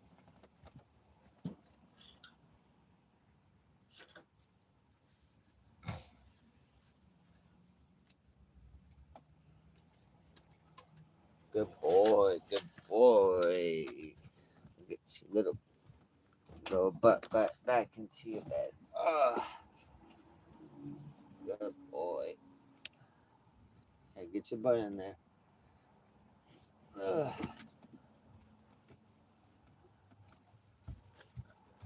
Doing good, bub. Doing good. Doing good, dude.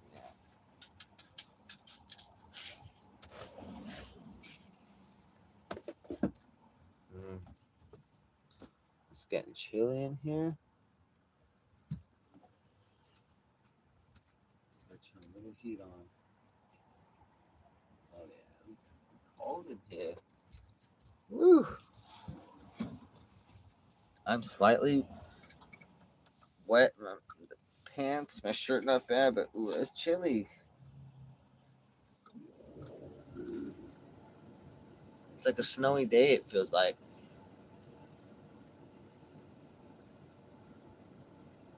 I know, Galen, totally. I already have my hot chocolate.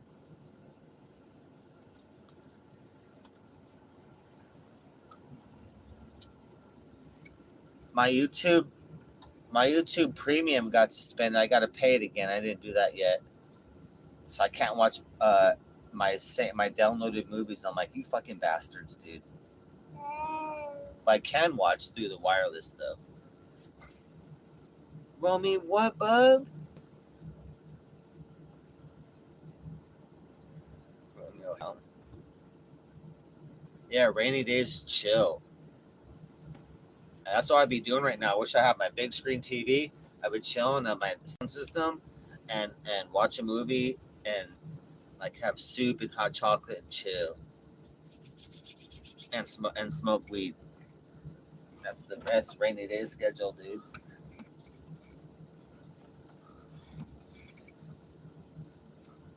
I'll be wearing my warm rainy day attire. Usually my thermal pajamas, but thermals and stuff, and be chilling. I like rainy days.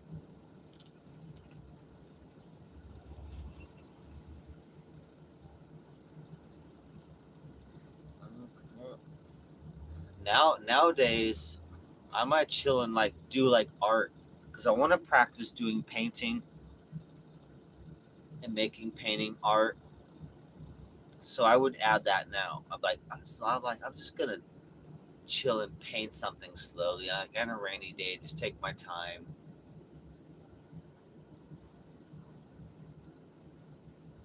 Or if I was on my computer, gray alien, usually my computer's up. So I would maybe like make music, right? I would make a song or I would remix a song. Something creative and artistic is what I would maybe on a rainy day to chill, but Something artistic.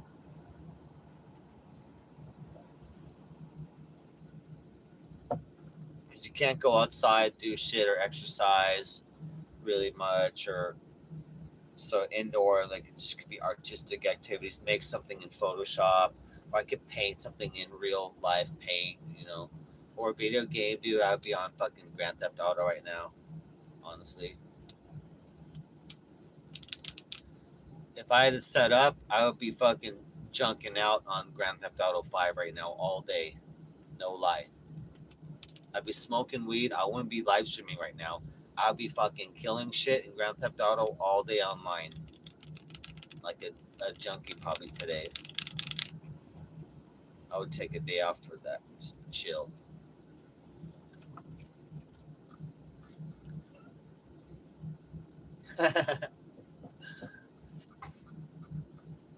I used to play a lot of gaming. Um, After I had to like work and start making like I made a DJ business, and from then on I had to start being more serious, and making money and being responsible. But I used to play a lot of gaming. I still do. I'll still do gaming, but I'll no longer like do gaming every day all the time and like not work. I like to work and make money and chill. But then on days off or if I have some time, I want to do other activities, but I want to still game though. I want to still have a good setup and have the headset. When I play online, I'm on a team usually, and so I'll have the headset and talking on the team. Usually kill to like first person kill shit like Battlefield. So I still want to do some hardcore gaming when when I have the time, dude. I want to relax and chill. Pirate shit or like a zombie game. I need some new thing. I need something new style though.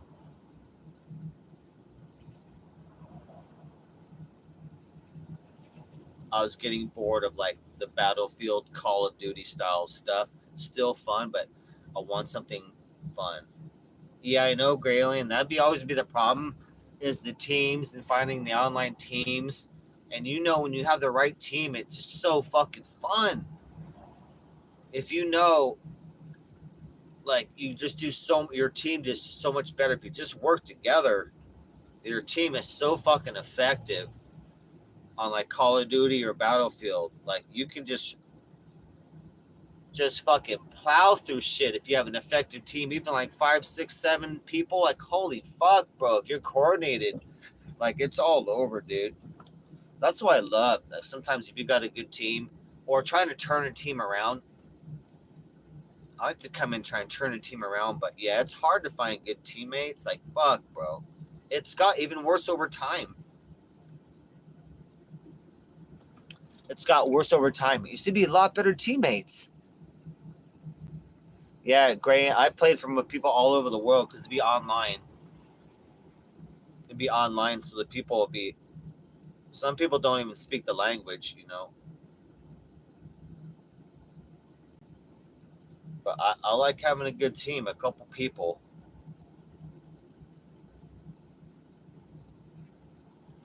But that's fun. I love online. I love killing shit and blowing shit up online. It's so fun.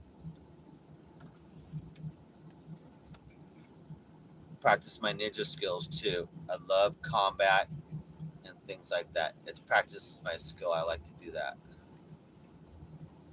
But I think I want to do something maybe like pirate ship. So be like fucking pirates and we're in the sea, fucking try and take other ships out. And maybe some zombie. I want to do some zombie shit. That'd be kind of fun. Grand Theft Auto 6 coming out. Definitely going to be hitting that. The main thing I want to play Gralien is Cyberpunk 2077. I've been waiting for years now for that to go multiplayer. I have not played it single player. I have not played it yet at all, and I've been waiting for it to go multiplayer. That that would be like Blade Runner. That thing's like Blade Runner online. That would be awesome.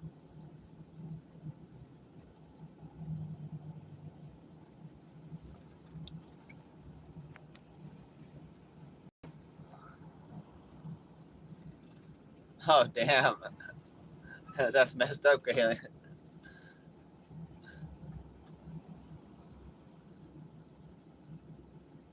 Yeah, Blade Runner is badass. That's why Cyberpunk 2077 is like a Blade Runner world. I was like, man, I wish they would have released that multiplayer. I wish they would have had the money to make it multiplayer right from the start.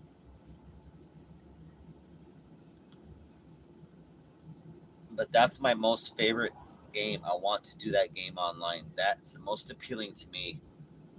Is a futuristic sci-fi world, technology upgrade type shit. You could upgrade yourself, all crazy shit. Like, man, that looks fun as fuck. So I'm waiting for that. I don't know when that's gonna come out, but we'll see. Yeah, Ridley Scott's good, and the new one. I didn't see the new Aliens though, Romulus or whatever. I didn't see that yet. I tried to watch it on a pirate movie, but it was fake. It was not the real movie. But honestly, I don't want to watch it on my phone. I hate watching. I'm not a phone person, dude. I like watching things on my big screen TV, and I work on my computer. It's on a big screen, dude. So I want to watch that movie proper in 4K, but I don't know if I can wait. Uh-oh, I'm running low on power, dude. I can hear it.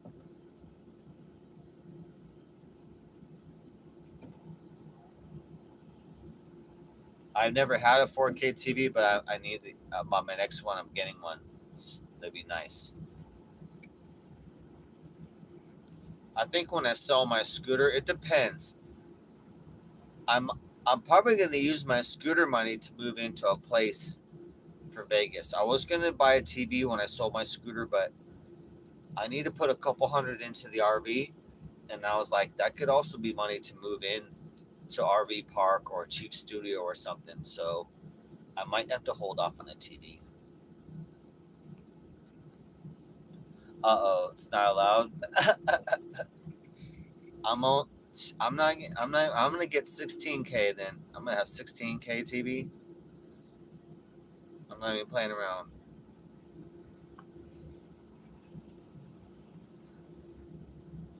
I'm gonna have a gold plated. I'm gonna have a 24 karat gold plated 24K TV. Okay, don't even play with me. It's actually more dimensions in real life. It's an alternate dimension at that point. It's so real life. It's an alternate dimension of reality of detail. It's beyond reality. It's too much detail. Yeah, I just walk into it. That'd be awesome, Graylian. Hell yeah! Now we're thinking. A walk-in TV. That'd be badass. Like, fuck, just walk in. Like, oh man.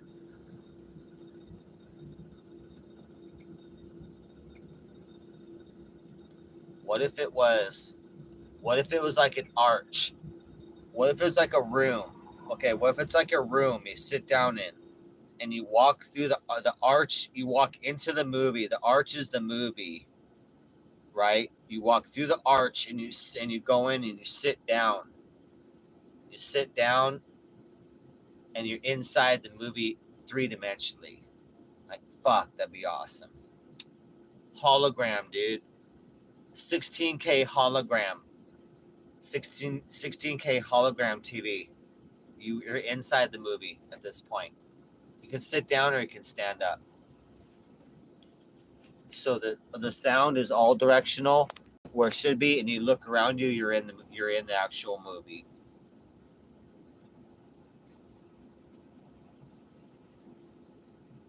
You know, it'd be cool if you could change your character position too. Like if you're in your like maybe you're watching Married with Children in the living room, but you could change where you're at in the living room too. Like that'd be crazy. Imagine watching a sitcom or show like where there's a bar, but you could change where you're at in the bar, and you're continuing watching the movie, like you're watching the movie. But oh my god, that's crazy shit. AI is gonna make that possible. Gray Alien, AI is making that possible right now. I've been studying what it's been doing for video shit, and oh my god, it can in real time. It can make a movie right now, pretty much in real time. It's out of control. Very exciting on video editing and AI right now. I need to write down some notes, honestly, because I was getting overwhelmed with a couple things I listened to. Oh, Black Mirror. Yeah, I can't remember if I've seen that or not. I think Joan, whatever movie is in it, and become a character. That'd be dope. You could, if you're, because if you're being a hologram television and you're in the movie, and then you add AI, you can also be in it. What you need, Gray Alien, too, as well, you need the circular pad that you can walk on. So you need the pad that you can walk on and run. You know what I mean? They have those. I thought about that a long time ago. But like if you have those pads, then you don't even need the things. You will be running on a thing, it'd be a hologram all around you and on the floor, and you'd just be running on this pad or walking around. You'd be in the environment with the sound all around you. Perfect. That'd be insane. And the AI is running it. You could that oh my god, the AI, because the AI is gonna be running video games soon too. Like it already is a little bit. Oh man, yeah, Ready Player One. Yeah. It blows me away because some of my video game dreams are becoming true with this AI stuff.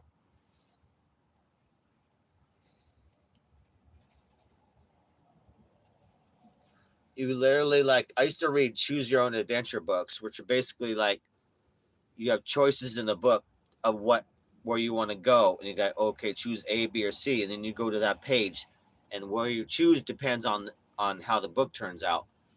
Like that literally could be an open video game, open plot with AI, with the real AI characters that you talk to, not just like like PC characters, pre-programmed characters. These would be smart, like really alive AI characters responding to you in the video game, and it could be your ultimate fantasy. Like right now, we could do that with a screen. We don't even need the hologram. Right now, an AI could create that video game almost for you. Like I have a certain type of video game I've been wanting to make for years. I made a lot of notes on it. I haven't seen it out there. So I have a specific video game that I want to make still, and I believe that with the I can actually fucking AI can make that help me make that game. AI right now is already making programs for you. If I want to do an app for my phone, so say I want DJ Darren RV on an app on Google Play, there's an AI right now I can tell to just make that app for me. I don't have to hire anybody.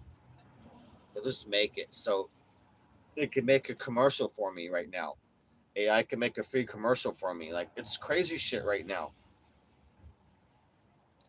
So I have a game I haven't really described. I have notes on it. I don't want anybody stealing the idea of it. It's addictive. It would be more addictive than Grand Theft Auto.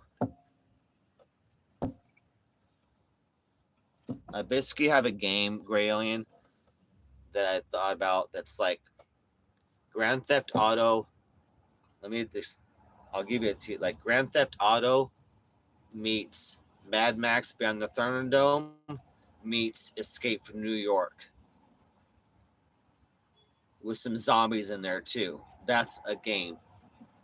And basically, you start out like a bum and you have to work your way up. You have to work your way up. But every building you can go into and take over, and gangs and whatnot, you empower. You level up like you would in Dungeons and Dragons. So you character up like D&D, and you build weapons and character and gangs, and you take over office buildings and shit like that. And it's live playing all the time. It's live playing all the time. So if you stop playing, you got to hire your character or something, or your gang's got to protect you because it's going to be live open world at all time. There's a very fun game I played at one point, like a gangster game, was MMORG,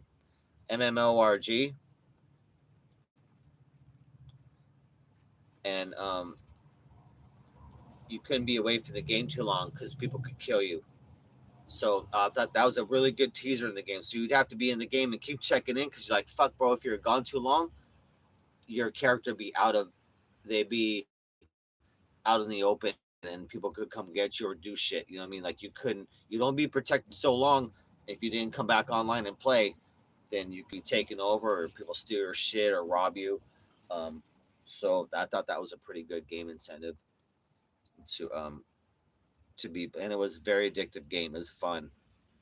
And that was like a two-dimensional game, you know.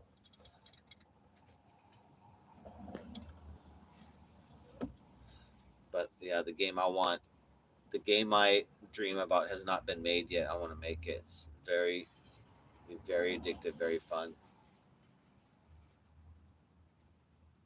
But I'm very excited. Maybe I'll have to get into AI.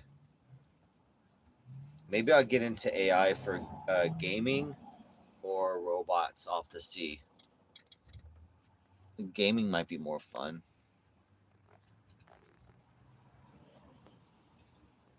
Oh, the forest. Oh, remind me of that bad gray alien.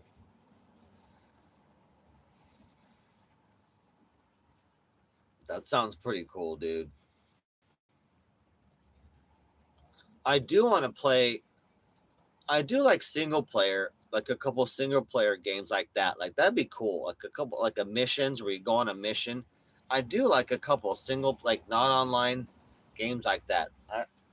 If they're creative games like that, I like to work on a game like that that could possibly even take a couple months to play that. But then I also want to be online, fucking killing people online all the time. Oh, nice, both.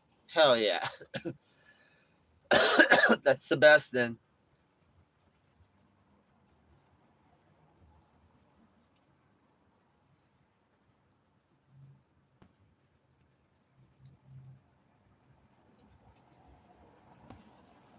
yeah, I need to be.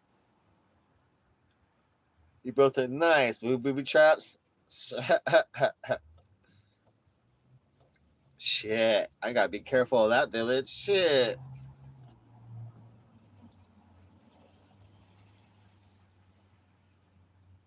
off the ninja in. You know what? I'd have to throw a fucking like a rope line down to the top and like zip line in to above your village. I'll zip line in down to like a tree above a hill, and then zip line down to top of a building of your village. I know about your booby traps. That's why I'm coming through the air. Zip, zip. I'm not getting into none of that.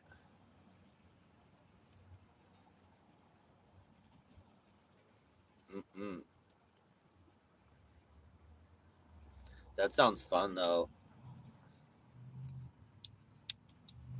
What zip lines? So I know. Shh, get you, girl. So I know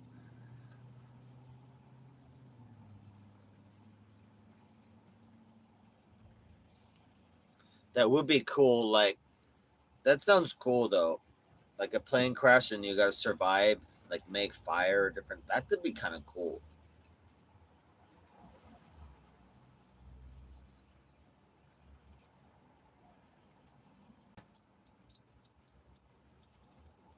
That sounds like fun. That sounds like a fun game.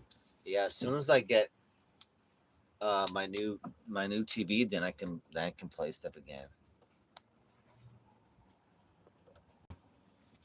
Nice.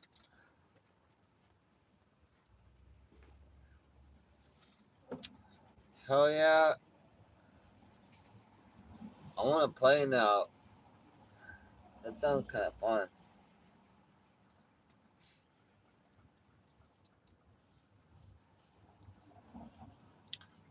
Pace Pocahontas house.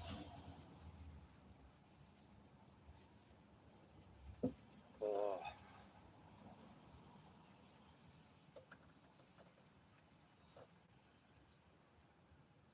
Yeah, right now it'd be like a great day, great rainy day. I'd just be playing the shit out of a video game right now. That would sound so fun to like sit on my couch right here and just fucking play away.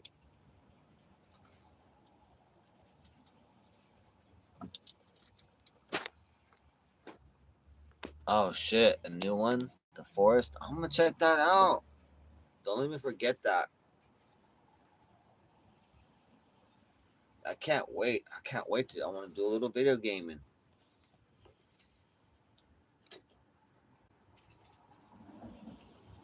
Yeah, I bet it's all fucked up out here. It's pouring. Hell no, no one's out. Nobody's gonna be open today. Business is dead everywhere.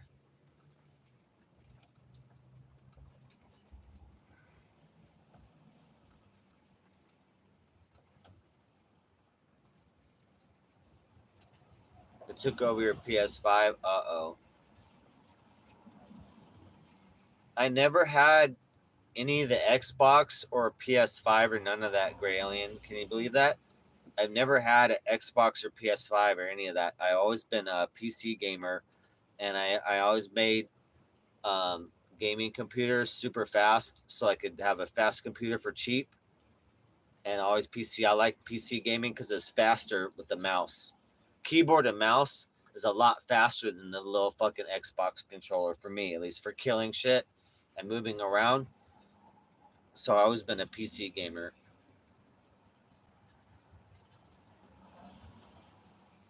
It's just a lot. I'm programmed to have certain buttons I use, so now I'm programmed. So I program the same buttons in on the mouse and keyboard. You know what I mean, for movements. I'm so used to certain keys. I just put those keys in and it's like it feels like home again, and I can move around proper, super fast, dude. Super fast. I've been programmed on these keys for like, dude, 2 decades and shit. A lot of gaming. It's like programmed in. Sometimes in my dream, if I'm gaming a lot, Graylin, sometimes in my dreams when I move around, like I'm moving when I walk around in my dreams, I'm like, it'd be like I'm using the keyboard and mouse. Like it all blends into my dream. I'm like, fuck it, that's weird, dude. Because it becomes real natural.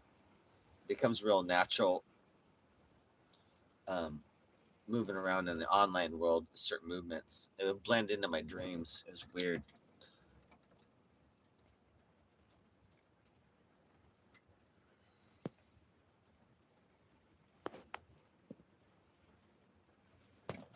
The Sims. Oh, yeah. You play The Sims on it? I know, fuck.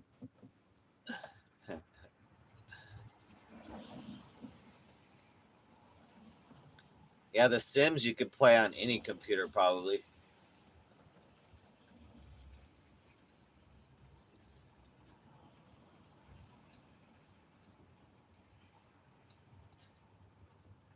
I usually have to have a computer fast or like overclocked or something because the games I be playing, they usually take a lot of video power, like Battlefield. Battlefield. The good games will take a lot of. They say you need a good computer to play.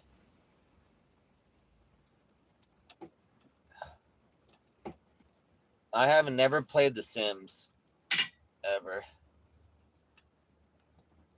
I know they got a shit ton of versions of Sims though. Shit.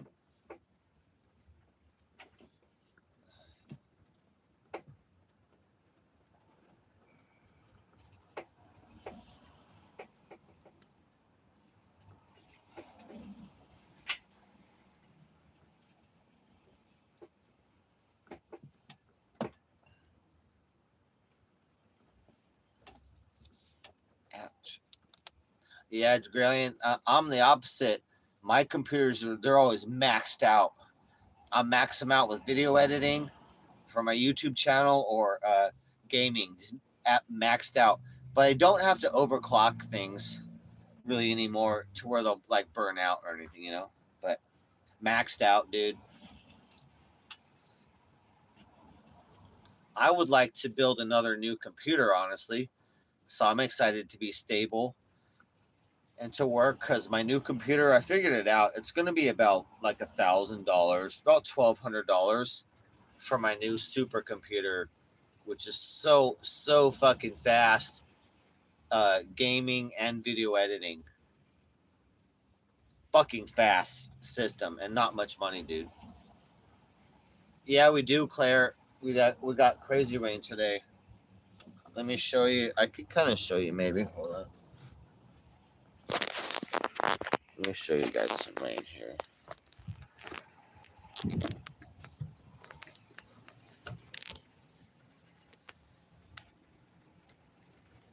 There we go.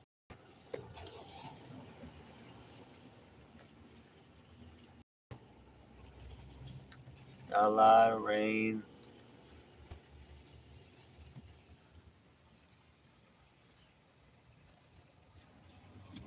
Wet. It's pouring out there. The gutter's full too. That gutter is full of water. It was rushing, but it's fucking flooded out here. Look at my giraffe holding it down. But look, my giraffe's fine, dude. My giraffe and my zebra, they're chilling.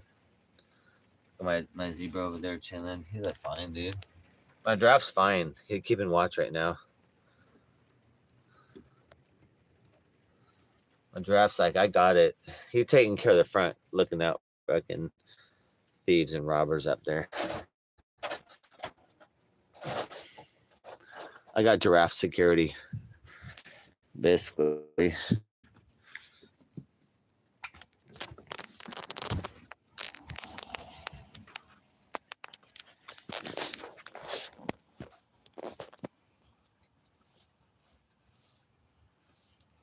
Giraffe security.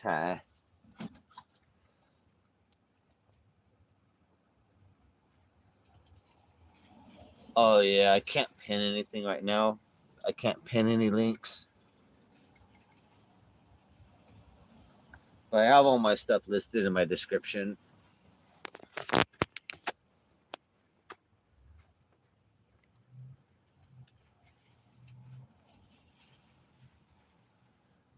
Oh, I don't buy a Gray Alien. I make my own stuff. I would never buy a built computer.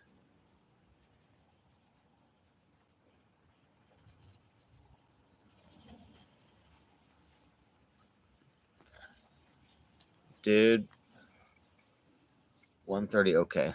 Dude, I would like a fucking amber lager right now.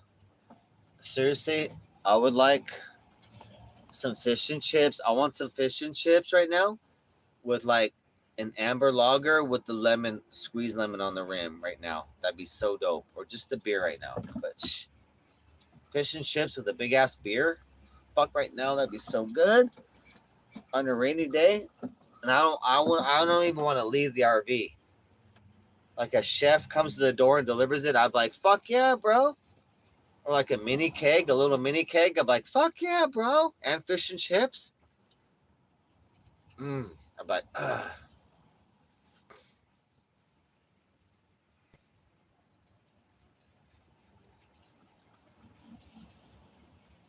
What's up, Katie Boo?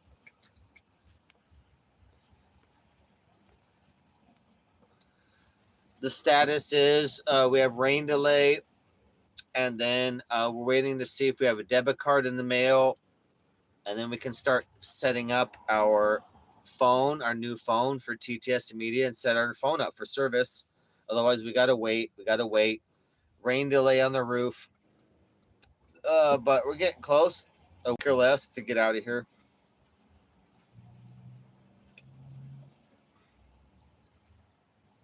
So I streamed like 5 hours yesterday too as well. We've been streaming. We haven't made any donos at all. Well, we had a couple donos like days, but we only like 2 donos, dude, in like the last 10 streams. It's been ridiculous, but we'll see.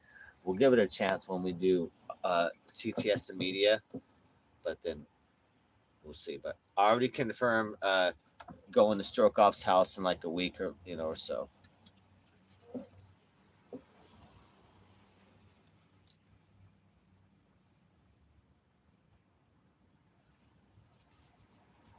So that'll be fun. I'll be excited to roll out of here. Like I said, I already moved out of here to mom's area. I was going to only head east, but I had to come back and deal with tickets on the RV. So once we take care of that, then we can leave town. But I want to have my my phone on with TTS and media before we leave. So we're getting our tags for the RV and TTS and media. Then we're out of town that minute. The minute that happens, we leave town.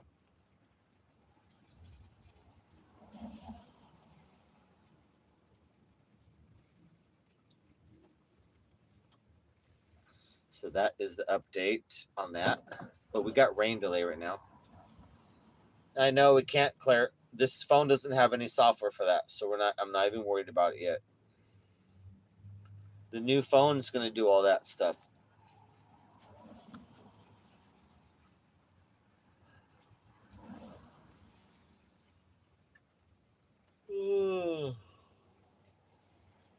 And I do want to do a hotline too, so we'll have a phone line as well. And we're gonna do a few things. I got a lot of IRL plans to do, a lot of content plans to make.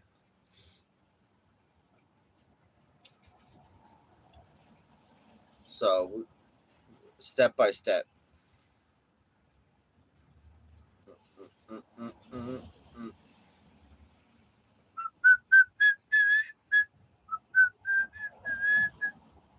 It's a rainy day, guys. We're just watching the raindrops go by today, basically. Just watching raindrops go by.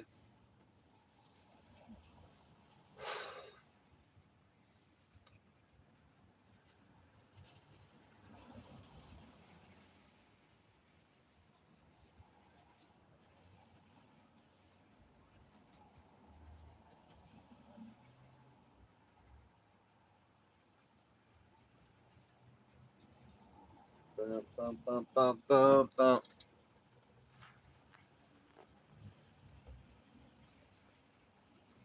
Uh-oh.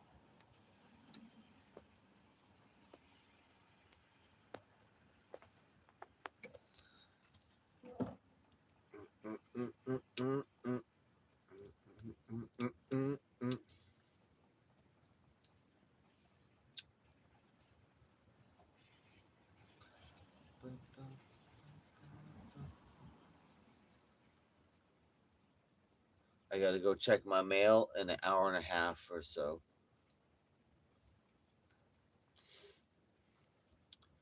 And we'll see. Hopefully my debit card's there. That'd be awesome.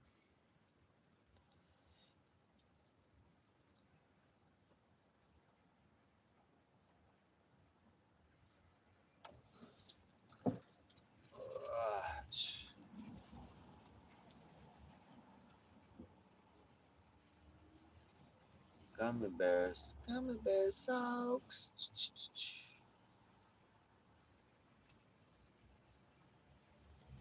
Shit, we're coming on 5 hours stream.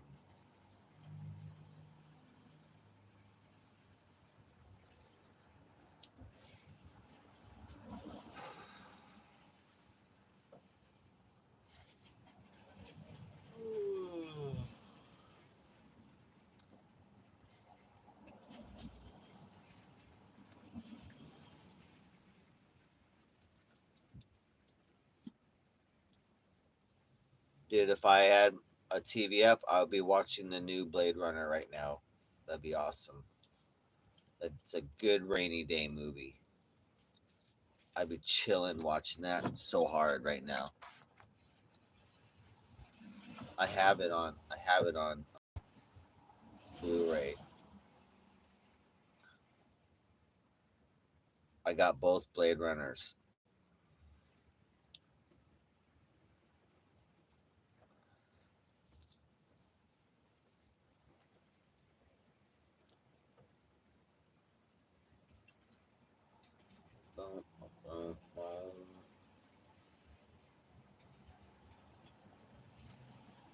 I know, Graylin. I do plan on getting a projector. There'd be no room though in here. I'm getting a 65-inch, which is the proper size. Like that'd be the biggest I could put in my RV, 65-inch, and not too big. But I do have a plan to have a projector, but it's for something else. I have a plan I have a plan to do.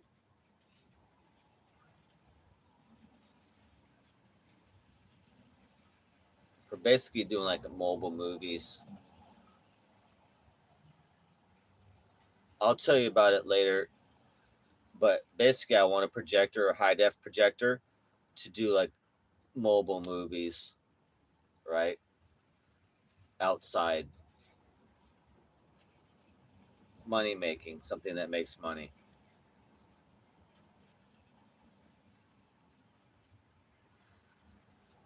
But I have the whole sound system for it already to do that. I just need the projector, and I could do that.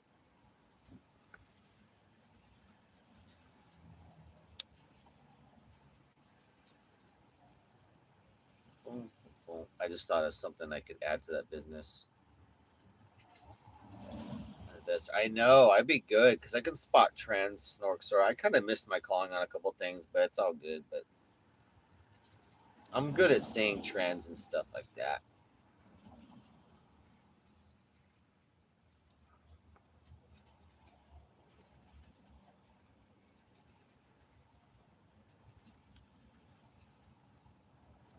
Got my ear to. I live on the street. I got my ear to the street. What the people like. I'm good at trends and predicting technologies.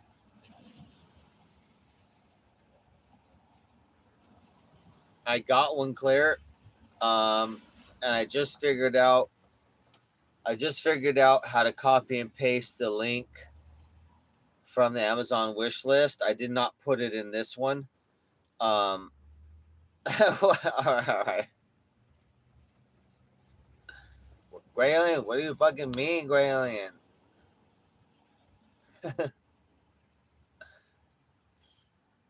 um, I just figured out how to copy and paste that link though. I figured that out yesterday. Now I gotta add more things to it and figure out little things. But I did figure that out. That's good though. What I what I want to do, Claire, is on my phone. What I'm trying to do is on my phone, um,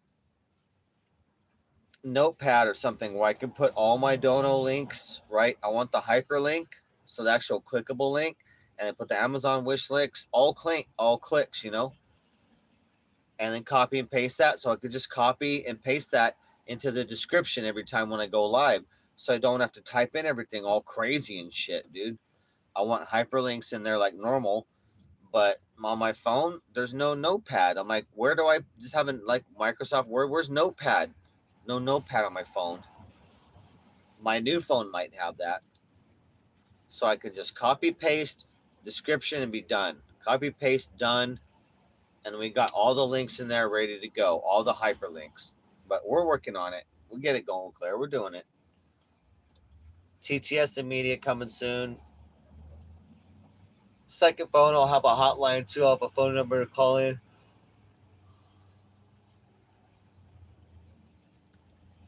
Sucks not having a computer. I want my computer up because that's how I operate. I operate stuff by computer and not by phone. I hate operating by phone.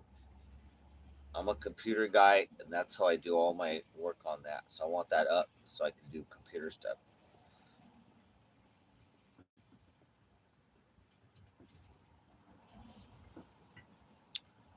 But I'm gonna get one of those the pads too, the 10-inch or 12-inch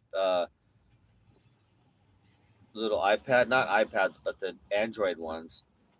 I want one of those bad.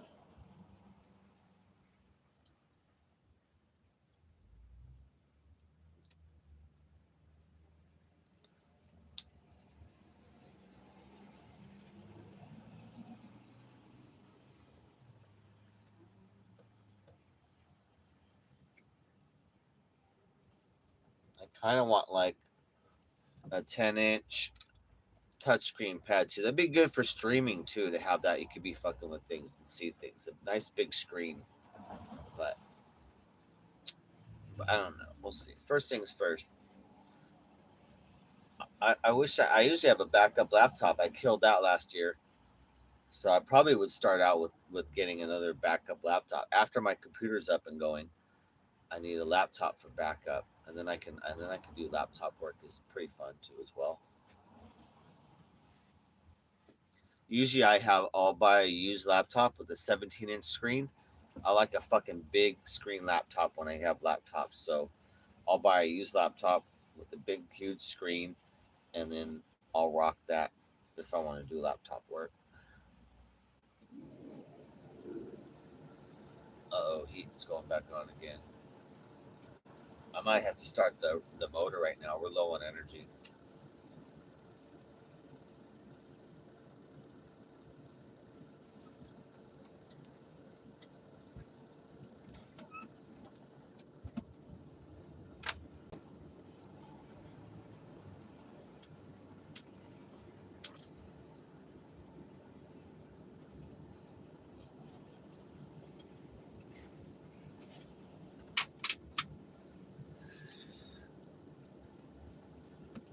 Oh shit, let's turn the motor on real quick. We're low on energy, people. Start the motor over.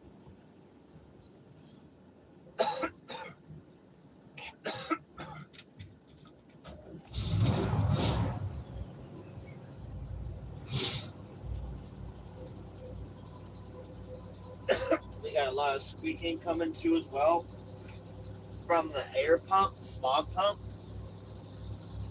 Something that I'm trying to take out of the system, but I can't. The smog pump is $200 to $300. You guys can hear it right now. It's so loud, bro. I hate it.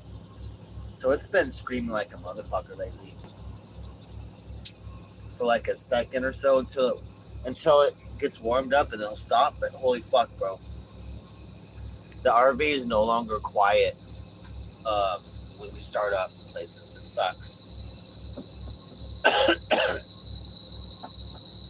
I'm gonna try and spray a couple things into the bearings. It's the bearings inside the device that's fucking up. I'm gonna try and spray things into the bearings somehow, but otherwise I have to deal with it until I replace it. But it's something I don't need. I want to eliminate the smog system on this thing, but I'll probably have to pay for a new one.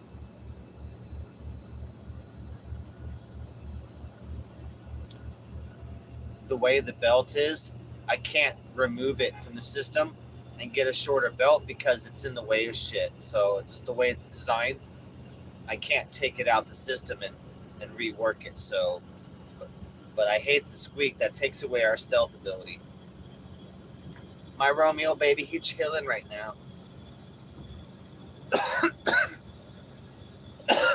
Romeo baby chilling. He's a good boy.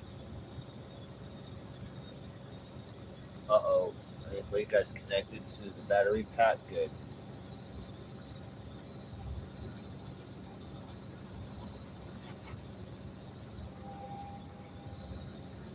Charge. Oh, I'll turn that off.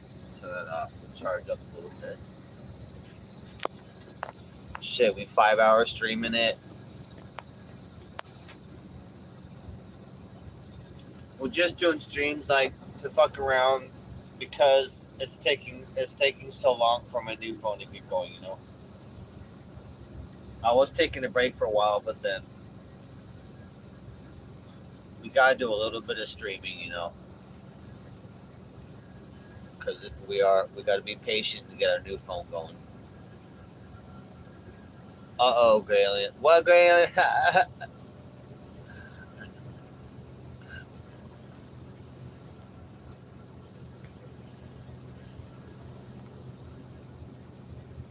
I appreciate that, Claire. Yeah, that's the best we can do right now, Claire, is basically copy and paste a description like that. And then we'll get hyperlinks in there. We're going, Claire. The first time I even made donations, like little donations coming in, was in December. So like the whole year of 2024, the only donators I had was Sydney Cat.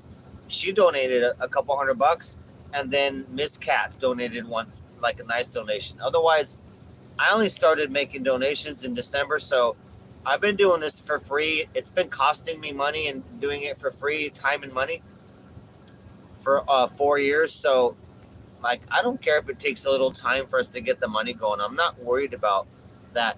My model and goal is not to make a living and have to depend on YouTube and streaming money. I want to make money on my own outside of that as my main income. And then if we travel and we do YouTube and donations, then that's gas money and things as we go along and we do shit. Because I'm going to be pretty active. Like, if we have money sponsoring us, then we can travel and do it. We can pay for shit. We can pay to fucking like skydive. We can go into shark tanks and shit like that. Crazy shit. Like, a lot of fun shit you can do out there, but it costs money to do it. But my streaming model is to have my own job making money, and then YouTube money and streaming donations is extra income, and then also helping us determine what we do. Like, if we get a bunch of donations to go skiing, then we're going fucking skiing, bro. Then we're going skiing. That's simple as that.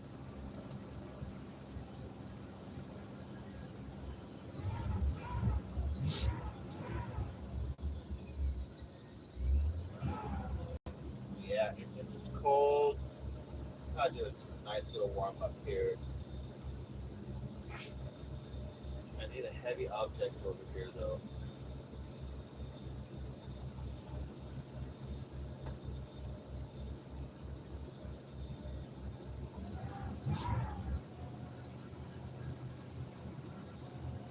I gotta check.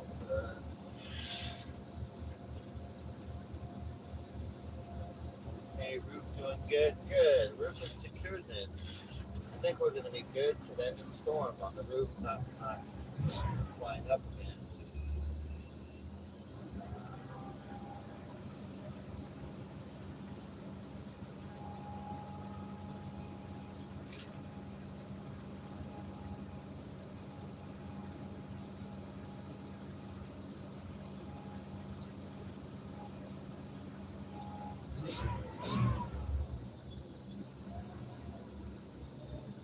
Got a rot over here. I gotta hold the gas pedal over here. Chat, I love you, chat.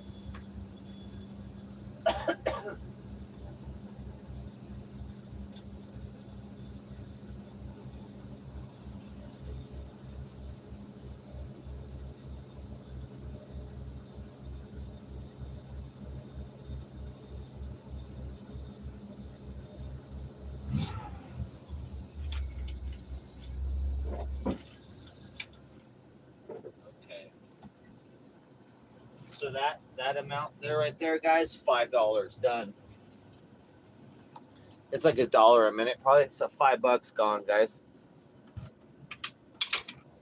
So we got a little electricity that'll keep the heat on, and we're good. But that's the type of shit. Like, man, dude, once I have solar, my gas goes to half. I don't have to warm up gas anymore. I don't have to drive around so much to create electricity to keep the heat on and the lights on.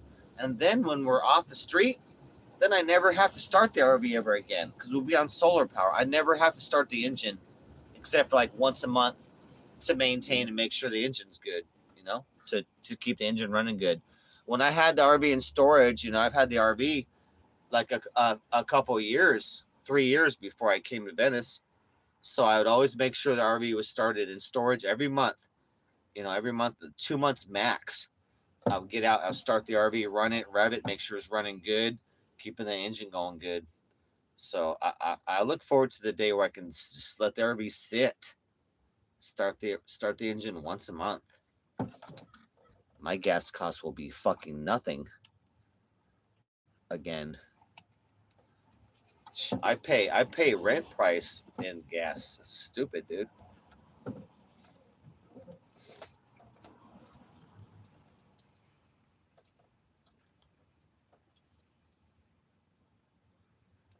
Fuck, man. At one point, it was 500 a month in gas almost, and then we had to stop all that.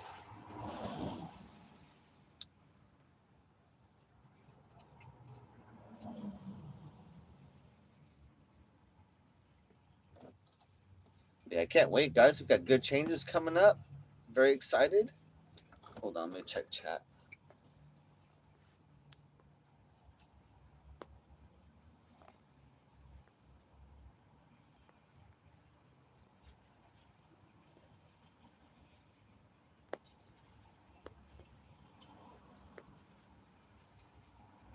Oh, I know, Claire. Yep. Yeah, we're getting there.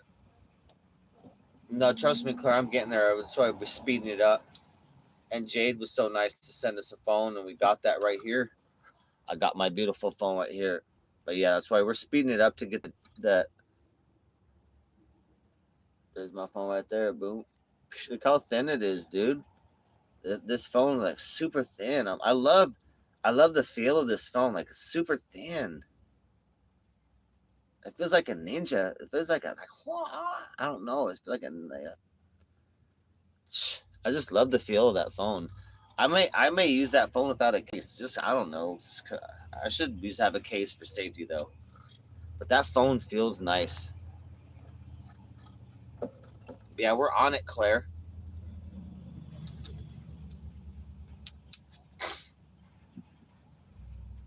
Dr. Cushman, Claire, Dr. Cushman said he'll hook me up on the phone. If I can't figure it out, I'll go to Hollywood.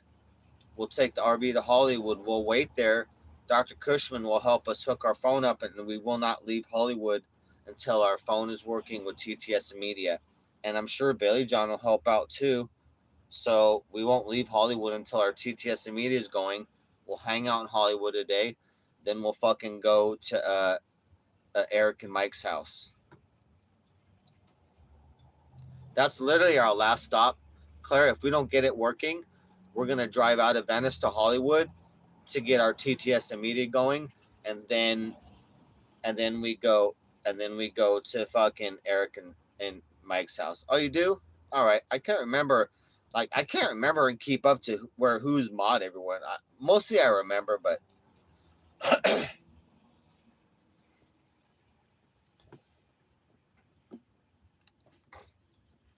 I'm not gonna go out to Mike and Eric's house until TTS and Media is going, and we need a phone on so we can be live when I leave Venice when I go on the freeways. I like to be live IRL when we're on the free, and we need TTS and Media going. So we're not leaving LA without that on. Like I'm serious, I will not leave LA without that on. So we'll get it. But we're like a week away from leaving. We have rain delays. It's been rain delays. I'd be gone already, honestly.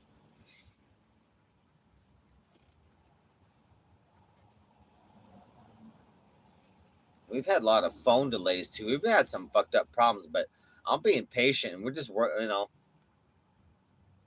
debit card delays, Cash App delays, EBT being canceled. Like it's been crazy, but we're fucking rocking it, dude.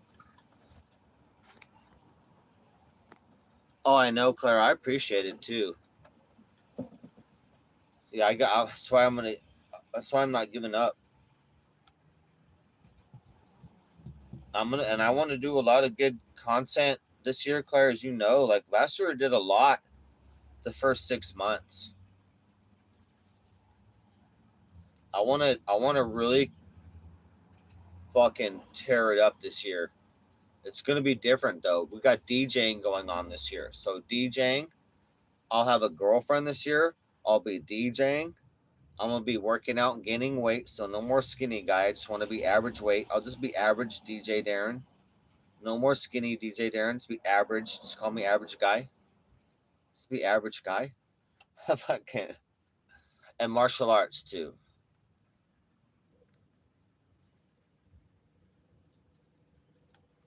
I really got to do the martial arts, pick that up, and health, of course. But so girlfriend, DJing, heavy martial arts, and working out, gaining weight, and then of course building the channel, taking the content way up, giving it a one big shot, and seeing how we do on the channel this year. I got to get remonetized. Starting March 20th, I can reapply to my channel on YouTube to be remonetized, and we got to see after that. Twins fight. We could. I don't know. They might kill each other if we have them fight each other and shit.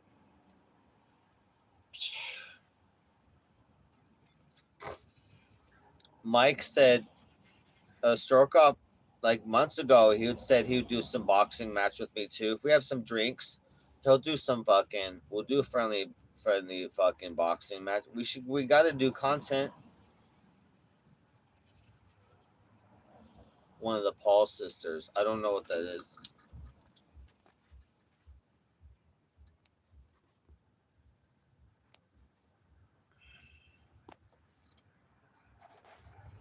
Yeah, I enjoyed my time with Captain and the RV and the different things we did. Oh, Jake Paul.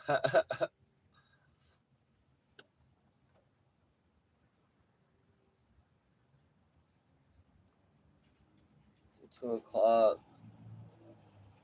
All right. We got rain till tomorrow morning, then we're done.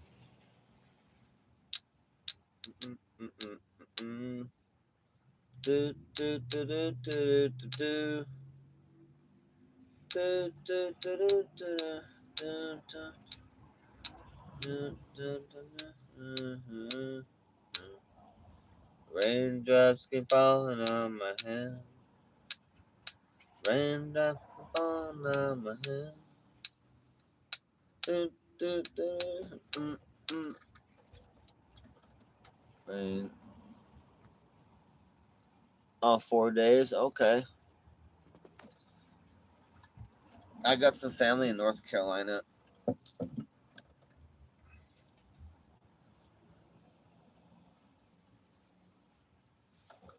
Boo, boo, boo, boo, boo, boo.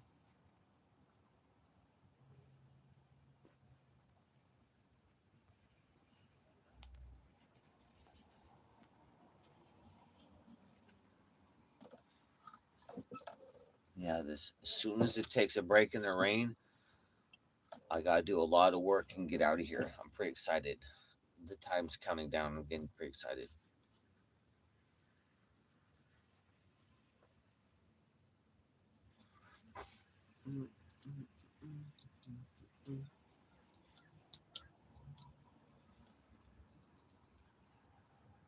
I still gotta make some content with Billy John, some skateboard content, Claire. So I'm gonna hang out with Cushman. We should do some content with Cushman. Just hang out, drink some beers or whatever. Just chill. But Billy John, we still need to do. I told Billy John I wanted to go to a rock wall. So check this out, Claire. Like go to a rock wall, and with the little harness and shit, we could do the rock wall, climb up and do the rock wall shit. Cause Billy John does shit like I do, so we could do rock wall, and then we go out and just do skateboard shit, like a little skateboard competition. We do little jumps or like little tricks, and we try and each do the trick. So we do some skateboard shit. I think that'd be fucking fun. Billy John already agreed with that too. But rock wall and at least skateboarding free, but rock wall would be awesome, dude. Not because Hollywood. I'll be Hollywood and getting out of here, Claire. Because Hollywood's my last spot, Claire. Hollywood's my last spot. Then I'm going east. I'm not coming back. I'm not coming back to LA. Then I'm gonna go visit my mom. I'll leave LA, go to visit my mom for a day, and then I'll go to the to Stroke Off House. Stay there for a week, and then go to Vegas because we got to do donations to get gas money to even make it to Vegas. Honestly, like I will not make it to Vegas without donations. Honestly, so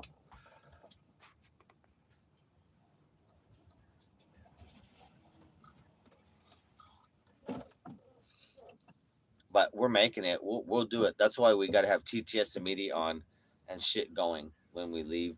When before we leave LA, and then as we're leaving, we're IRL TTS immediate on, and we're fucking rolling. Yeah, yeah. It goes Venice. We leave Venice. We chill in Hollywood. TTS immediate on. We see Cushman. We do some content with Billy John. we leave. We go to my mom's house. You guys won't see that, but you'll see the area, maybe the skate park. I chill with my mom for a little bit, and then we go to Stroke Off house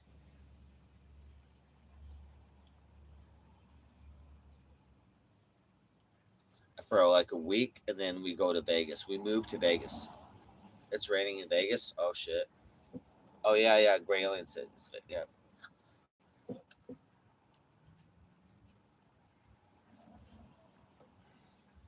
Yeah. Fuck. I got a little rain delay here.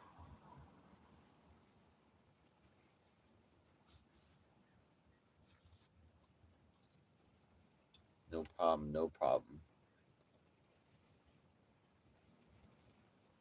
Yeah, we got to get. We always got to keep aware of our plan, Claire, and like making sure I'm making the best moves. I got to be really efficient when I'm doing so. So we got it planned out. We got a plan. Yeah, it is Hollywood. I can't achieve the goals I want on time here in Los Angeles. Vegas, I can be off the grid. I could be off the street in my RV for $500 or less, and then use my motorcycle to go to work every day. Like that's huge. And then put stuff in storage for $50, and be finishing my RV right and finishing my RV and finishing it. There's no room. It's just my RV's so filled with shit. I can't work on anything because there's fucking stuff everywhere, dude. Get all that fucking shit out, and it should be knocking out. So I'll be working a job, you know. I'll be repair streaming, working, finishing the RV, right, chilling, and then I'll be. I mean, that'll be it, I guess. I'll be working my job and then working on the RV, finishing it, making it fucking nice, getting everything going, and building savings, honestly. And then when I'm ready to go, then I'll sell my motorcycle for like fucking 4 or 5 grand, and bam, big chunk. I have a big chunk ready to go to start my savings and emergency fund for the RV. But I am selling my dream bike for the sacrifice. I already sold my car, and I've already sold shit, but my motorcycle is my dream bike. I never even got to use it, so I'm gonna ride it a little bit and sell it though. But that's gonna be a huge sacrifice I'm making. I'm telling you what, for this RV shit, dude. Selling my car was a big sacrifice for the RV stuff. That's bullshit. But the motorcycle, that's gonna hurt more. That because damn it, I've had that for like 13 years and never got to ride it. I'll get to ride it a little bit, then I'll sell it. It'll make me money, but it'll be. I'll have to. I don't know. I'm gonna have a bike again someday, but I'm gonna sacrifice it.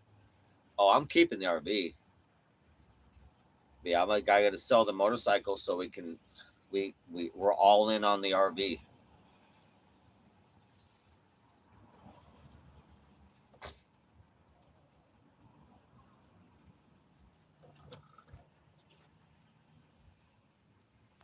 All right, sounds good, Claire. I'm just chilling, smoking weed today. Slowly trying to, slowly.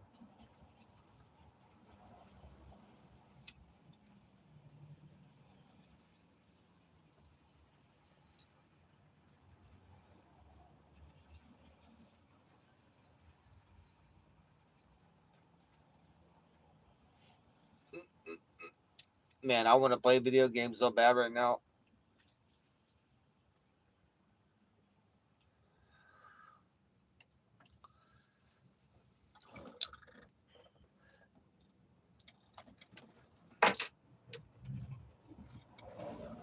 I haven't got to do gaming for forever, dude. I miss gaming bad, but I had priorities. I had to finish the RV in San Diego at my mom's house and work, and I had no time to do. No, I didn't have no time to play around.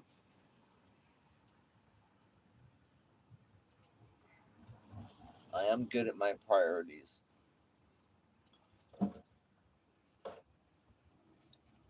but we've done a year of this RV stuff, and we need to make some major changes because I want results quicker, and So we'll make changes to do that. Vegas is a great solution.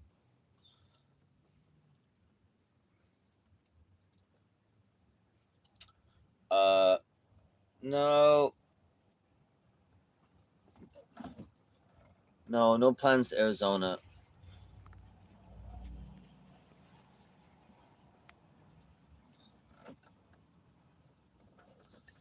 no plans. Arizona. I planned the road trip would be from Vegas to go Salt Lake City, Utah, then Denver, Colorado, then keep going east. But right now, we just got to take it one city at a time, dude. Oh, we are moving. Oh, okay.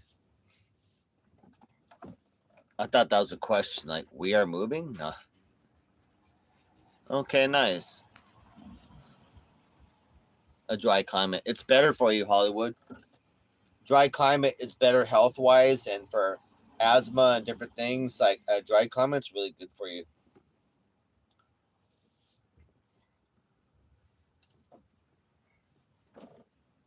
If people have allergies or asthma and different things, like, a lot of people are like cured just by going to a different climate and they're like, oh, I feel much better now.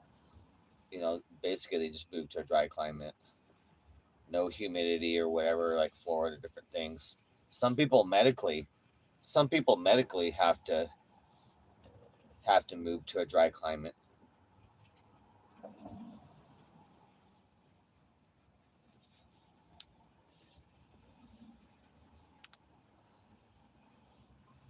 Yeah, San Diego. If I hadn't grown up in San Diego forever, like I would do RV living in San Diego.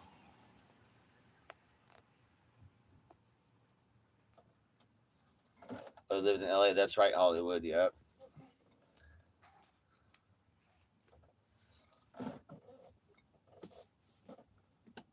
Yeah, I've had a year here and I've had my fun, and I'll be back to LA again.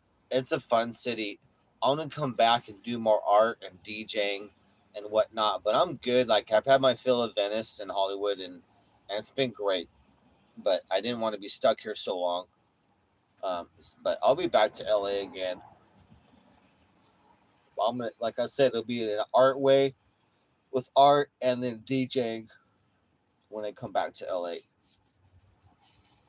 But we moving on. We moving on, and we're gonna start DJing and building our DJ future and from Vegas on. It's be a lot of exciting changes. It's great.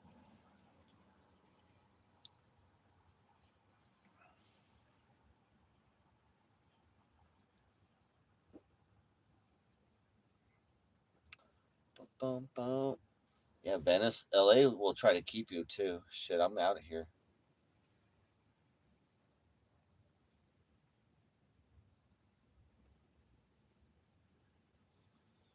I'm out of here.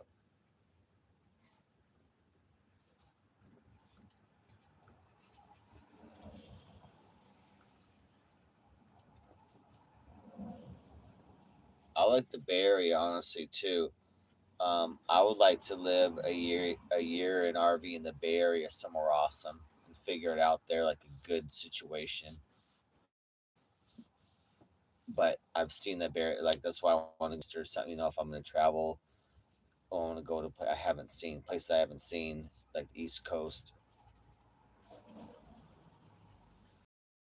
What is your story?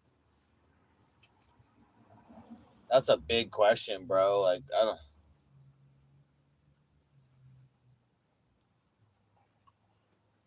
Oh fuck.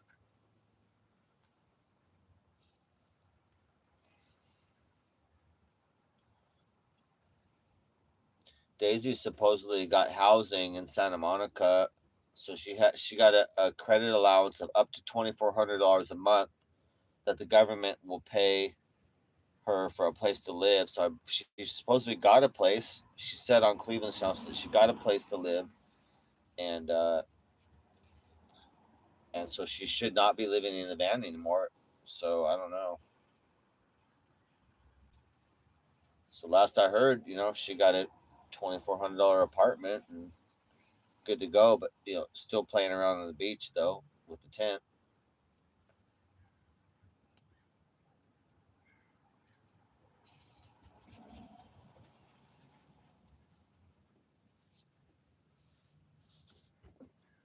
Ouch.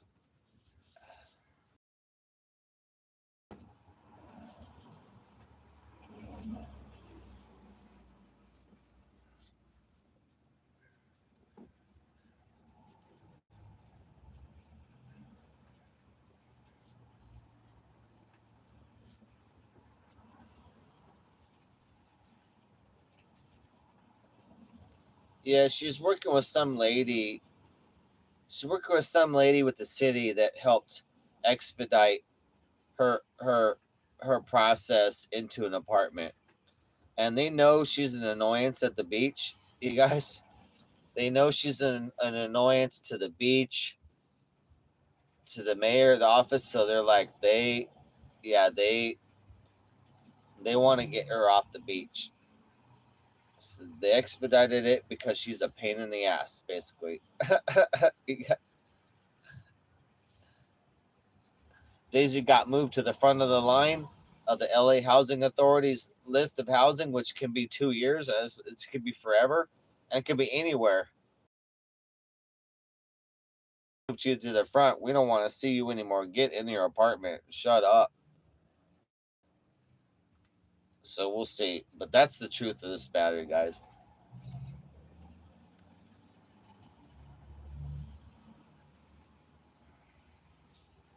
Fox News. I know.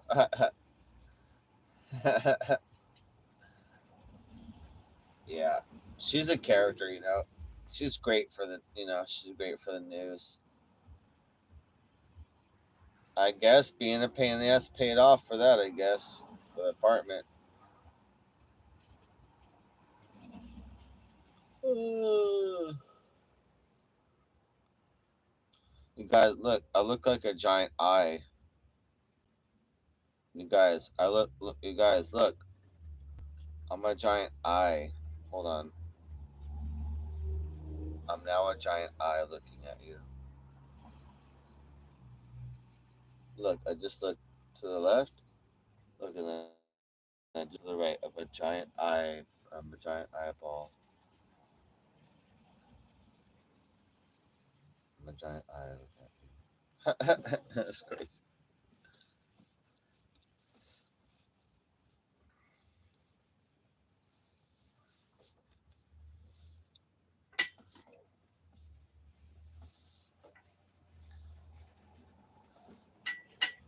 Yeah, I'm sure, like, Daisy's publicity, I'm sure that really sealed the deal for a lot of people going, oh, fuck California. I'm sure a lot of people not from there saw that and go, oh, yeah, they're full of them crazies out there, just like that old Daisy on the TV. California, a bunch of crazies. Could you imagine thinking, like, there's a bunch of people out here like Daisy? Like, oh, man, that's why.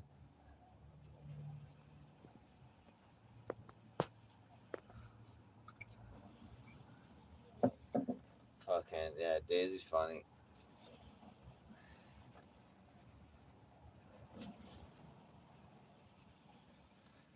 Daisy loves being famous. Her little niche that she's famous. She's famous in. Oh, shit.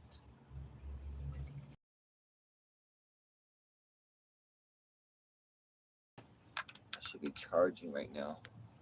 There we go. Bang, everything charging. Got 5 chargers. I have 5 chargers going to charge 5 different devices at one time. Check out my little station I got set up here. Got the little charge station right here. Power strip set up. I got one more slot in there. I need another one. All the little devices here. You need it. 5 different devices, 2 phones, a battery pack, radio, speaker. Shit. I could use more.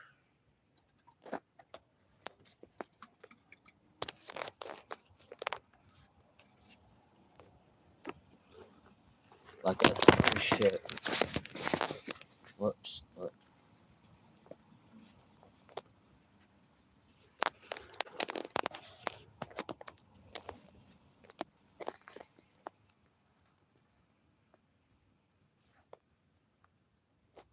Nah, Hollywood. Do you know why they did the Palisades fires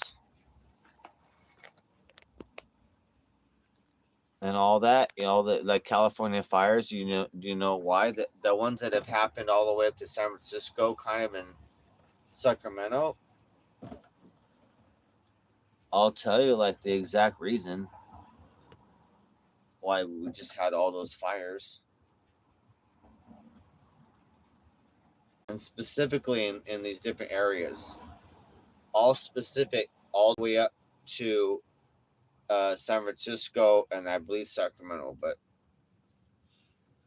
I'll tell you, dog.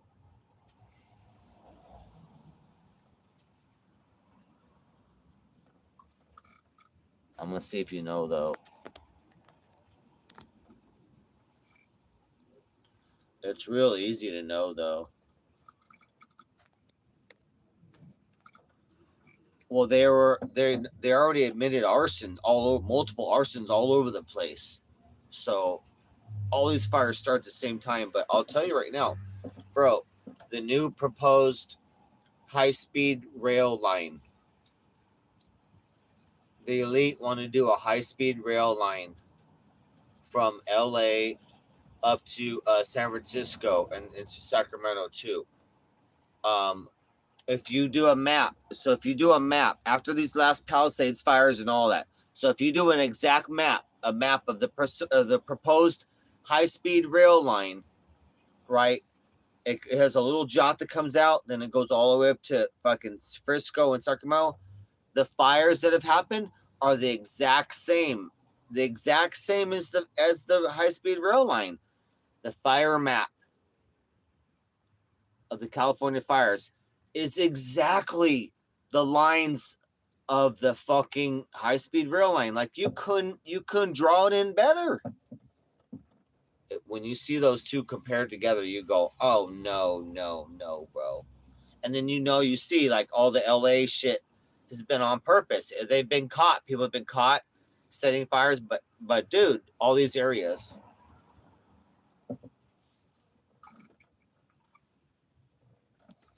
But I just saw that map like in the last week, and I'm like, oh, dude, that's really obvious. That's real, and that's not the first time that's been done, Hollywood. That's not the first time people have been burned out. The land declared back to the city or back to the county, and then they got to build things through it. You know what I mean? It's a land grab. But go look online. Go look. There's people are doing the comparisons right now. Go look at the fire map. The recent after all these fires now. So the recent one after all this fucking LA fires compared to the new LA high speed rail line proposed line coming up. And now guess what? It's ready to go now. It's ready to go now. Oh, San Andreas fault. The Newsom's fault. Yeah, that motherfucker, bro.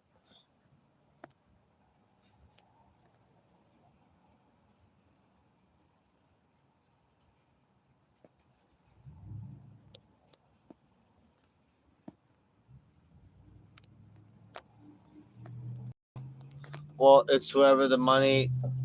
No D. It's whoever has the money invested to gain from a high speed rail line is who did it. You know what I mean? It'll be who stands to profit from that.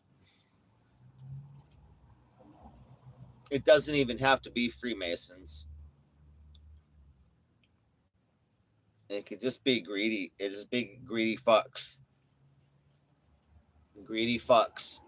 Billionaires and people who stand, maybe people who stand this to gain millions and tens of millions and hundreds of millions of dollars and also billions of dollars if this goes through. Those are the ones. That's who you're gonna find with the fucking torch and their lighter in their hand. But yeah, that it all benefits the Freemasons and the Illuminati, you know, Bilderberg motherfucks, the Bohemian Grove. All of it benefits them, you know. It's too bad. I would like a high speed rail line too as well, but not to not to fucking burn out everyone's fucking house to do it. Yeah, probably LA Ritual.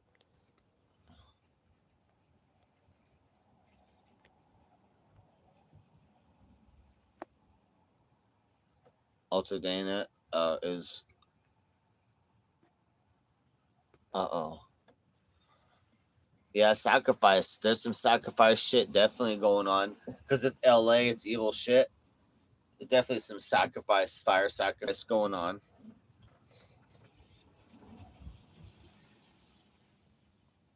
Especially some of these fires, like they block the road so people can't get out.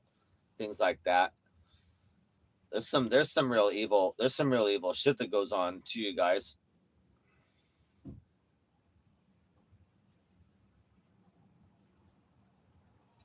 People are purposely boxed in so they die in the fires. They don't get out. Cause burnt up people tell no tales. It's a fact. Dead people tell no tales.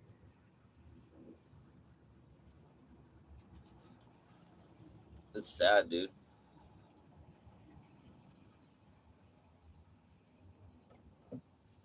But yeah, I would like to go try and get some quick video before we leave LA of some of the areas if we can. Go IRL a little bit.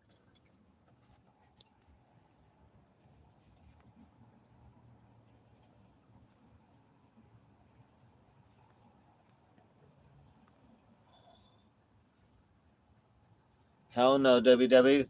They already maxed out their money on faking out, you know, helping the homeless and all that. They gonna go. They're making money on different shit now. They already, you know, they're maxed that money out. LA spends over $2 billion faking, pretending to help the homeless. That's you know how much money that is. Holy fuck, bro! I'm out here too, and I know all the homeless. The money ain't going to any of us out here, guys. I'm telling you that. Like a little bit of EBT, nah. Everyone is making money out here. All these nonprofits are making a ton of money. All the safety workers and all the city workers and the little that come out to take all your shit. And the cops and all that show up in the dump truck. They're all making a shit ton of money. Under the homeless money.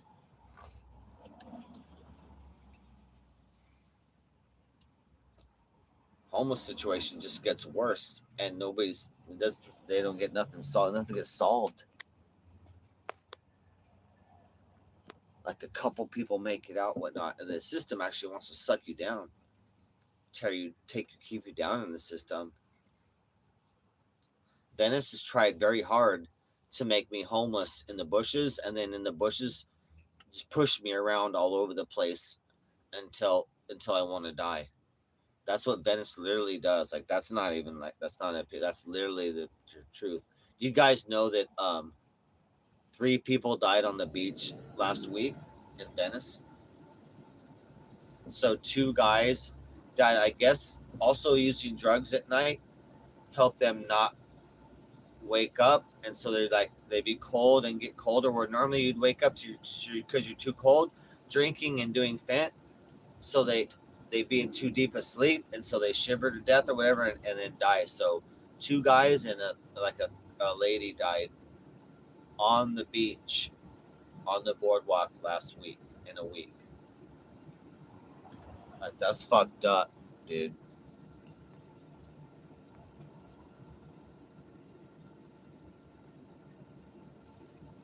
Moloch, yeah.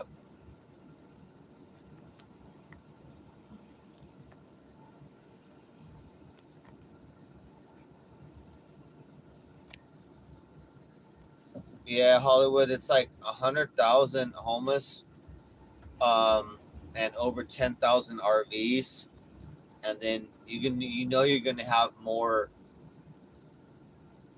in the entire LA County, and then you're gonna have more cars and vans. I don't know if they mean 10,000 vehicles, but you know you're gonna have more people living in cars and vans now than RVs. So that's a lot of people.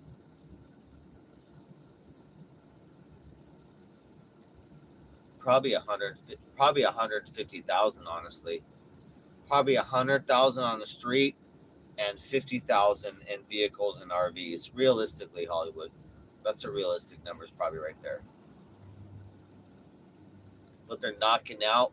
They're knocking out people in the cars and they're knocking out RVs. So those numbers are going down, but the homeless numbers are going up because they're taking away your car and your RV. Now you're on the street, and now you just got to be a homeless bum on the street and social services, and now you're in that system. And most people don't recover back, get out of that. So that's why I don't want to be stuck in none of that. I want to get out of here, and I don't want to be any part of that system, dude. Not for me. Not for me. No más para mí.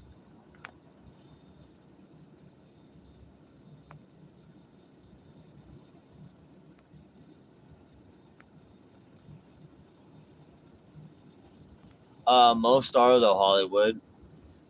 Most are Hollywood. It's a high percent here in Venice. High percent.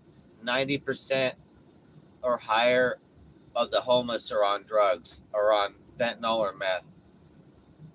Plus any other shit. That's a fact out here in Venice. That's a fact. I know everybody. Hollywood, I know I know everybody. I know everybody. If it was different, I would tell you. And then there's like a couple of just weed homies. That's great. They're just some weed homies, but it's really rare. It's really fucking rare. Even the RVs, they're all obliterated as well. RVs, the van life, car life, they're all on drugs, obliterated too. It's terrible numbers out here, bro. Terrible numbers. 80% in cars and RVs are fucking drug addicts. On the street, homeless on the street, 90% plus on hard drugs. It's fucked up, bro. And a lot stealing. You got the stealing and crime with all mixed in there too. Fuck, bro. That's why I've had to be on heavy defense, dude. Like the year, like it ain't no bullshit out here. It ain't no hippie area. I am a DJ Darren Action News. I bring you the real news. Street review. That's the real street review right there.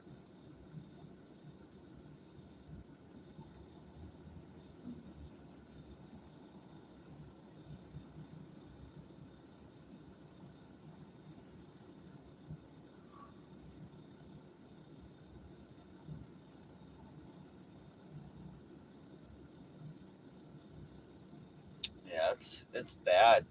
That's bad numbers, dude. That's why we need to shut that border, bro. So much fucking meth and fent coming in because of open border and because of the cartels, bro. We need to kill all of it, eliminate all that, kill the cartels, build the border like 600 feet high.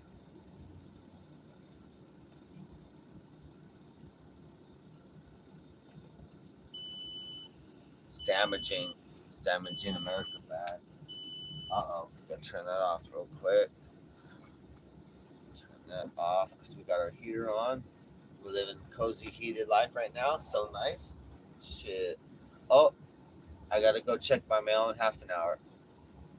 Mexico's getting invaded. Yeah, we're gonna fuck them up, bro.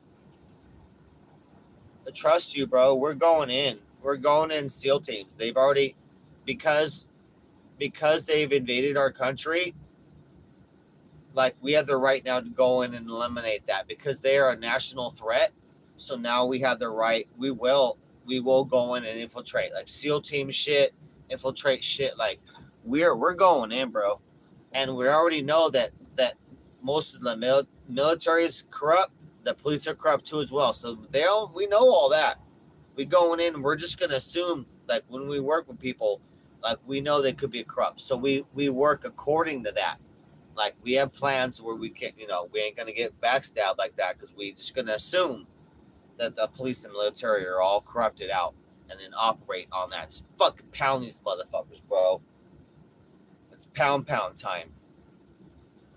Trust me, bro. I just saw a fucking 1 hour interview on go watch the Tucker Carlson interview with Tom Homan, the new Borders are. Dude, it's an hour, bro. It's so good, bro. It's riveting. Fuck, bro.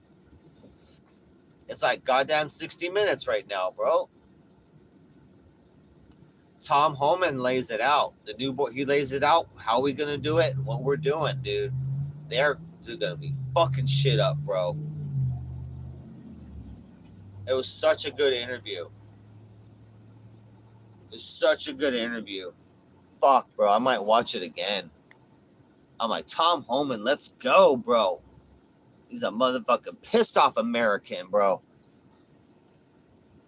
This motherfucker, he's come back out of retirement twice. He came out of retirement to do this job. He said, it ain't for the money. He said, it ain't for the money. This motherfucker coming out of retirement because he pissed off. He's going to straight up American, bro. Oh, you got people coming out of retirement pissed off right now that are highly trained motherfuckers are coming out of retirement to fight this war. Hell yeah, bro. We're on it. Trump's already in control of shit.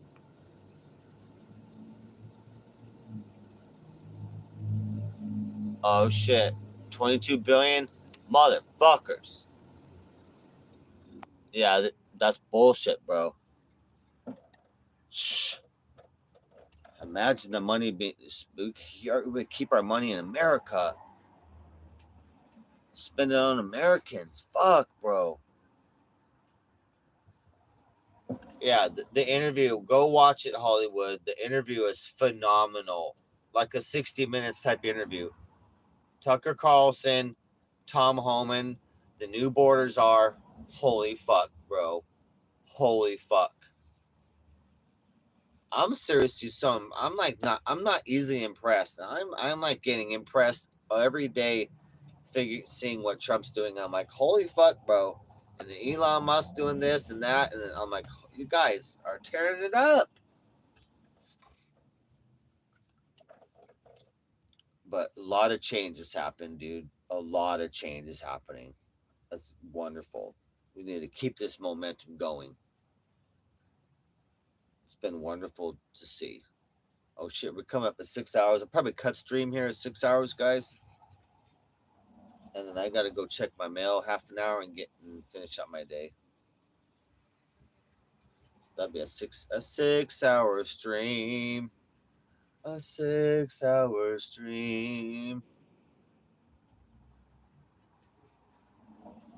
I'm gonna run it. I'm gonna run it. So it's a little over a mile. I'm gonna run there and back to my mail. So that'll be my 2 mile run for the day for Tom Homan. Borders are. I'm running for you today, Tom. I'm running for America today. Psh.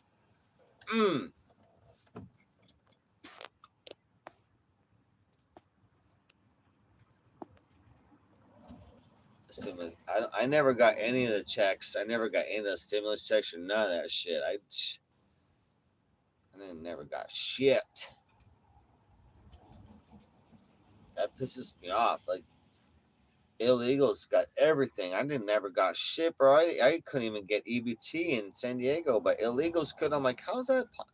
How am I a citizen of San Diego forever, a native, and then American citizen and a small business owner, and I couldn't get EBT, but all the illegals coming in illegally getting it. I'm like, what the fuck, bro?